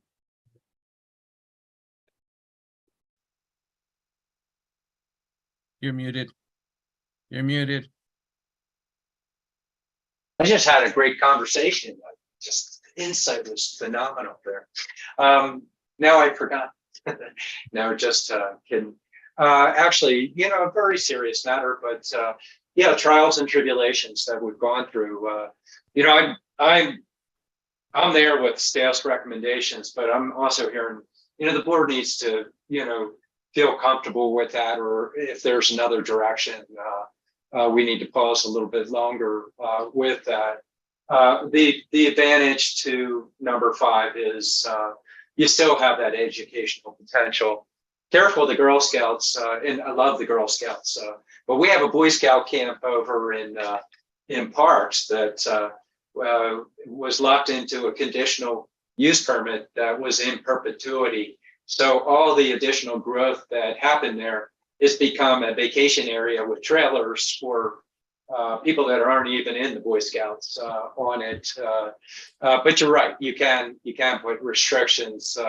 What I would discuss in a different direction related to that would be the whole reason we got into these acquisitions were to help with the conservation. Once you do get an owner out there, it will inhibit our public opportunity related to the lands closer to that property. And we probably could go back and forth on pros and cons associated with it, but I would tend to lean towards, I wouldn't support the sale of the property so much as there will be costs, but are there chances with outdoor recreation and ramadas and more manageable type of facilities? I think that there is a strong possibility. I see Parks and Rec Commission, we're recommending it, and staff's putting it out there for all of us to find out how we feel. Judy said she hasn't been out there. We need to get her out there just so she can see what we're talking about. So, delay to let this, settle in and think about might be an idea. And, we do have Commissioner Blue out there that wants to comment, but we need the board discussion before we go there on this. Thank you, Mr. Chair. Thank you, Supervisor Ryan. And yes, Mr. Blue will get to you as soon as we finish with the board comments. Supervisor Fowler, did you have something you wanted to add? No, I thought that I should be seen for a bit. Oh, okay. Thank you. In that case, thank you. Thank you. Chair Horstman? Well, actually, I'd love to hear from the commissioner first. Okay. He might be coming up with some great ideas that we may want to respond to. Okay, Commissioner Blue, if you can go ahead, and I believe Lindsay, if you could promote them to our panelists. Thank you. Floor is yours. Hi. Good afternoon. Thank you very much for the opportunity. Just a couple of thoughts. I couldn't agree with all of you more as to the beauty of this particular site and desirability of keeping it as a conservation and as a public access opportunity. I'm just wondering if we can cut the baby in half. Is there a possibility of closing off part of the building and still continue to use it and without demolition, without experiencing the demolition cost, and still considered a wedding venue with just nothing but tents and outside catering, or is there a possibility of developing a portion of this as an RV site in the summer and get Jonathan involved with that, or who's our vendor at Fort Tuthill for camping? They've been receptive to investing money in Fort Tuthill, so maybe they would be interested in investing a small portion here. I'm wondering if we've gotten the director of Colton and Willow Bend out there and just have them see what they have as far as creative thoughts might be of what might be the utilization of this. The brand new CEO of the Arizona Community Foundation, Ana Chavez, was a former CEO of the Girl Scouts. I think it would be interesting to invite her out and from her new position as the Arizona Community Foundation and all of her connections, would there be some ideas that could be evolved from a visit with her? So I agree with, I think, what the general feeling of the board is that we should struggle with this a little bit longer and see if we can find something that is a little bit more agreeable than destroying or spending $1 million. Thank you. Thank you, Commissioner Blue. Appreciate the input. Chair Horstman. You're muted. Well, it's probably better, but anyway, thank you, Commissioner Blue. Really appreciate your input. Yeah, I mean, I'd like to see if there's other options. What I want to also point out, though, is it took how long, Supervisor Ryan, before we got flush toilets at Fort Tuthill? What I don't want to see happen is that the monies, the revenues that our limited revenues in Parks and Rec go for this area and feed off of or drain from Fort Tuthill. That would not be good. I think we have a need. We just talked about this on our fairgrounds. We have to make some additional facilities. We've got maintenance and upkeep and some development that needs to get done there. And that should be our commitment. So I don't want to see the funds drained from what we need to do at Fort Tuthill. So having said that, there's got to be that right. I mean, Camp Colton was a mess when the FUSD got it. And then over time, of course, it's really been developed into an amazing thing. I don't know if there could be a partnership with, I don't care if it's the Boy Scouts, the Girl Scouts, it's just the Girl Scouts don't have anything up here. And so it seems like maybe a possibility, or something like the Community Foundation, who every year gives grants for things such as environmental education and environmental outreach. So just thoughts. So thank you. Yes, thank you, Chair Horstman. Yes, Commissioner Blue. I'm sorry, is my takeaway from what she just said that she wants to charge for the use of the bathrooms in Fort Tuthill? Absolutely no. They do it. My point, what my point is. Took us too long to get those flush toilets out there. We need more. Yeah, we do it like they do in Peru and other countries, that you have to pay and then you'll get a piece of tissue. Yeah, hopefully it doesn't come to that to maintain this property. But I do appreciate the conversation about looking for alternatives and seeing if it does seem kind of drastic to either pay $1 million for upgrades or destroy the building. And so, what are some of those possibilities going forward. So appreciate the conversation. Is there any final comments or anybody like to say anything on this? Oh, Deputy County Manager, please. Thank you, Chair Vasquez. I really appreciate the conversation and we appreciate Parks and Recreation staff bringing this forward as we as staff wrestle with the issue. We wanted to bring the board into this conversation as well and appreciate Commissioner Blue's comments. I recall, and thank you, Supervisor Ryan, for the history. I recall you taking me out to this area over 20 years ago. And I think that today there's more recognition for this area. It definitely represents one of our most beautiful Western landscapes. And that more recognition is due in part for a few reasons. The urban growth boundary of the city of Flagstaff is kind of encroaching into that area off of Woody Mountain Road. That's probably having an impact on the area. And I think the trail system and the Flagstaff urban trail system, et cetera, has led out to this area. So it's caused more mountain bikers, hikers, et cetera, to ride and walk and run out to the area, causing people to notice it more so. And now with the hospital conversations being in the area as well. I recall many years of conversations with the Arboretum with their programming in the summertime, and road maintenance has been an issue with that. And that's something that's also a part of this conversation as well.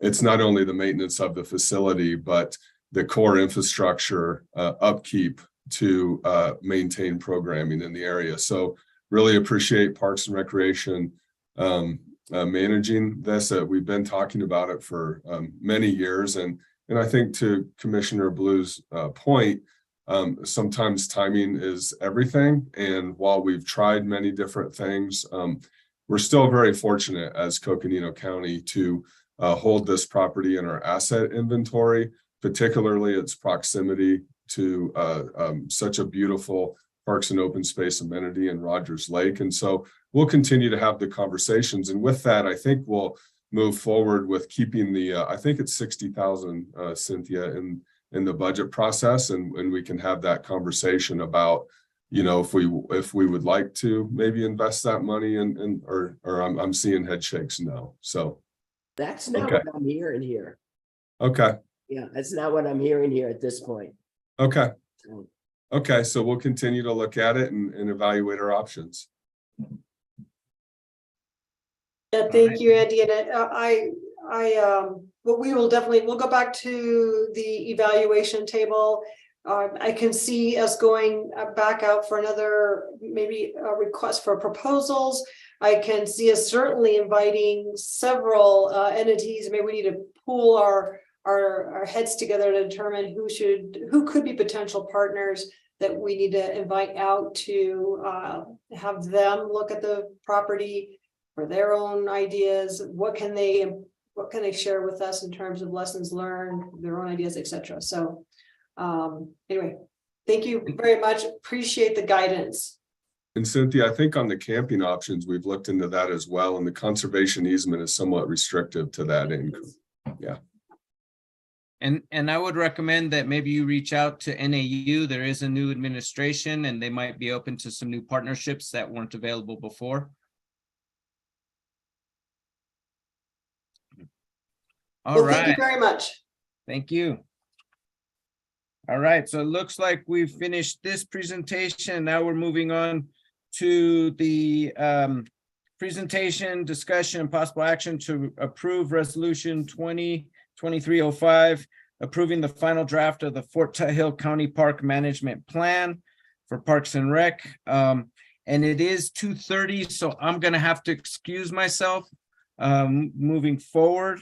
I believe Supervisor Ryan was gonna take over and continue with the conversation. So thank you, everyone, and I'll speak with you soon. Thank you. Have a great day. Thanks, Vice Chair. Appreciate it. All right, and actually, and this is kind of last minute, as Chair Horstman will note, she's lost her voice and we knew Vice Chair had a commitment, a very important commitment. And so I was asked by the chair to assist in chairing the rest of the meeting. So you guys keep me on track also if I go and mess up. Let's see. So as noted by the vice chair when he was chairing, item 37 is next up. And that item is presentation and possible action as it relates to the draft for the Fort Tuthill County Management Plan. And so we'll turn this over to Andy. Are you kicking it off? And then we'll hop through our Brady Bunch people that I see up on the screen here. I think we'll jump right to the bunch. It looks like Chair Horstman has a comment. Just a comment, and I think I have a 3 o'clock WIR meeting. So if I all of a sudden drop off, that's why. So I'm very interested in this. So hopefully most of it will get done. So in the interest of time, I'll turn it right to staff. I know Jessica is prepared for that. We discussed the timing of the issues. So thank you. Yeah, thank you so much. Are you going to say something, Cynthia? I was just going to hand it over to you and just comment on what a great job Jessica's done and acknowledge your hard work. So thank you, Jessica. Well, thanks so much. I'm going to share my screen.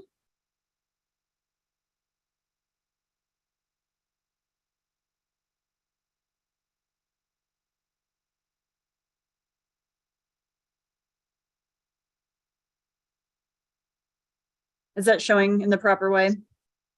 Yes. Okay. Well, thank you to the Board of Supervisors for having me back again. The reason we are back in front of you today is 6 months ago, we presented to the board a draft of the Fort Tuthill Management Plan. And since then, we've done a lot of presentations and public input gathering, and we just wanted to share with you the changes that have been made to that draft.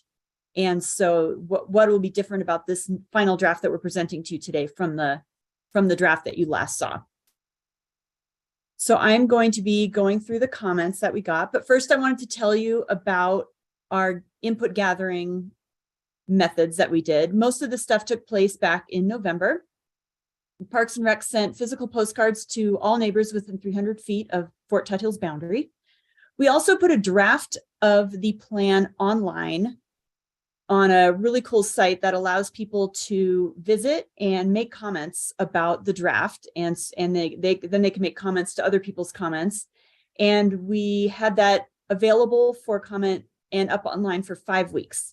We distributed the link via social media channels, the Parks and Rec website, the partners and stakeholders list of Fort Tuthill, internal and external county newsletters, and we also put out a press release to the media. We held 2 public open houses that anyone could attend. And we also made a presentation to the 3 diversity councils, the 3 county diversity councils. So the result of all that is we gathered about 60 total comments. The online draft that I mentioned received 500 views, and we got 24 comments through that. About 20 people attended the 2 open houses. These were hybrid open houses. They were both in person and online. And we got about 5 comments from those. We also presented to the Board of Supervisors and to the Parks and Rec Commission and received comments from those presentations. And I just wanted to share with you that last month we presented these changes to the Parks and Rec Commission, and we gratefully received from them a unanimous recommendation that the Board of Supervisors approve this plan. So I'm going to dive into the comments and edits. I'm not going to go through every single one. I tried to pare it down to the most substantial ones. I am not going to show, we got several comments that were deemed to be outside of the scope of this plan, so I'm not going to include those. We also, I'm also not going to show you comments that resulted in only very minor change, 1 word or a small change to the plan.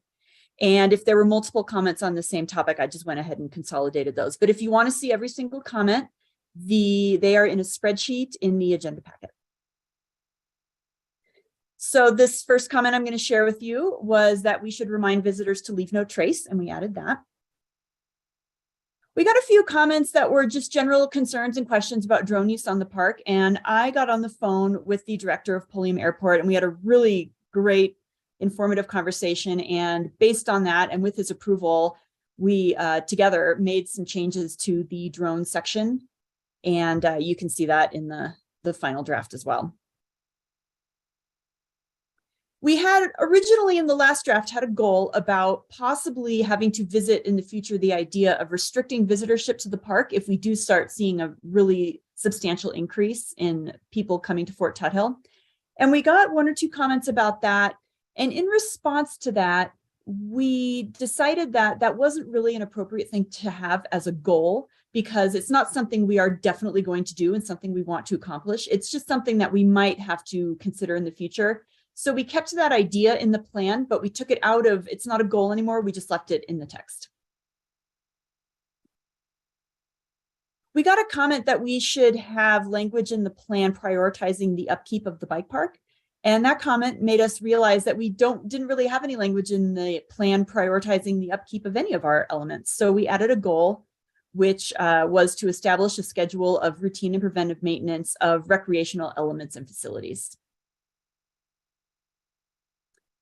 This comment was asking us in the future if we are going to build new trails on the park to make sure to consult monitoring observations, public comment, and get input from other trail building organizations in the Flagstaff area. And we thought that was a great idea, and we did add that in. We had originally said in our section about e-bikes that they are currently allowed at Fort Tuthill. And we got a comment taking issue with that word because it could imply that this is a temporary thing and that e-bikes could be not allowed in the future. And the commenter explained that e-bikes are here to stay and that Fort Tuthill is a great place for e-bikes. And we agreed, and we did remove that word currently. We had a goal of putting interpretive signage on the buildings on the historic quad, explaining their original use. And we had a comment pointing out that there are other historic buildings outside of the quad that could also use such a sign. And we agreed, and we added that to the plan. We also had an idea about having an interpretive sign about the fact that 2 watersheds meet inside Fort Tuthill, the Oak Creek watershed and the Rio de Flag Little Colorado watershed. And we also added that as a possibility in the plan.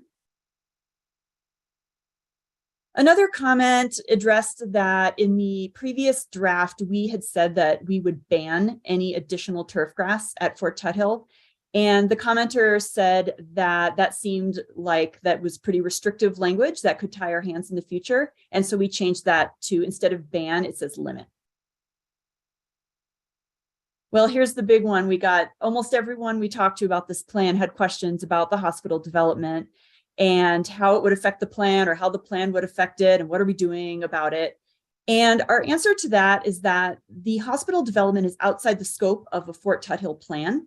However, the whole reason we wrote this plan, or a major reason we wrote this plan, is to position us as a department to address impacts and changes that are going to happen in the future due to increased visitorship, increased development around the park, increased population of Flagstaff, just a lot of changes that we foresee happening in the future and what impacts they might have on Fort Tuthill.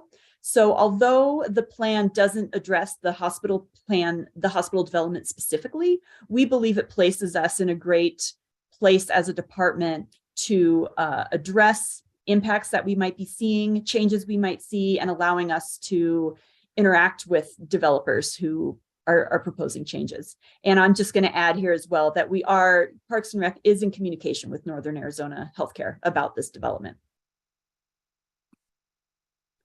We had a question of whether we'd gotten any input from the tribes, and in response to that comment, we gave a presentation to the 3 county diversity councils. They were having a meeting where all 3 councils were there, and we did present to them in November. And we got a few questions from them, which we answered, but we did not receive any comments from that outreach.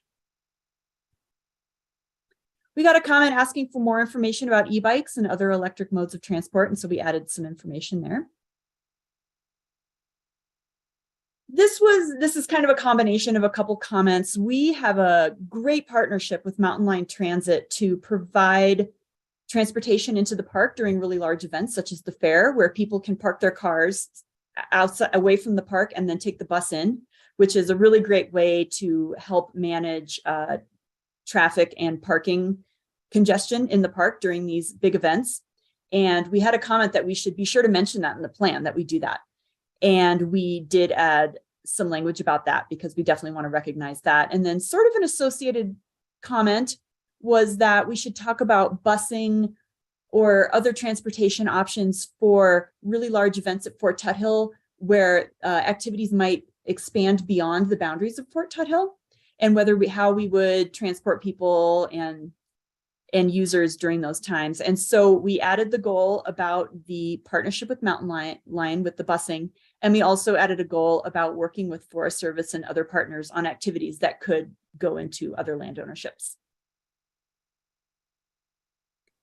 We had a good comment. We had talked in the plan about how we only wanted to use native plants and seeds on Fort Tuthill. And we had a comment that we should maybe not just restrict ourselves to native plants, because there are other appropriate plants that could be non-native but are non-invasive and drought tolerant that we should also consider for use on the park, and we did change that language. We had a comment that we should address or encourage public art at Fort Tuthill, and we thought that was a neat idea, and we added that in.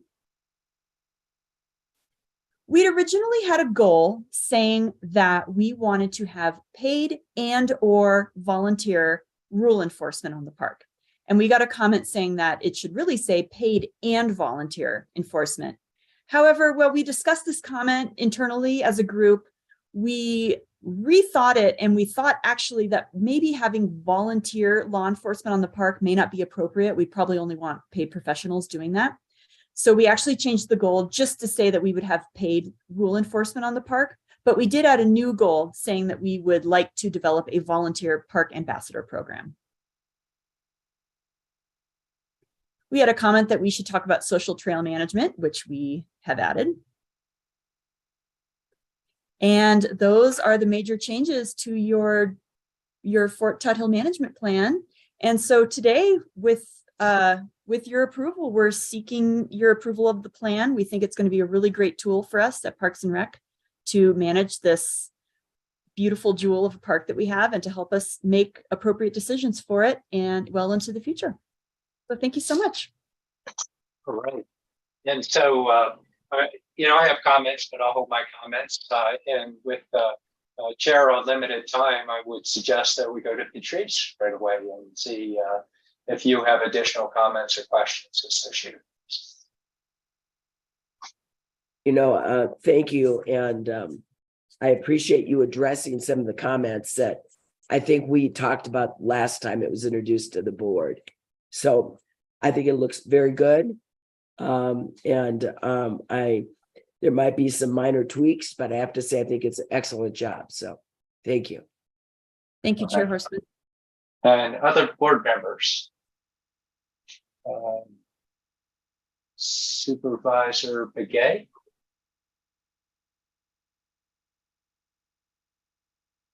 Or Supervisor Fowler. I'll give you time to unmute. Actually, I went down into the weeds again, Jessica. Hello? So, oh, there you go, Supervisor Piquet. Go ahead, Judy.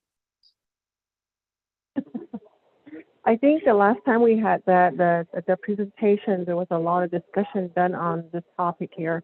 And with the new changes and new information that was brought before us, pretty sure that was incorporated into the plan. So I'm just kind of thinking that, I think, for me, I have enough information on that. So I just want to thank the staff for bringing this presentation to us, and we'll see how it turns out as far as the board approves.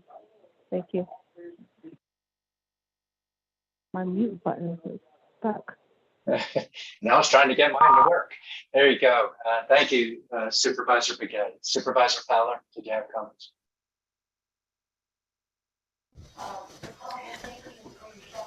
Thank you. This is a work in progress. It's how long have we been working on the master plan and getting inputs, and we're narrowing it down. So I just don't have any objection. I think this is good. We're moving in the right direction, and we've had many meetings individually and as a board, and just moving forward. And really want to appreciate our Parks and Recreation Commission for their diligent work. And this is paying attention to everything: costs, what is the most economic way, what is eco-friendly, what is friendly to the public. I mean, everything down the line. So I just really want to thank you for everyone for working on this and just making progress on a constant basis. So thank you. Appreciate it. Please thank the commission.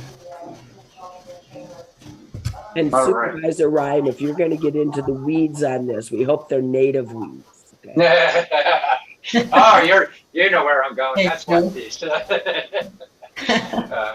That's right. And so I'll go over a couple of things quickly. And I had mentioned these to Cynthia. What I'm going to do is suggest they're basically minor tweaks where we can, I think we can approve this if it's okay with the board on the tweaks that I'm suggesting. Or Jessica, if you have a better way of doing it, let me know on it. Just quickly, I'm going to go through, we have different pagination associated with it. So I'm looking at the bottom of the page, and the way I worked it, page 10 of 80, which would be one pagination is page 2. We have the term grandfathered in there, and I would suggest that we call it legacy. It's not that these organizations are grandfathered and they have guaranteed rights in perpetuity. We're honoring historical processes where we've built long-term contracts that incorporate them in. And your point of that they do not participate in the revenue sharing is fine, but it's just a little. It sounds like not a lot, but it really is on how the perception is on uses, especially over time. Next one, just a kudos, compliment. Yeah, I saw that limit associated with the turf piece. That was on, let's see, which piece? Sorry about that. I started messing up my, that is on page 22 of 80 when you're in the water goals, on page 14 of the other pagination. I did want to note in dark skies, you probably want to modify the language because the ordinance, by the time you get this printed, we'll probably have a new ordinance that we're ready to implement where it phases out zone 3. And so it's either in the context of anticipation of that potentially going to zone 2 everywhere.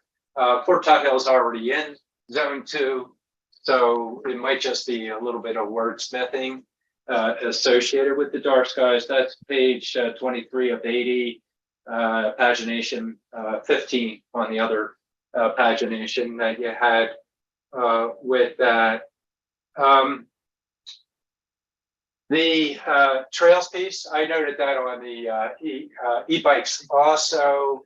And I think how you have it captured, we have to be careful of class 1, class 2, because manufacturing's starting to shift that. But your note of staff will modify as technology modifies. I think you achieve that objective. It's difficult when we write in specifics that people lock into it. I think you build in a caveat for adjustments associated with that, because actually the class 3 are starting to push the class 2 out. They're getting rid of the boosters these days, and so people will come at. We're worried about the feeds, I think, and we don't want the motorized.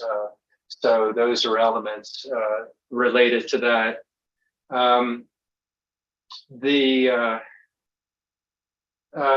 Let's see. Let me see.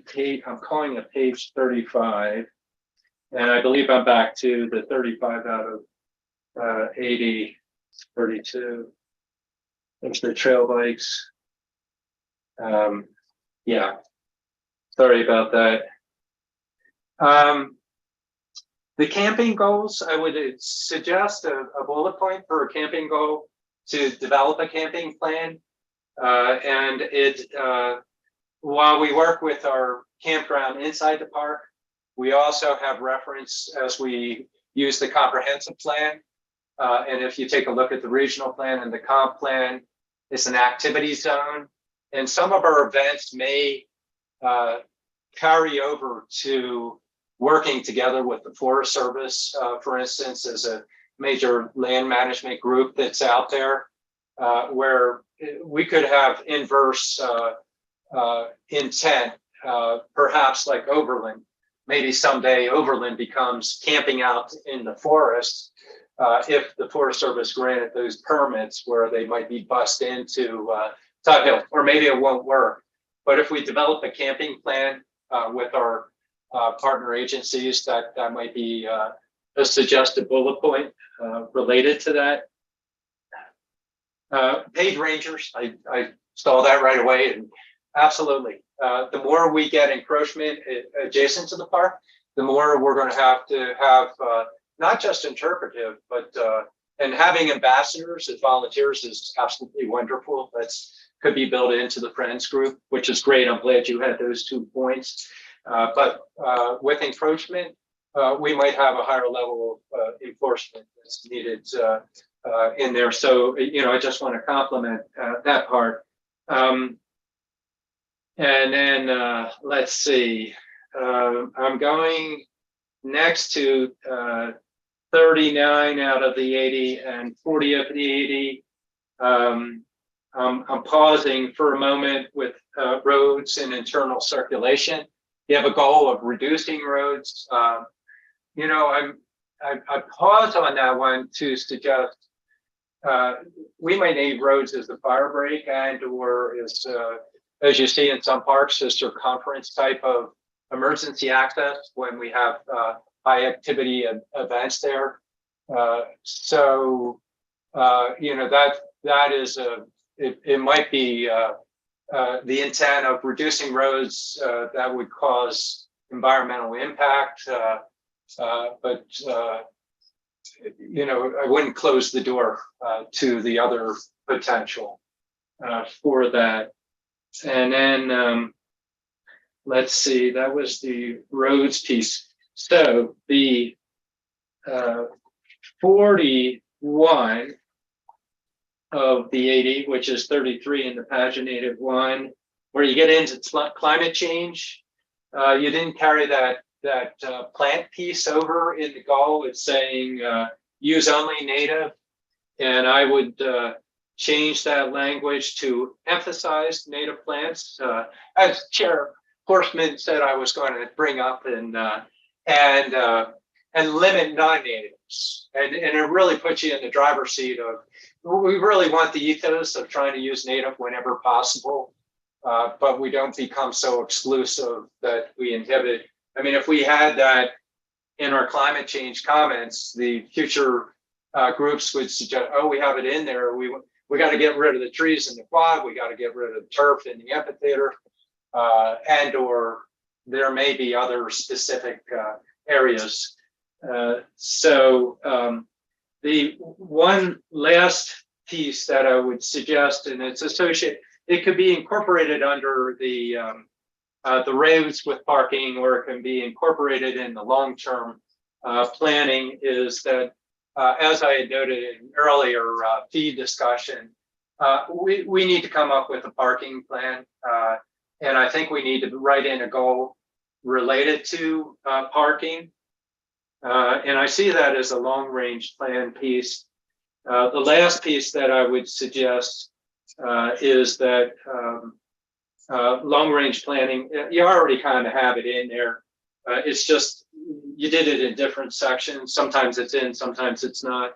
It's how we're working, as I had noted before, the activity zone concept.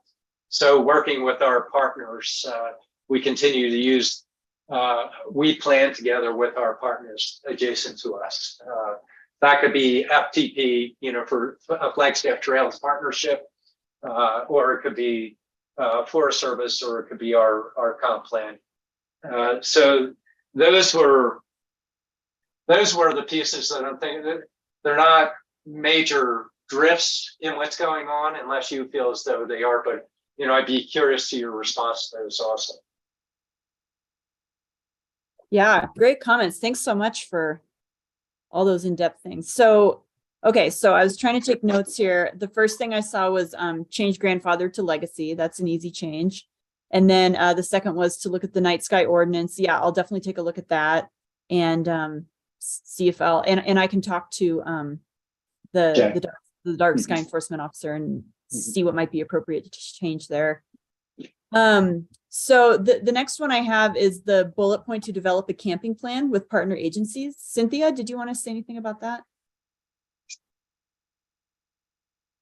No, I think it's a great idea to develop something broader because we know we're limited as to camping. We're mindful of what camping outside of the campground impacts other parts of the park, as we see with Overland. So I think that's a good one to add.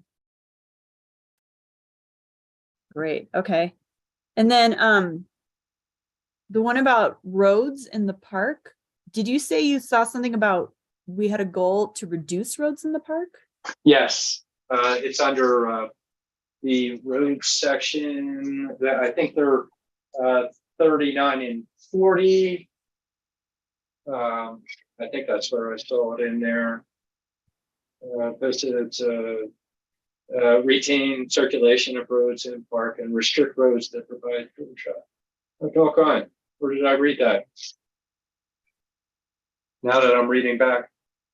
Oh, continue to minimize road surface area within the park as the goal associated with that. Maybe I'm interpreting it incorrectly. Yeah, well, maybe I Yeah. could word that better. What I meant to say in that one is that we're currently not trying to have a ton of roads in the park and just to continue to do that. Yeah. But I didn't mean it to mean that we were going to eliminate some of the existing roads. So maybe I should reword that. And what I heard also to this point is that to be open to additional roads that would provide, say, fire safety and public safety. If it makes that those could be considered. I'm sorry, we don't want to lose the point that the park isn't there for road surfaces. As best as we can, Matt, I think we want to minimize road surfaces to continue the undeveloped nature aspect of Fort Tuthill. So I think what Jessica was striving for was just that as much as we can minimize road surfaces, it's a good thing. So I don't want to lose that. Thank you, Mr. Blue, and also Supervisor Ryan. We did discuss internally the idea of a perimeter road, and I didn't put it in the slideshow because of time constraints. I was only showing comments that resulted in a change to the document, but we did discuss that idea quite a bit, and our response to it is in the comment matrix that we included in the agenda packet. But what our decision on that was that it is something we could definitely consider at a later date, but currently we thought it adds impacts to open space, which is something we're really trying to protect. And also, you had mentioned that it could be used for maintenance, but our maintenance staff did say that they're able to, they have existing maintenance access points that they're currently using. So we kind of tabled that idea for now, although it is an interesting thing to consider for sure. Yeah, and actually, as I looked at your description and how you were you weren't intending, I was reading the other descriptions, and I see how you have it so that it's a workable tool. And Brian, this discussion at board level right now, but I really appreciate the comment.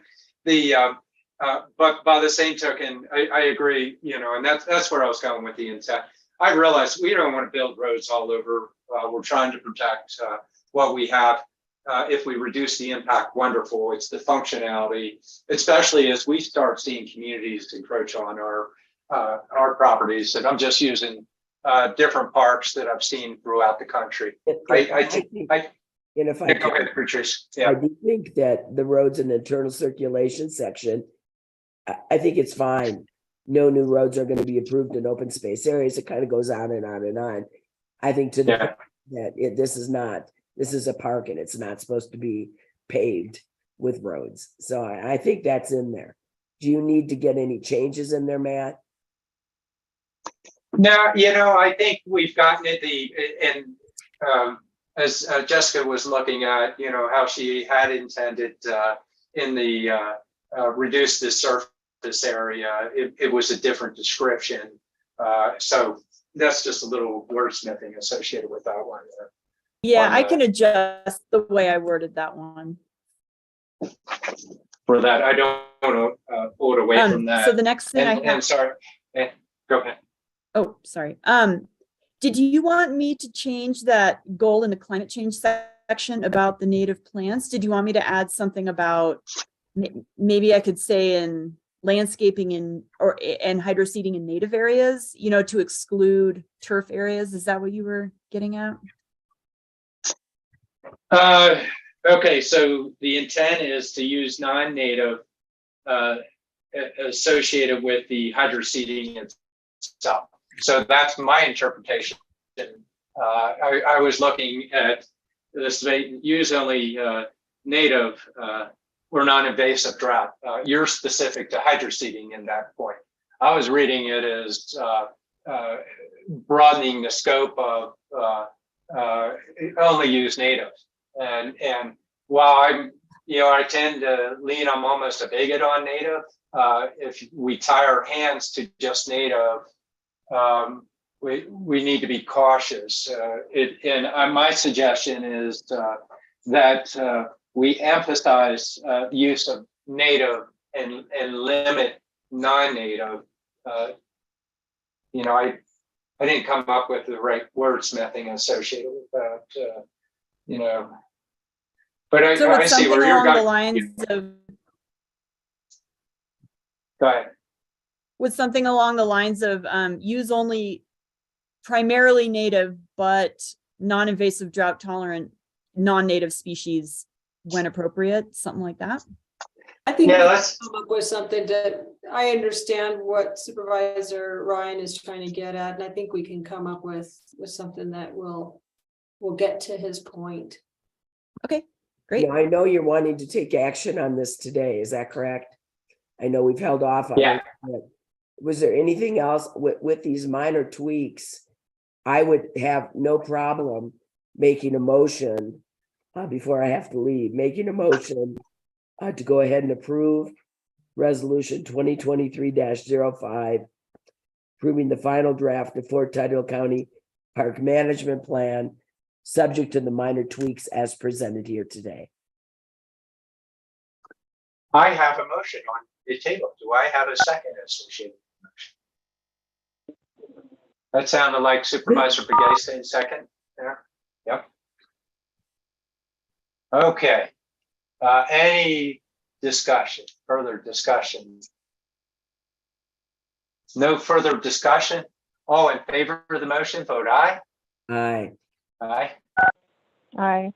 Aye. All right. And yeah, thank you, Patrice. Thank you. Yeah. Feel better. And just to say, Jessica, you did an excellent job. You and everybody else that worked on this, but really appreciate your focus.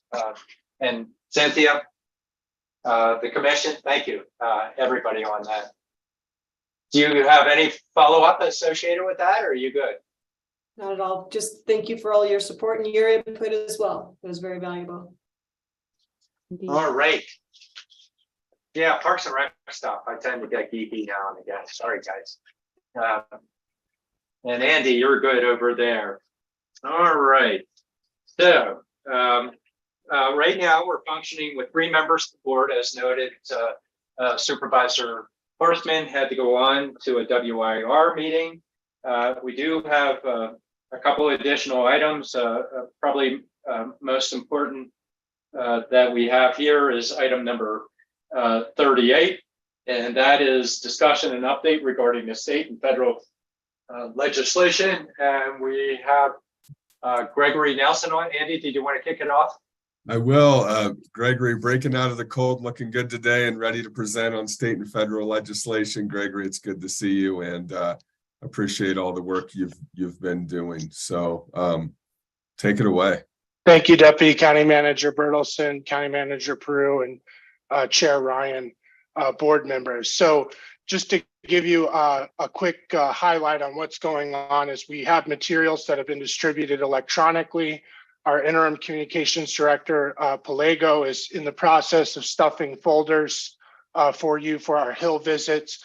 We have a few outstanding meetings that we're still waiting on confirming with Bob and Anna, but we're in lockstep in terms of developing that package going forward into DC this week.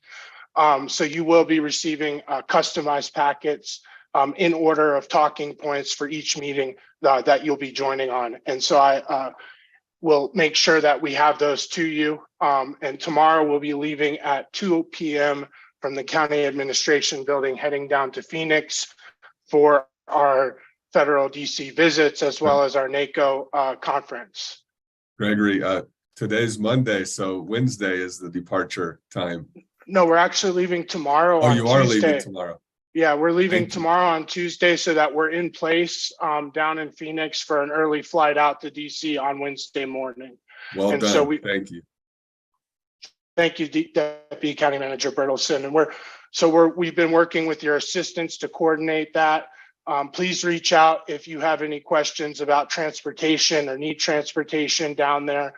We want to make sure that we're providing that to you and making sure we're in lockstep. So just to go over, we do have 3 interim resolutions that you presented, that we presented to you during December's board meeting before Christmas that were approved, a joint resolution with Greenlee County on forest restoration and county partnership, a drought in the Colorado River watershed resolution, and then a post-wildfire community support resolution. Mr. Breckus, who's joined our team, is presenting those with Chair Horstman right now in the Public Land Steering Committee initial call. And so those will be before the Public Land Steering Committee at NACO, where Chair Horstman will take those on. On the federal side, Supervisor Ryan, I know that the issue of pozzolan mining on Bill Williams Mountain is significant now in your district. We've drafted a letter for consideration for the board and circulated that over the weekend. Right now it is drafted for signature by all 5 board members to show a unified front along this issue. And the major contention within that letter is that we are not opposed to pozzolan mining in general. However, we oppose pozzolan mining in the sensitive location on Bill Williams Mountain due to a variety of concerns, such as its status as an eligible traditional use property, cultural and traditional use property, a sacred site, a recreation corridor, and our forest restoration investments, as well as findings in our 2017 J.E. Fuller that this is one of the most vulnerable areas to wildfire and post-wildfire flooding within our county. So I can pull up the letter and I'll stop there and answer any questions. All right. Actually, us and additional to that, it also is a watershed to City of Williams, but they're noted in the letter. This is the chance to check in with the board members. Is this okay that we proceed with this letter on this? You've already had a chance to review it. Is it okay? Reach out. I'll go to Supervisor Begay first, and then I'll go, oh, there's Supervisor Fowler. I'll go to Supervisor Fowler first. Whoever's fastest on these buttons. All right. Yes. Hope you muted yours. Now you're off mute. Yeah, it's fine. Thank you. Okay, great. Thank you. Supervisor Begay, is it okay?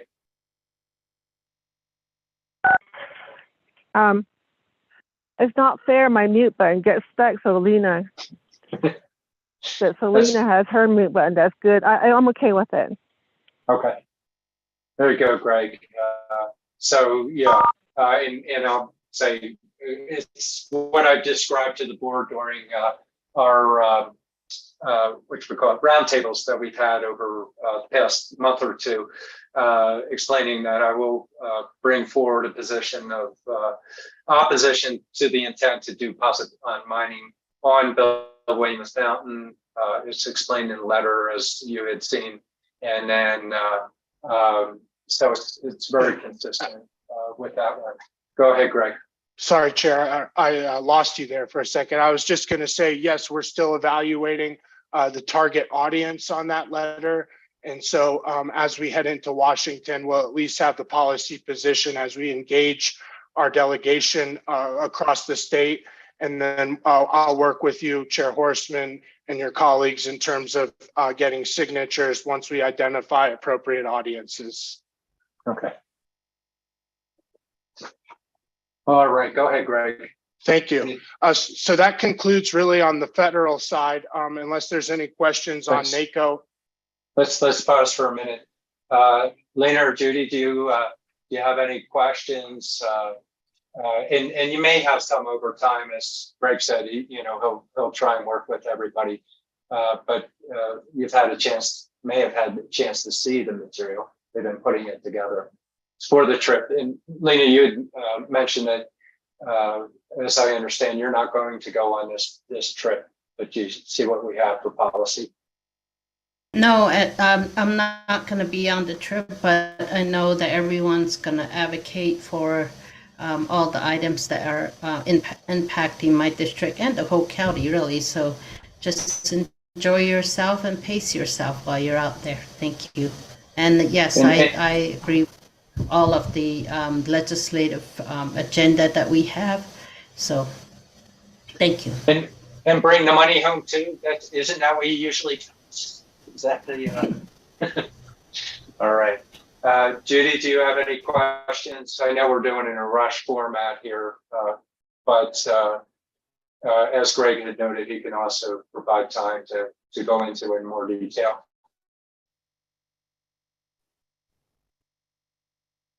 And I know your pause button is getting stuck out there. There you go. No, I don't know what's wrong with my button here. No, I don't have any questions. I've taken a look at some of the items that was put together, so I don't have any questions. Okay. Thank you. Okay. There you go, Greg.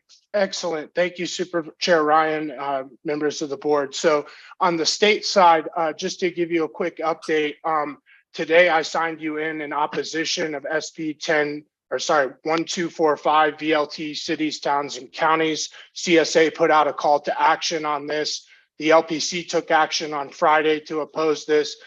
This would significantly impact our revenue by shifting VLT to transportation, completely restricting our abilities.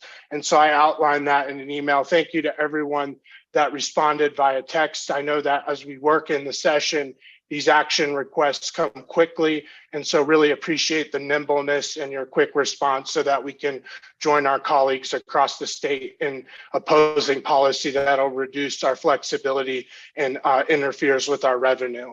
So also just last week, in terms of the aggregate expenditure limit, the House Education Committee voted to advance Representative Cook's HCR 2001 to lift the spending cap on schools for another year. I know I had provided an update from Superintendent Mango Pageant by email. This is very concerning to our schools in terms of this issue. So that is moving forward.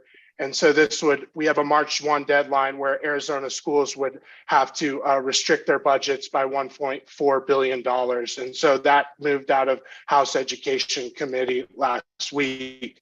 In terms of bills for discussion, Cynthia Nemeth has reached out, Director of Parks and Rec, on a very good bill and is requesting our support. It's SB 1224, State Parks Lottery Heritage Fund. And this basically, of the monies remaining in the state lottery fund each year, each fiscal year, after a list of statutory appropriations and deposits, it would deposit $10 million, an increase of $5 million into the Arizona State Parks Heritage Fund. And this has been a very important program that has provided us with grant funding. For example, we have a $164,000 grant for sewer and parking lot project improvements. And so this bucket of funding has provided significant benefit to our county. And so we would request your support on this. Okay.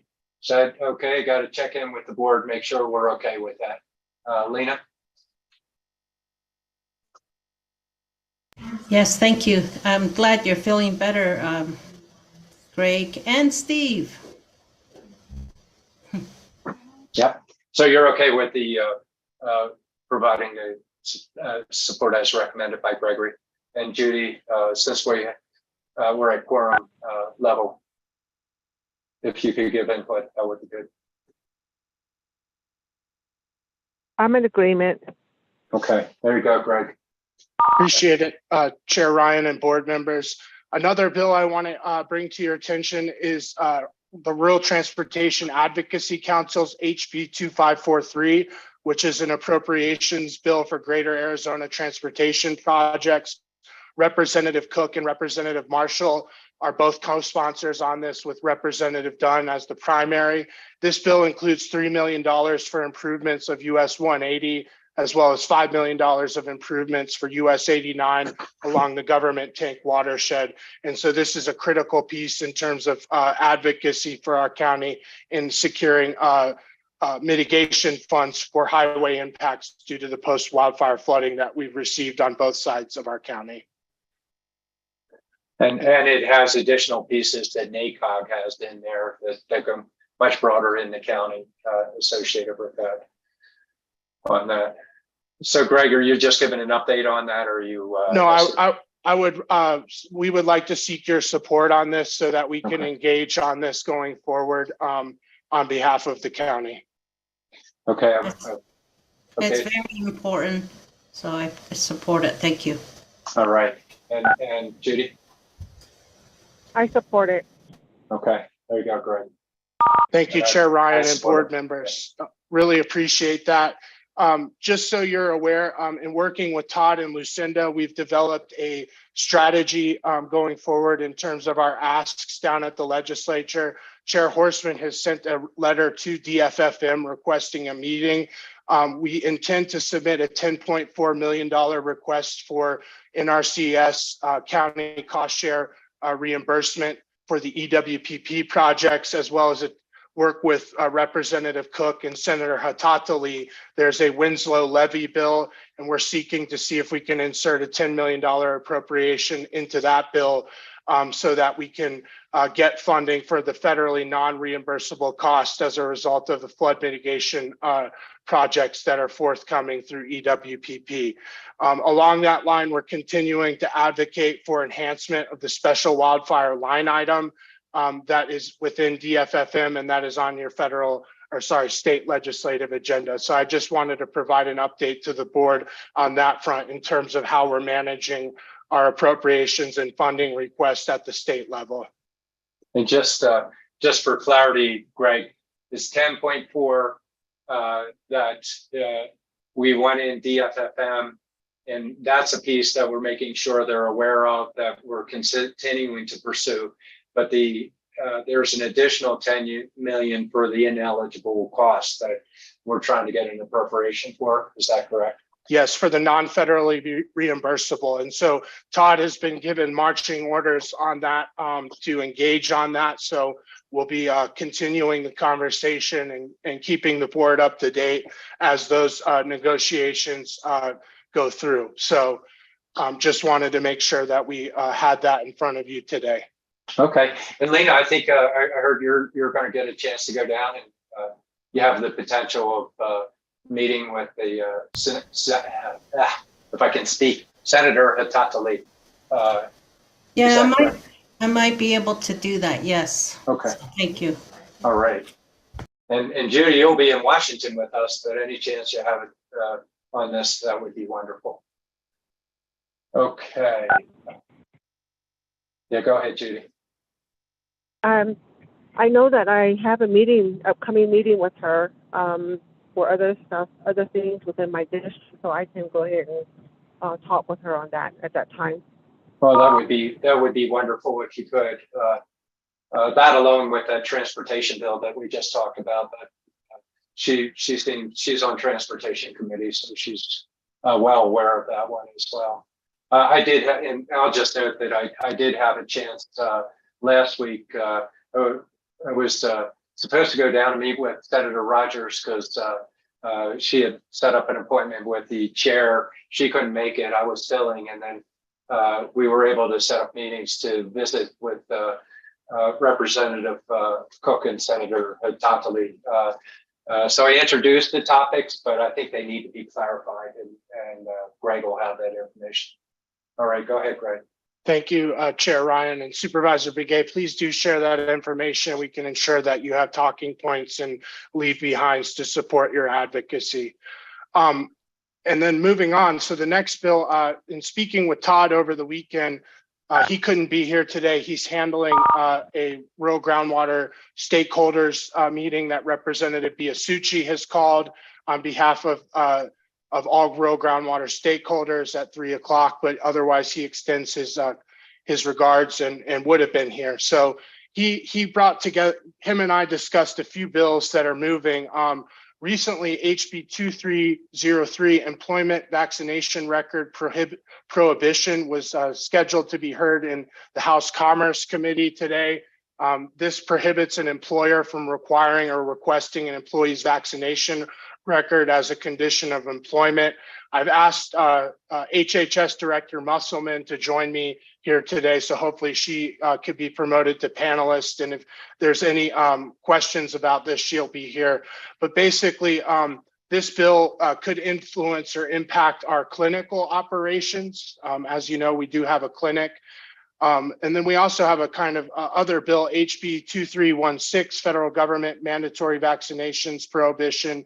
This was also scheduled to be heard in the House Health and Human Services Committee today at 2 p.m.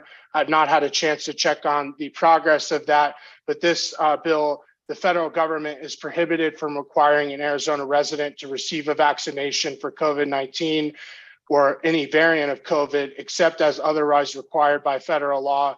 And it prohibits any government entity in Arizona from requiring a vaccination for COVID-19, and it applies to a healthcare institution that is owned or operated by a government entity.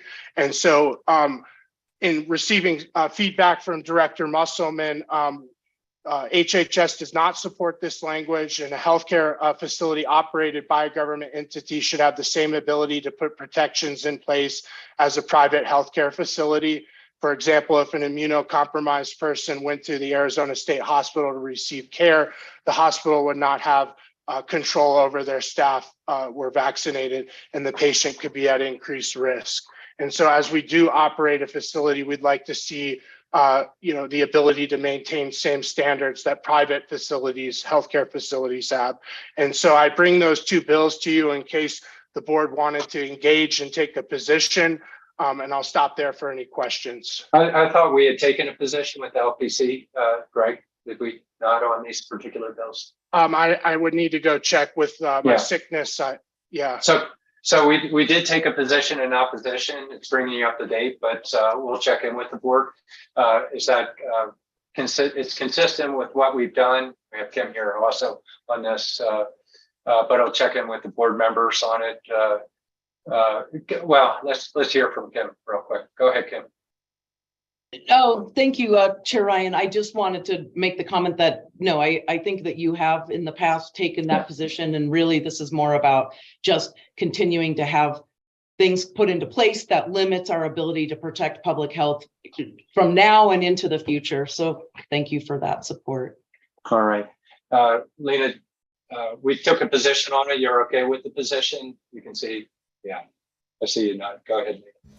I am, and I'd like us to stand firm on this. Thank okay. You. And Judy? Yes, I am. Okay. Agreement. Yeah, we're trying to have your back there, Kim. All of our back. We need good health practices, etc. All right. Chair Ryan, just as a note, these two bills were not in LPC, so LPC has not taken a position on these two, which is why we're bringing them forward today. Okay. And there you go. You just heard from two board members, and yeah, I'm definitely there too on that. Okay. Thank you, Supervisor Ryan. Thank you, Director Musselman, for joining today. Really appreciate your time. The next bill is SB 1306, which is a local groundwater stewardship area bill that is being brought forward by a coalition of stakeholders across the state of Arizona. Chair Horstman has been actively engaged in these discussions working with the rural groundwater stakeholders group. This bill would basically permit a board of supervisors to establish a local groundwater stewardship area in groundwater basins, subbasins, or portions of those basins if a list of specified conditions exists, including that the groundwater use exceeds the recharge rate. It also allows the director of the Arizona Department of Water Resources to designate an area that is not within an AMA as a local groundwater stewardship area if the same conditions exist. And it establishes a process for the Board of Supervisors and the ADWR to designate this. So a local groundwater stewardship area, or how they're abbreviating LGSA, is required to be administered by a 9-member board or council, and those powers are specified in the legislation. Ron Doba has taken a lead as coordinator with CPWAC and also as the Northern Arizona Municipal Waters Users Association in facilitating these stakeholder meetings. And so I bring this before you today because it's consistent with our groundwater resolution that the board advanced heading into the CSA summit. And it also is consistent with our legislative agenda in terms of bringing forward new tools in the toolbox to provide local communities with authorities to look at and understand local groundwater use and propose solutions to that use within and according to local community needs. So I'll stop there for any questions and open it up. Thank you, Mr. Chair. Okay. And Greg, yeah, I thought we took position on this. We did in the past during CSA stuff, but this is the bill itself, and the whole idea is it's just a new tool in the toolbox. It's permissive. Want to check in with you, Lena. Are you okay proceeding with support? I just hope we do get some tools, and I'm glad that Ron Doba is taking the lead on this, and CPWAC is involved in it. So, thank you. Okay, and then Judy. Yes, I'm in agreement to move forward with this. Okay, and I am also Greg. Go ahead. Thank you, Chair Ryan. And yes, the bill was just dropped last week, so we have a bill number, and that was the intent in bringing it forward. Okay. Another bill that you have not seen in LPC is HB 2372, which is Colorado River Water Transfers Limit. It's a Representative Biasucci bill, and it prohibits any fourth priority Colorado River water available to satisfy those requirements to bring delivery to any other county besides those adjacent to the western border of Arizona. And I wanted to highlight that just in case for your edification. I'm not necessarily recommending any position on it, but just wanted to highlight that bill was out there in terms of this issue in terms of the Central Arizona project. And it allows continued transfers to Central Arizona project, but not to any other entity. Okay, any questions on that one? Greg's just bringing it up for our monitoring, I guess, at this point. Is that correct, Greg? Yes, sir. Okay. Not seeing any questions at this point, but you're going to keep us up to speed to see if it even gets traction. Absolutely, and it has not been assigned to committee as of yet. And then finally, the last two bills I have for you today are two very important bills. They're both appropriations and creations of new funds. They're HB 2540 and SB 1207. And it's the Fire Incident Management Fund appropriation. The House bill is sponsored by Representative Grantham, and the Senate bill is sponsored by Mr. Gowan. This would establish the Fire Incident Management Fund to be administered by the state treasurer, and it would be used to provide hardware and software to enable statewide deployment of a secure incident management platform to fire and law enforcement agencies. And so it would appropriate $12.2 million from the general fund in FY24. And so I am seeking your support of these. These are two very good bills in terms of the issues that we've been seeing across the county, and wanted to bring them forward. Lena, recommendation of support. And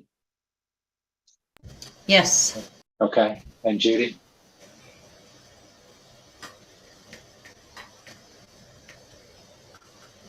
Yes. Okay, and yes, Yes. from me.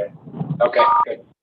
Excellent. Well, I really appreciate your time. I know, just wanted to say thank you for the time to come up forward with these bills today and for a good discussion and positions. And we're set up well for NACO. And thank you very much for your time. That's all I have. All right, thanks, Greg. Thanks for all your hard work, and yeah, rest up, get ready for this big travel. Thank you, Chair Ryan, and members of the board, County Manager and Deputy County Manager Bertelson. Really appreciate it. Okay, next up that I have on the agenda is discussion and review of items related to the planning calendar. Steve?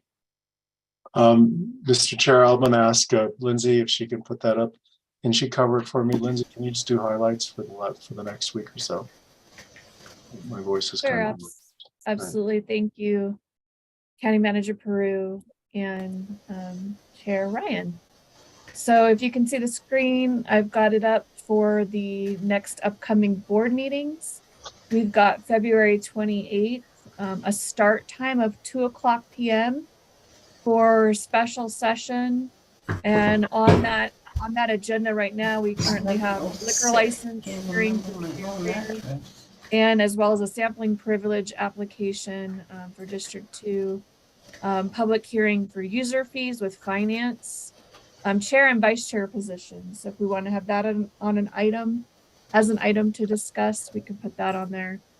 And then the short-term rental fee, there's an item on there included in the user fees. I am aware, Supervisor Ryan, that you will not be at this meeting, so I've noted that over here to the side. Yeah, just quickly before you go on, Lindsay, and you know, that one's been a really important one to me over time. I'm going to talk to the chair and I'm just going to provide comment. I know I can't carry a vote. I'll be out of country, so I won't be able to vote on it, but I'll give her a quick synopsis of my intent to support all the efforts we've done with that, just so you're aware of it. Okay, go ahead, Lindsay. Okay. And then we've got 3:00, 90 minutes for the presentation and discussion on the fiscal year 24 budget building block. Specific item is economic update with Alan McGuire.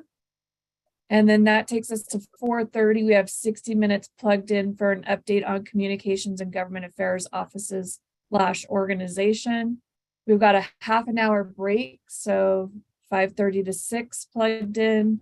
And then at 6:00, we have the public hearings for the vehicle weight on Cokefield Road and Silver Saddle Road with Public Works, and then a hearing for the short-term rental ordinance with community development. And so that chair has requested we not add any more items to this. It's going to be a full meeting as it is. And then looking ahead in March, we've got March 7th, a 10:00 start time for consent and action items, roundtable heavy at 11, 1:15, a comprehensive plan update, and 2:15, presentation and discussion regarding budget specific to mandates and ARPA update. And then also that afternoon, we have finance community partner updates with finance. And then March 21st, again, we will not have a board meeting that second week of March because that's where spring break falls on that week. So the evening meeting will be on the third week of March, March 21st. And we have consent and action items plugged in, community development hearings, if we have any, and then again, a 7:00 community partners update for finance.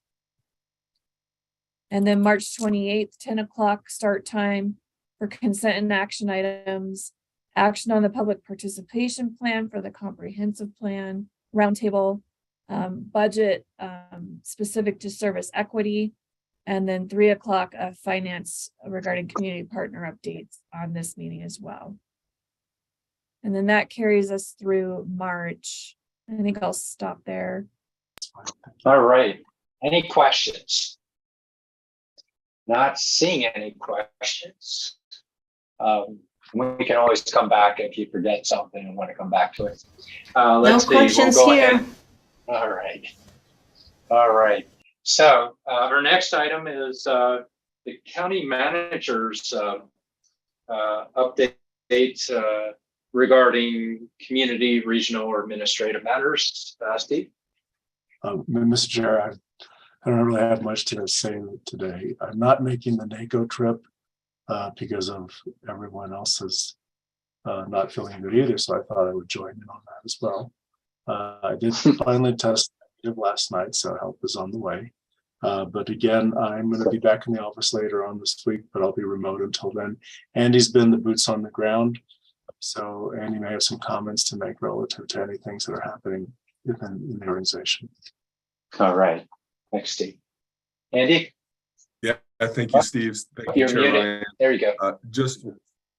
Just want to say thank you to Government Affairs. I know that people have been balancing, keeping them. Can't hear me?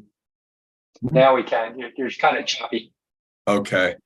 People have been balancing keeping themselves healthy with at the same time getting the work done for our legislative advocacy, both at the federal and state level. So I want to thank Gregory and Keith and the communications team, Joan, Stephen, Corey, Brian. It's been all hands on deck. And so I think that just speaks to the strength and the power of Coconino County, where we continue to forge ahead, as Gregory would say, while at the same time making sure that we're keeping our health, giving attention to our health. So thanks everyone for that. Parks and Recreation, a big day today for Parks and Recreation. Supervisor Ryan, I know you have a lot of comments on the plan. I think we can continue to have those discussions and really appreciate that, and appreciate you reading the material thoroughly, and as well as the discussion about the Frontiere property. It's been something that we've talked about as long as we've had the property in our holdings. And again, we're just very fortunate to have the property in our holdings.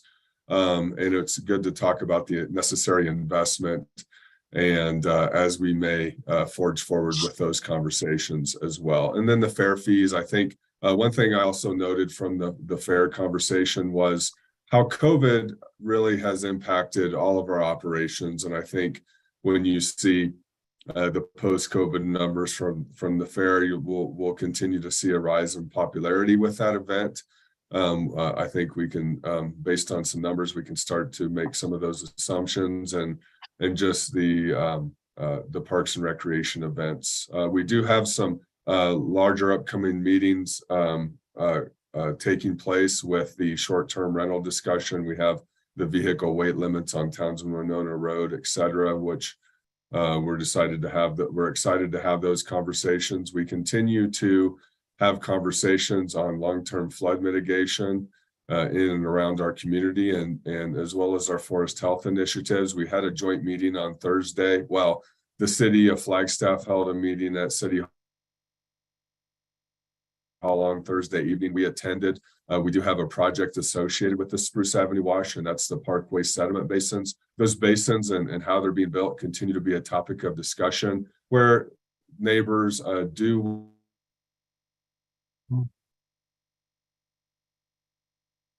Oh, we lost it, Andy. want to see, and the community does want to see flood detrimental to their community. Lost me again? I'm You're sorry, back. guys. You're back. But not in a way that's detrimental to the. Okay. Yeah, it says my internet connection is unstable. So my internet connection, I think, is linked to all of our the health instability that we faced the last week. So, but just some really healthy discussions with our communities, and I think that's important with going forward with the democratic processes. We did have a record-setting snow event for January, and I think it speaks to the strength of Coconino County and all of the crews. We know what the issues are going forward. We'll continue to try to address those with our, and Steve spoke to this, with our, and Erica, with our compensation plan, and ensuring that we have boots on the ground, frontline workers that are capable of providing those frontline services. And at the same time, looking at what our shortcomings might be in our operations and how we can continue to improve upon those. With our retirement, we saw a wave in some of our frontline service workers with the generation that has been able to experience retirement. what's the next generation look like, and how are we training that next generation? So really value that. And I want to give also a recognition. Mark Christian retired from emergency management. He had a long-standing career with our sheriff's office. And thinking about the stability that Mark brought both to the sheriff's office and to emergency management and all of that we've gone through, if we think about our communication protocol, our protocols for flood director on duty, Mark has had a lot to do with that. And I think we've taken for granted how far we've come and where we are today. We're not perfect. We do have some imperfections, but I think Wes and team continue to evaluate those gaps in services and gaps in communication with our partner agencies. And we continue to work on that. So we're going to miss Mark in those efforts. As Gregory would say, we continue to forge forward and wishing everybody good health. The second floor has been a place of activity with, and we've done a good job today keeping distance from one another, and but at the same time ensuring that the core of our operations is intact. So we also we may be in the future. Sorry, Steve, if I overstep on this, but a joint City of Flagstaff Coconino County meeting. We're not sure how that's going to look, but possibly March. And so we need to get with our respective clerks' offices on the planning of that joint meeting. A big part of that is our community plan and processes and the public participation requirements associated with that. So that's something else that's happening in community development with that planning process and all of the input. I know Supervisor Ryan, you've been active with that, and I know Supervisor Vasquez has gotten involved as well, and Supervisor Horseman. So that's a big effort that's taking shape as well. I'm sure I'm missing several things we could continue to talk about, but we really appreciate the advocacy that we're moving forward with both at the federal and state level, and we'll hold Coconino County stable as we have folks off doing the good work of our county. Yeah, probably one to add to it, Andy, is and you had noted the work that our Public Works Department has been doing for these really unusual snows. And so the unfortunate thing is it's locked in and frozen up things. So typically it would melt off, but we're not getting them out. And so for people out there, appreciate their understanding. It's not like we can go and just move these big barriers out of the way. We have to count on the weather to help us out for it. And for those folks, particularly in my district, but in some other districts, please don't park your car to block the plowing operations on our streets at the edge of your driveway. Those are situations that if we have to, we can raise it to a higher level, and we don't want to go there. We need people to help us out clearing our roadways. Supervisor Ryan, thank you for that. And you and I actually spoke on Saturday, and I was able to break 2 shovels on Saturday, chipping away, and I should have gotten the garden shovels out like you had suggested, but I was stubborn. Imagine that. And so that snowpack and that ice pack is super significant with those berms, and really caused us to think about are there any services that we can provide going forward? So something to think about, and something as we go forward with those that might have a special needs circumstance or a level of disability that's difficult. So we'll keep that in our thought processes. And also with our major snow events, it has caused winter visitation to be up. And it really is working to find that balance with our local recreational activity and folks that like to get out cross-country skiing in some of those areas, but at the same time, the parking dynamic that creates and the demand for winter snow play. So with the weather, and we've been very fortunate, we're happy for our water tables, but we as humans that live here, and especially in our positions, have to continue to manage our community through those events. All right. That's update from county manager's office. For the board members, we're at roundtable, and actually I was thinking, it's a amended, it's a short roundtable, but a chance you're all busy, a chance to give a quick update on what's going on. And I was thinking, just why don't we reverse order, just go with Lena and move down to Judy, and I'll finish up with my stuff if you have anything. So reaching out to Lena, Supervisor Fowler. Takes a while to get off mute too. There you go. There you are. Hi. And thank you, Andy, for it's just been so busy, huh? With all the events and just I don't know if it's just, there's just been like just one meeting after another, and then there's we're picking up things that we were doing before COVID, and now more in person. We're trying to do some of those now, and this is on our, so with District 5, I just want to thank the Navajo operators, or on Navajo Nation, I should just say operators on Navajo Nation. I know that our operators throughout the county has been really working on roads and just making sure it is safe for people to travel on, and it has taken place as well on Navajo Nation. So just want to just give a shout out to all of them. They're so dedicated and making sure that they're getting it all done, and coordinating with other operators and in these areas. So and then I'm not going to go to DC. I'm going to stay. I do have meetings at the state legislators instead of going to DC, so I'll be doing that. We have our ham radio project that is still ongoing. We also have the transition to a new economy. I kind of have anyway, with the NGS shutdown, we still have the after effect of that. Things were really rolling prior to the pandemic. We're picking those things back up and having our meetings again.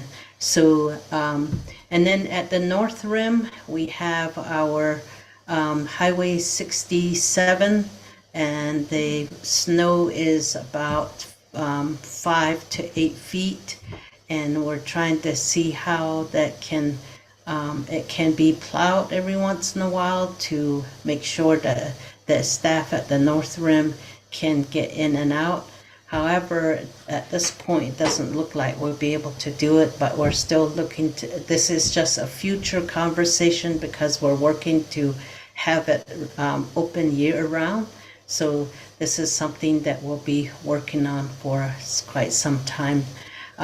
We continue to we're starting to meet with communities again, which is so needed. We've been Zoom or else by phone calls, and that's always difficult. So we're now trying to be out in the community more.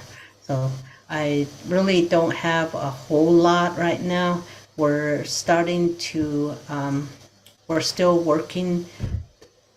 So anyway, that's where I'll end for now. Thank you. Chair Ryan.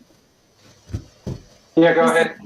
Just so you know, Supervisor Begay got bumped out, but she is on my cell phone and I have her on speaker so she can hear you, and I can unmute when she needs to speak as well. And that was Lena finishing up her report. Steve, were you saying something? No. Okay. It was Andy. Go ahead, Chair Andy. Ryan, I just want to say a couple of things. Supervisor Fowler, we continue to work on the coal impacted communities initiative. So thank you for mentioning that.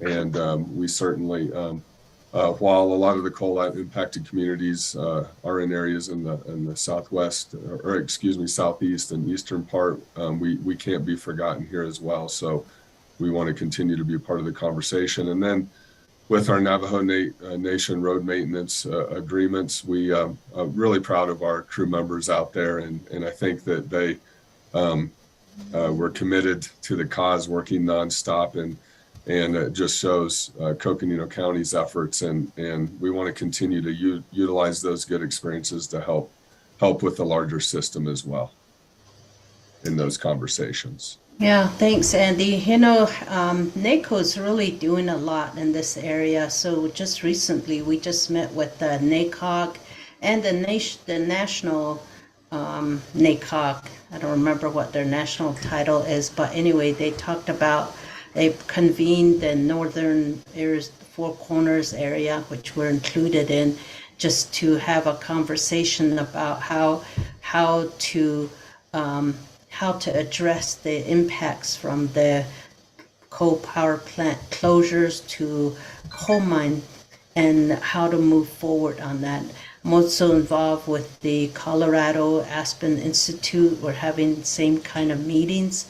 And then we have NACO BREC application, which we submitted. We should be hearing about that here soon. So there's all kinds, it's not just one organization, there's multiple that we're working with. So hopefully we'll be able to, and EDA is involved in all of them, and we keep saying, EDA can have funding, but if there's no way to access those because of maybe a nonprofit that is not there, maybe a lack of grant writers, there's a multitude of reasons, and they're really listening to that, and I believe they're hearing it from within all the meetings. And so just different voices bringing together those are very interesting meetings. So hopefully we'll be able to have more conversations on that. I'm starting to have meetings again with all the federal superintendents within our district. So it's been really fruitful. And then of course, working with the new Navajo Nation administration, we just have met with the Net Chamber of Commerce, and we had Tony Scarlanos, who is the Economic Development Director for Navajo Nation, who's the new appointment. He just presented to the group, and of course we provide the Zoom link for those meetings. So we continue to work closely, and we're all paying attention to the railroad, what is the plan for that, and what is the site plan. And every conversation, in these conversations, let's not do what redo of NGS. That one was a disaster. So everybody's doing the pre-planning, and NGS is an example of what not to do. And that is the foundation, and all the others are saying, okay, we're not going to do what happened over there. Let's do more planning here and make sure that we actually get the community involved. So we're the example of what not to do across the West, Montana, Utah, Colorado, everywhere. Everybody says, just don't do what happened at NGS. All right. And very busy. Sounds like great conversations. Thanks for the update, Rena. Next, we have District 4 with Supervisor Begay. Judy.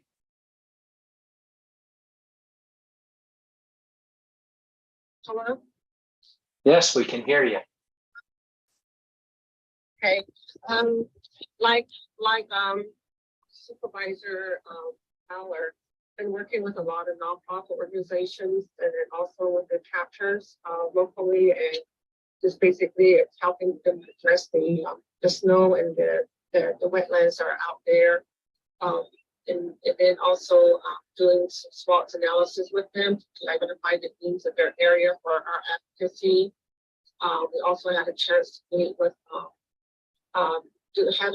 having dialogues with the new appointed division directors and getting some talking about student housing and veteran homes, and so we're doing that right now.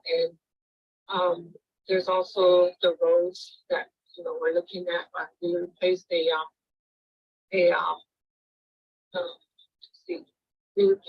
we're going to be replacing a cattle guard in Lee Moore for that needs to be replaced due to safety reasons. And we had 2 culverts that were installed in the Lee Moore area, and so that's the same thing that we're going to try and do where culverts are going to be needed on the reservation. And then of course we continue to look out for the south portion of our district and also the northern in between. So we are really busy with the chapters and administration that's coming on, nonprofit organizations, and all in the name of advocacy for them and pushing things like woods, food, and things like that. So that's what we've been really working with right now. And of course, attending other meetings that are ongoing. And so, but anyway, we've been in dialogue with Orlando Teller and Leroy Isha, 2 roads and through the J South. So we spoke to him South. So anyway, there's a lot on our plate, and we're trying to move forward as fast as we can. But it's just not enough time in the day. And I just want to also thank, lastly, that I want to thank everyone that has supported me and has sent me condolences, and also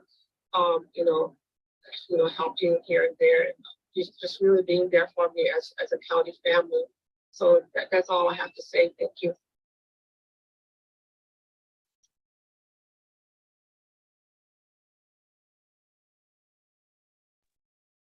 Thank you, Judy, Supervisor Begay, and our hearts are there for you.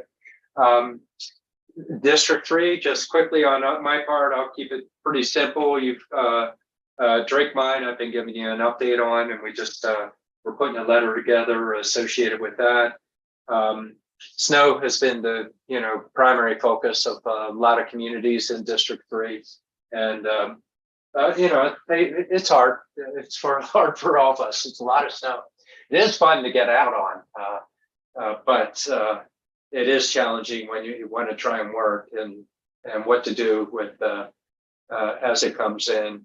In the meantime, let's see. Most of my focus is on these next trips. I've been focused on the legislation with Gregory, with Todd, and then we have this federal trip. We'll see who's coming, and for those that are there, we can fill in for those that can't come. But we're going to miss you guys that are coming, and we want you to take care of yourselves. So that's all I have for District 3. We can have a broader input later on. Lena, did you want to pop in before I close up here? Yeah, go ahead, Lena. Thank you. We received a 60,000 or so grant for trails to be mapping trails. I just want to announce that we started it. So our parks commissioner, Stephen, is and team. They're all volunteering. They're walking all the various trails and GPSing them. We're going to do a website and be able to get it on your phone and be able to walk. Part of this economic development and trends, trying to, is keeping, for one, have the community go on these nowhere to hike nearby. Go on these walks or just go across the county and be able to do that. And the other is having visitors come and be able to stay a little longer and say, these are your options. Here's some more things that you can do. We're able to visit with, went to Marble Canyon, visit with the Marble Canyon Lee's Ferry Lodge and Cliff Dwellers just this week, just to check in with the businesses as well. So thanks so much. All right. Sounds like a lot of good activity going on in District 5. So with that, any closing remarks, Steve? Yes, sir. Just to let you all know that Supervisor Fowler and I will be taking good care of the ranch while you guys are all gone. So You're our designated survivors here. leave it to us. We're fine. You know, we make some changes in budget here and there, but you know, Oh, you got it. 5. I've watched those movies. Yeah. Thank you, though. It's good. Appreciate it. All right. Well, for everybody, you know, from the board, we all appreciate all the hard work of staff, and thank you. It's not for me, it's from everybody in the board. We certainly do a lot of hard work going on out there, and gosh, we love our county. So let's go see what we can do in DC. All right. With that, I'll go ahead and adjourn the meeting. Thank you all. Take care. Be safe. Thank you. Enjoy DC.